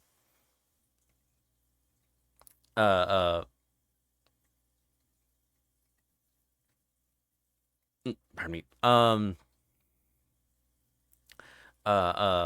So what so you keep fish, correct?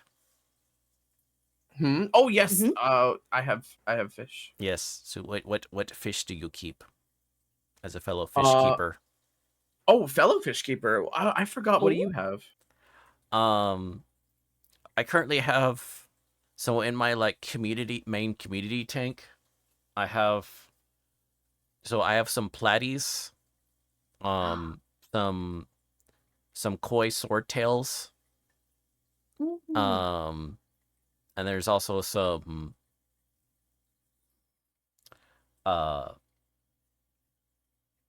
white clouds, and neon tetras, and then I have a bunch of cherry shrimp. Neocardinas. Good. Yes. Most of them are pretty much just like low grade sort of like coals at this point. Occasionally, we'll get like some interesting patterns or whatever, but they're pretty most of them are pretty much, pretty much kind of clear or whatever. Mm. Oh, I'm so happy you're a fish keeper as well. Yeah, and then also I do have I also there's like one bristlenose pleco, and I do have, and other than assorted like just various ram's horns and pond snails Yeah. and Malaysian trumpet snails, I do have like the two special. I have one. I have two rabbit ear snails. Ooh. Oh. One's one of the younger one that I still haven't come up with a name, is more of like an orange, and then there's another one that's uh older one that I had that's more of like the yellow pattern, which I've named Pippa. So Pippa Aw. the rabbit snail. I know, very clever. Oh man, I love that you said you have neocardianas. I want to get back into having shrimp, but we'll see. Yeah. We're very busy lately. Mhm. I keep I love my favorite fish right now that's like achievable to have as a pet.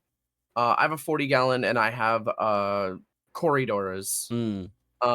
I've got albino corridores and stirbai corridores. I love stirbais. They are one of my favorite fucking fish of all time. They Mm. are so cute. Oh my god. Um, I also have albino plecos Ooh, nice. and bristlenose plecos, or one bristlenose pleco. I have 5 albinos and one giant bristlenose that's very aggressive.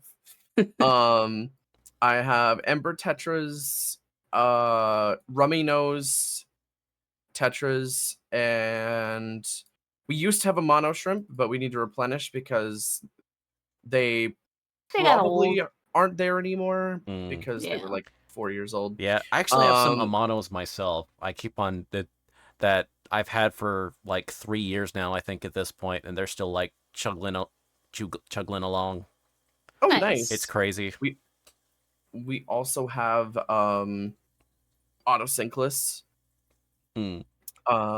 and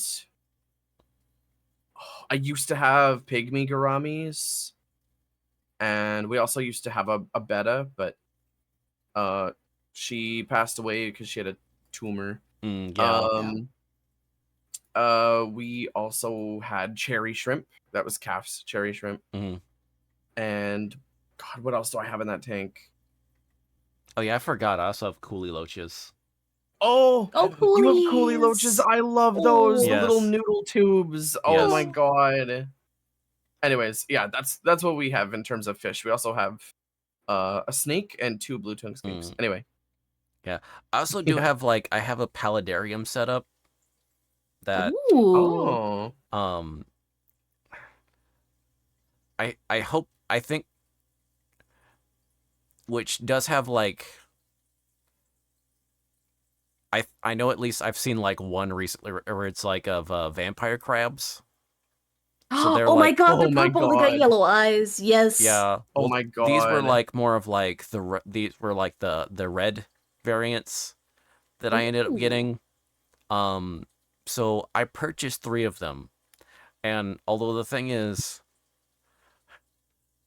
well, a lot of the plants have grown more and more, so they've probably just gotten much better at hiding. Mm. Um, though, so I've seen. Hold on, I thought I saw a movement of something. It may have just been one of. It was probably just one of the mini springtails that are in my paludarium. The little bugs, cleanup crew bugs. But so I've seen I've had trouble like finding them, so I'm hoping they're all still alive, or at least some are. But it's just like they've been much more skittish, or like once again, the plants have really grown out that I have in there on the land portion, so they may just be hiding up under stuff, which they do burrow and stuff like that. I'm just hoping I haven't seen any babies yet, and I've had them for a while, so I'm kind of because the unfortunate thing is they like really only have like it's kind of like with betas as far as lifespan, where it's like about 2 years. Um, Mm. but so it's kind of really wanting them to like, but they like to breed readily. So I'm hoping that I see little baby crabs soon. Yeah. One that would be fun, but also I need to replenish because while themselves they're not that expensive, for whatever reason in my area, there's not a lot of people that have like sell them. So I actually had to go. So like when I got to get my three, that I actually was like at a fish keeping convention, and so I bought from like the vendor that had them. Um, uh, uh, so they were just like $10 a pop, or even sort of like that. But it's just like it's been difficult to find them. The only other I haven't I and it's I don't want to order any like more online just because I've heard of they're very difficult to like survive shipping. Yeah. They're Yeah. one of those things that it's like is very tricky. Um so even if like everything is done, so that would be like the thing. If I ever had to like order some, it would be like I'd order 5 and then probably like, half of them might not make it. So Yeah. but anyway, yeah, I did want to make sure to chop up. But so we'll do our last question of the night then. And that is, what advice would you give to people considering streaming and or VTubing? Oh gosh, there's a lot of advice. Hakari, do you have something that you wanna do you have one first? Yeah, actually. We actually got this question because we do a panel sometimes at conventions where Mhm. we do a VTubing panel for people, and a lot of people have asked, like, what advice do you have? Technical advice. We'll start with technical advice first. Um, People are sooner going to stay for your stream if you have higher audio quality. It doesn't Mm. matter how good your overlay is. It doesn't matter how good your model is. It doesn't even matter if you even have a PNG or a model. Mm. The thing that people will stick around for most is if your microphone isn't destroying their ears, right? Yeah. Which is Yeah. why investing in a decent, not expensive, because you don't need an expensive microphone. You can get a good microphone for like $60, right? Mm. Invest in a good microphone before you invest in anything else, because sounding good is much better than looking good. Yeah. Another thing I would give advice on is check your settings.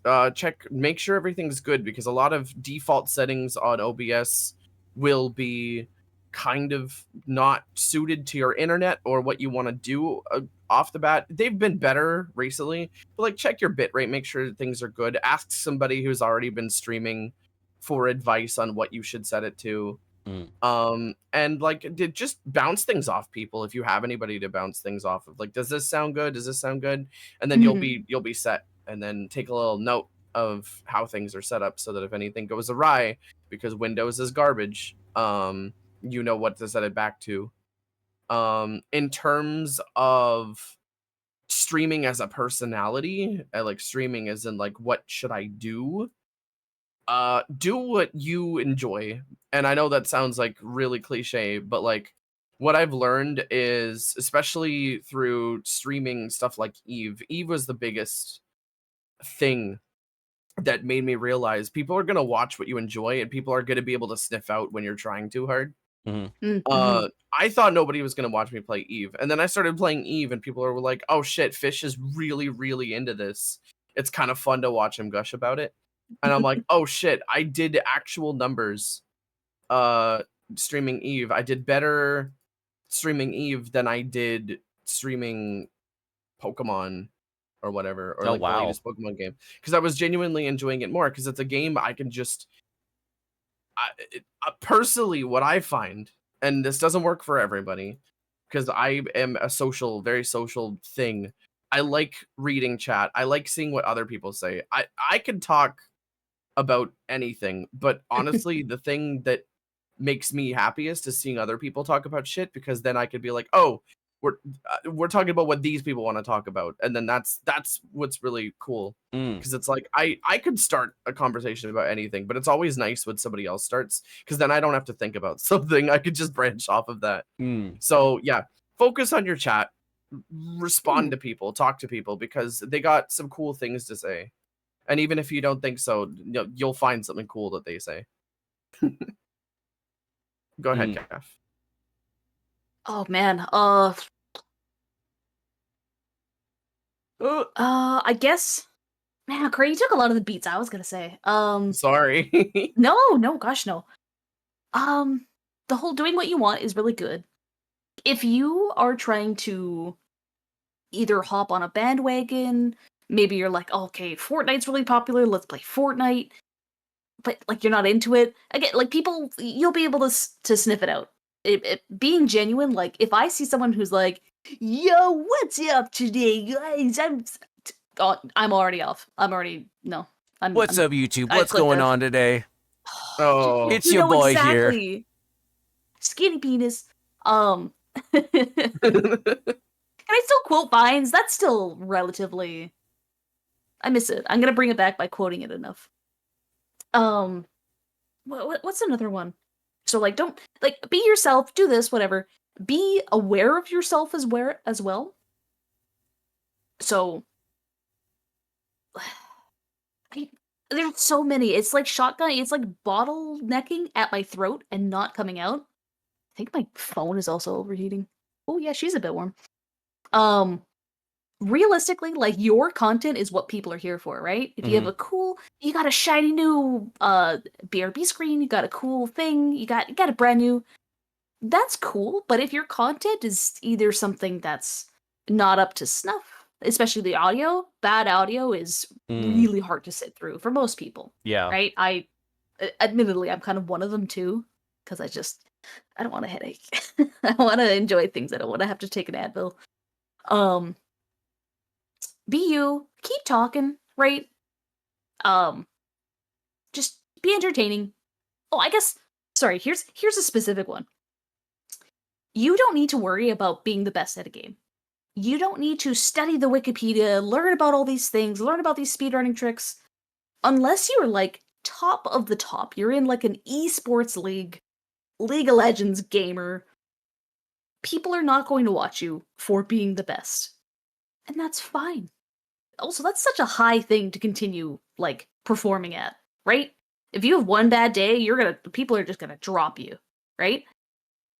So embrace your bad, embrace the silly, embrace your mess ups, right? Oh, there's stream scuff. Stream scuff always sucks, but it happens almost every stream, especially if you don't stream or you don't talk to streamers. You can ask them, be like, hey, how often do you get scuff? Like, they'll laugh at you and be like every day. It's like, oh yeah, before stream today, like 3 things broke. Yeah. Yep. It's go for it. I have an example of that proves this point, especially on like the having bad skill. Although this is a person that it would be like proves the point, but I would not emulate this person like ever. But Mhm. Dark Side Phil, I was just talking about Darkside Phil last night. okay, keep in mind, bro is still streaming, and oh my gosh, it is like the exact example of if you're wondering like, man, why do these games always have like these easy things and stuff like that? This What hit me? The object that's like glowing on its way towards his character. where should I go? I can't figure this out. Check for the giant. Where's my yellow paint?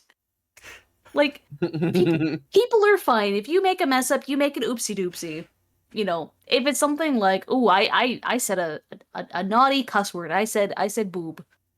Apologize. Be real with it, right? Um, I guess also don't assume that people owe you, and don't assume that you owe people, Mm. right? Like, kind of a weird little example, for instance, like, I lost my viewers to so and so, or so and so collabed and then people followed them. It's like, that's don't even worry about it. People can go here and there.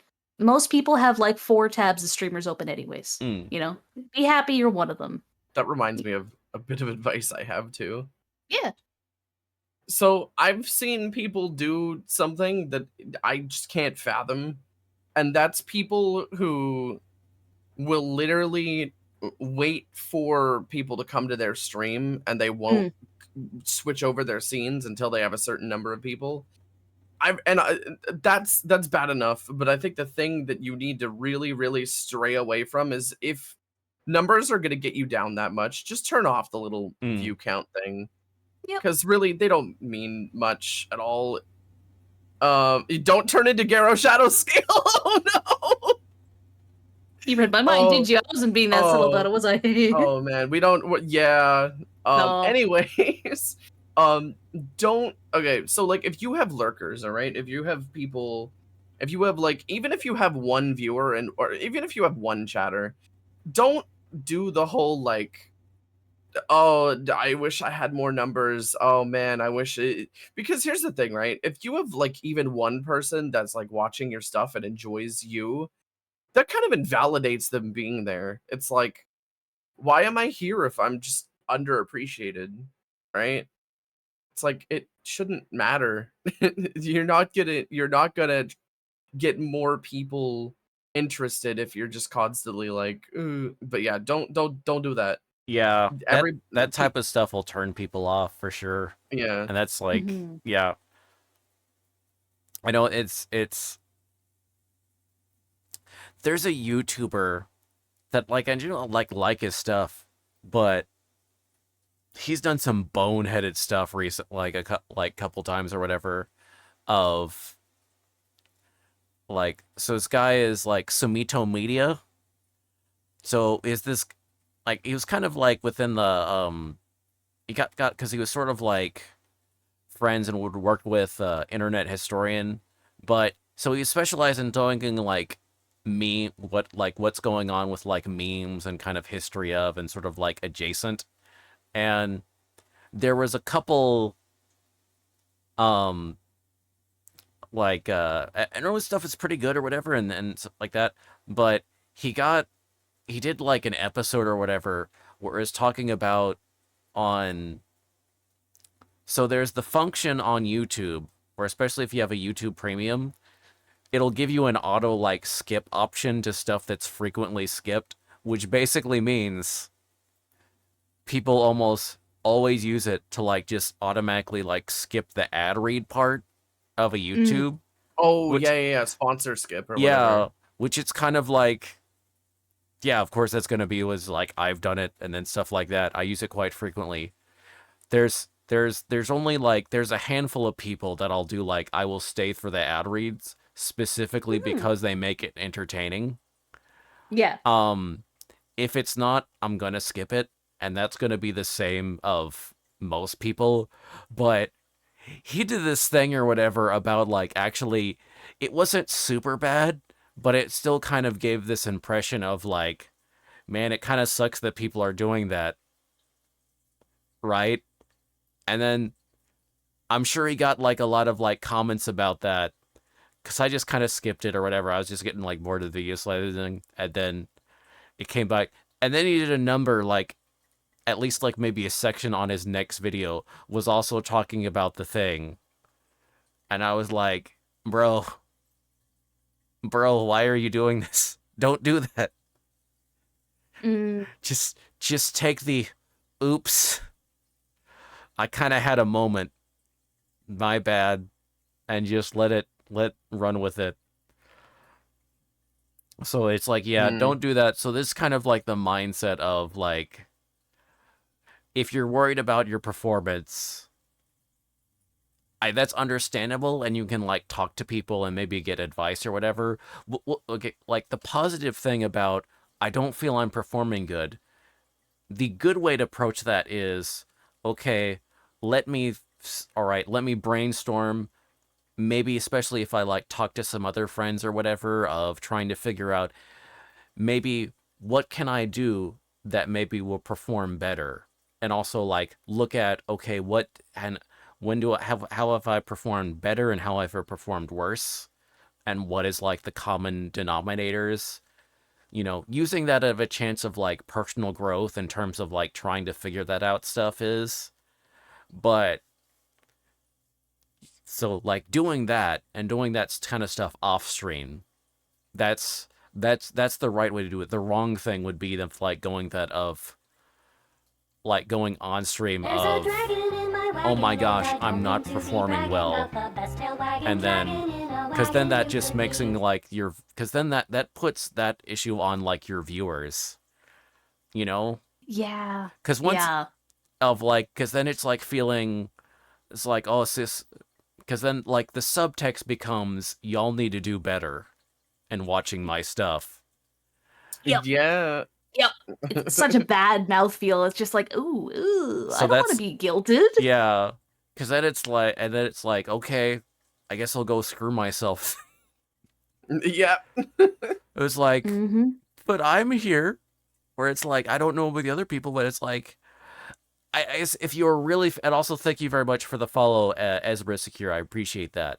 Um, uh, which it is, I mean, the most thing, or it'd be like, if you're saying, hey, I'm wondering about my growth, so I've made this survey. If you watch my channel and you want to help, here is a link to this survey that you can like Yeah. do, and that would be helpful. That would be, if you're wanting to voice concerns to viewers, that's going to be something, and then it's going to be kind of like it's showing concern that you're appreciating your audience, while not necessarily like you're just giving them a chance in terms to like show your support, especially in a way that's not financial, which is way less stressful or whatever than, yeah. Yeah. Can I actually add on just a little bit Oh to yeah, that go too? ahead. In the same terms, it's like I remember this was a while ago. I don't think this person streams. No, I know for a fact this person didn't stream anymore because they didn't like it. They rated me once and it's, oh hey, how's your stream? They're like, oh, they rated with like a handful of people. I think it was like 4 or 5. Mm. And they're like, yeah, no one showed up. It's like there's 4 or 5 people right there. Those are people there. Oh yeah. I'd feel so bad if I'm like, wow, I rated out with I don't count. There's not enough of us to count. It's like, ugh. Yeah. That's a person there. That's got a life. Yeah. Constructive feedback, reach out is better than panicking about numbers and pushing that on to viewers. Yeah. And because I get it, because it can be like demotivating or stuff like that. And like, so just remember, so my piece of advice, this may be my like, remember, in the absence of positive motivation, spite is an excellent motivator. It is. Exactly. So just remember, if you're going through like, if you need a motivation, just remember like, somehow a dark side Phil is still streaming. Just be like, just refuse to give in to that bitch. Okay? If you need some motivation to stream, let's be like,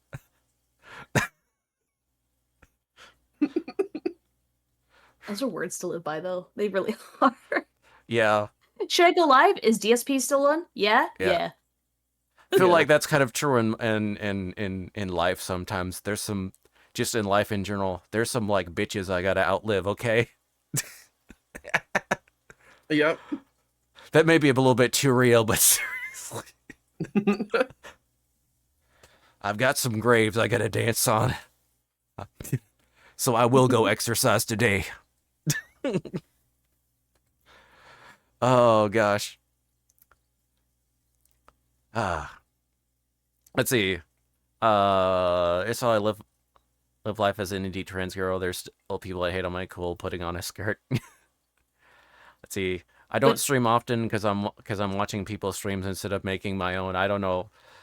Yeah, no, right. That's like that is cool. So it's like one of those. If you don't, it's one of those. If you aren't enjoying streaming at all, then it's like, and you need to step back or whatever. Then that's one of those things you need to do. Because sometimes you just need to step back and like think over things. Because when you come back, then you'll feel like you'll have a lot better like ideas and motivation, and that's going to help stuff in general. So everyone needs to do a break sometimes. So that's like, um, yeah. It's just it's kind of, what is it? I'm trying to think when you're having like, because there's times you do need to like go through the grind, but then there's other times you need to know when it's like burning you out. I guess is sort of like there's a line there that you have to kind of maneuver, which can be tricky. So Also, can I add something on that too? sure, go ahead. Even like if you're like, oh, I'm not streaming, I just watch. That is so vital to the streaming ecosystem. Because without viewers, like, what would we be doing? Yeah. We wouldn't have a job. So like, you don't have to be a creator. If you're, God, even if you're like, oh, I just lurk. People who call out lurkers need a little grass to touch. Yeah. It's like, Yeah. maybe they're at work. Maybe they're doing the dishes. It's fine. That means someone cares enough to be on your stream. It's cool. Now I'm trying to remember. Does Wings of Redemption still stream? Oh God. Although I feel like he's more sad than. Although I feel more, I guess, more like sad about him, whereas Darkside Phil is just kind of. I feel less sympathetic for Darkside Phil. Wings of Redemption, I kind of feel bad for the guys. I watch a lot of Frederick Knudsen, so. Oh, I love Knudsen. Oh my God, have you seen his EVE Online video? Yes, I've seen that. I love that video to death. Oh my God. He just came up like one recently where it was actually on 08, and he did one on Skyrim, the Skyrim mod unofficial patch, like an entire thing on just like the mod and the shenanigans with like the moderator devs. It's seriously crazy. It's the type of like content that only Frederick Knudsen would do and somehow managed to pull off. So there you go. You have more reason to play one of the Elder Scrolls games so you can appreciate the latest Frederick Knudsen video. I actually haven't seen the most recent video. I'm going to probably put it on at work on Monday. Yeah. It is. He is an absolute Chad. Bro is the example of do what you. He's a good example of do what you. Of just doing what you care about, because that is literally what bro does. And he has an extremely successful YouTube channel. He does what he loves, and he puts a lot of effort into it. I guess is also one of the things. But, anyway, so thank you. But this has been absolutely phenomenal. I've been having lots of fun, and yeah, thank you so much, because y'all give us like so much of your time. I really, really appreciate it. It's been This was amazing. I love stuff like this. This is we are breaking a record, so I'll have to. This will be just the uploaded video will just be under 5 hours when I upload it to YouTube. So I learned 2 stuff. This was neat. Oh, I'm glad. Yeah. So once again, I archive these on YouTube. So there's still a couple that should still be on my Twitch. There may be actually 3 or 4 that are still like available here if you want to watch that. But I do have us on my YouTube. Let me go ahead and put that because also that's where I'll be putting this. So if y'all missed a part and y'all want to go back and you prefer YouTube, watching archives on YouTube versus Twitch, that will be there. Okay. So because when I do these other episodes, it's basically the same questions. I just do it with different people. So but anyway, once again, thank you so much. I really appreciate it, and this has been episode 23 of Spilling the Tea with my lovely guests, Caffeine Kobold and Hikari Squish. Yes. So thank you all very much, and I will see y'all next time. Thank you for having us. Yes.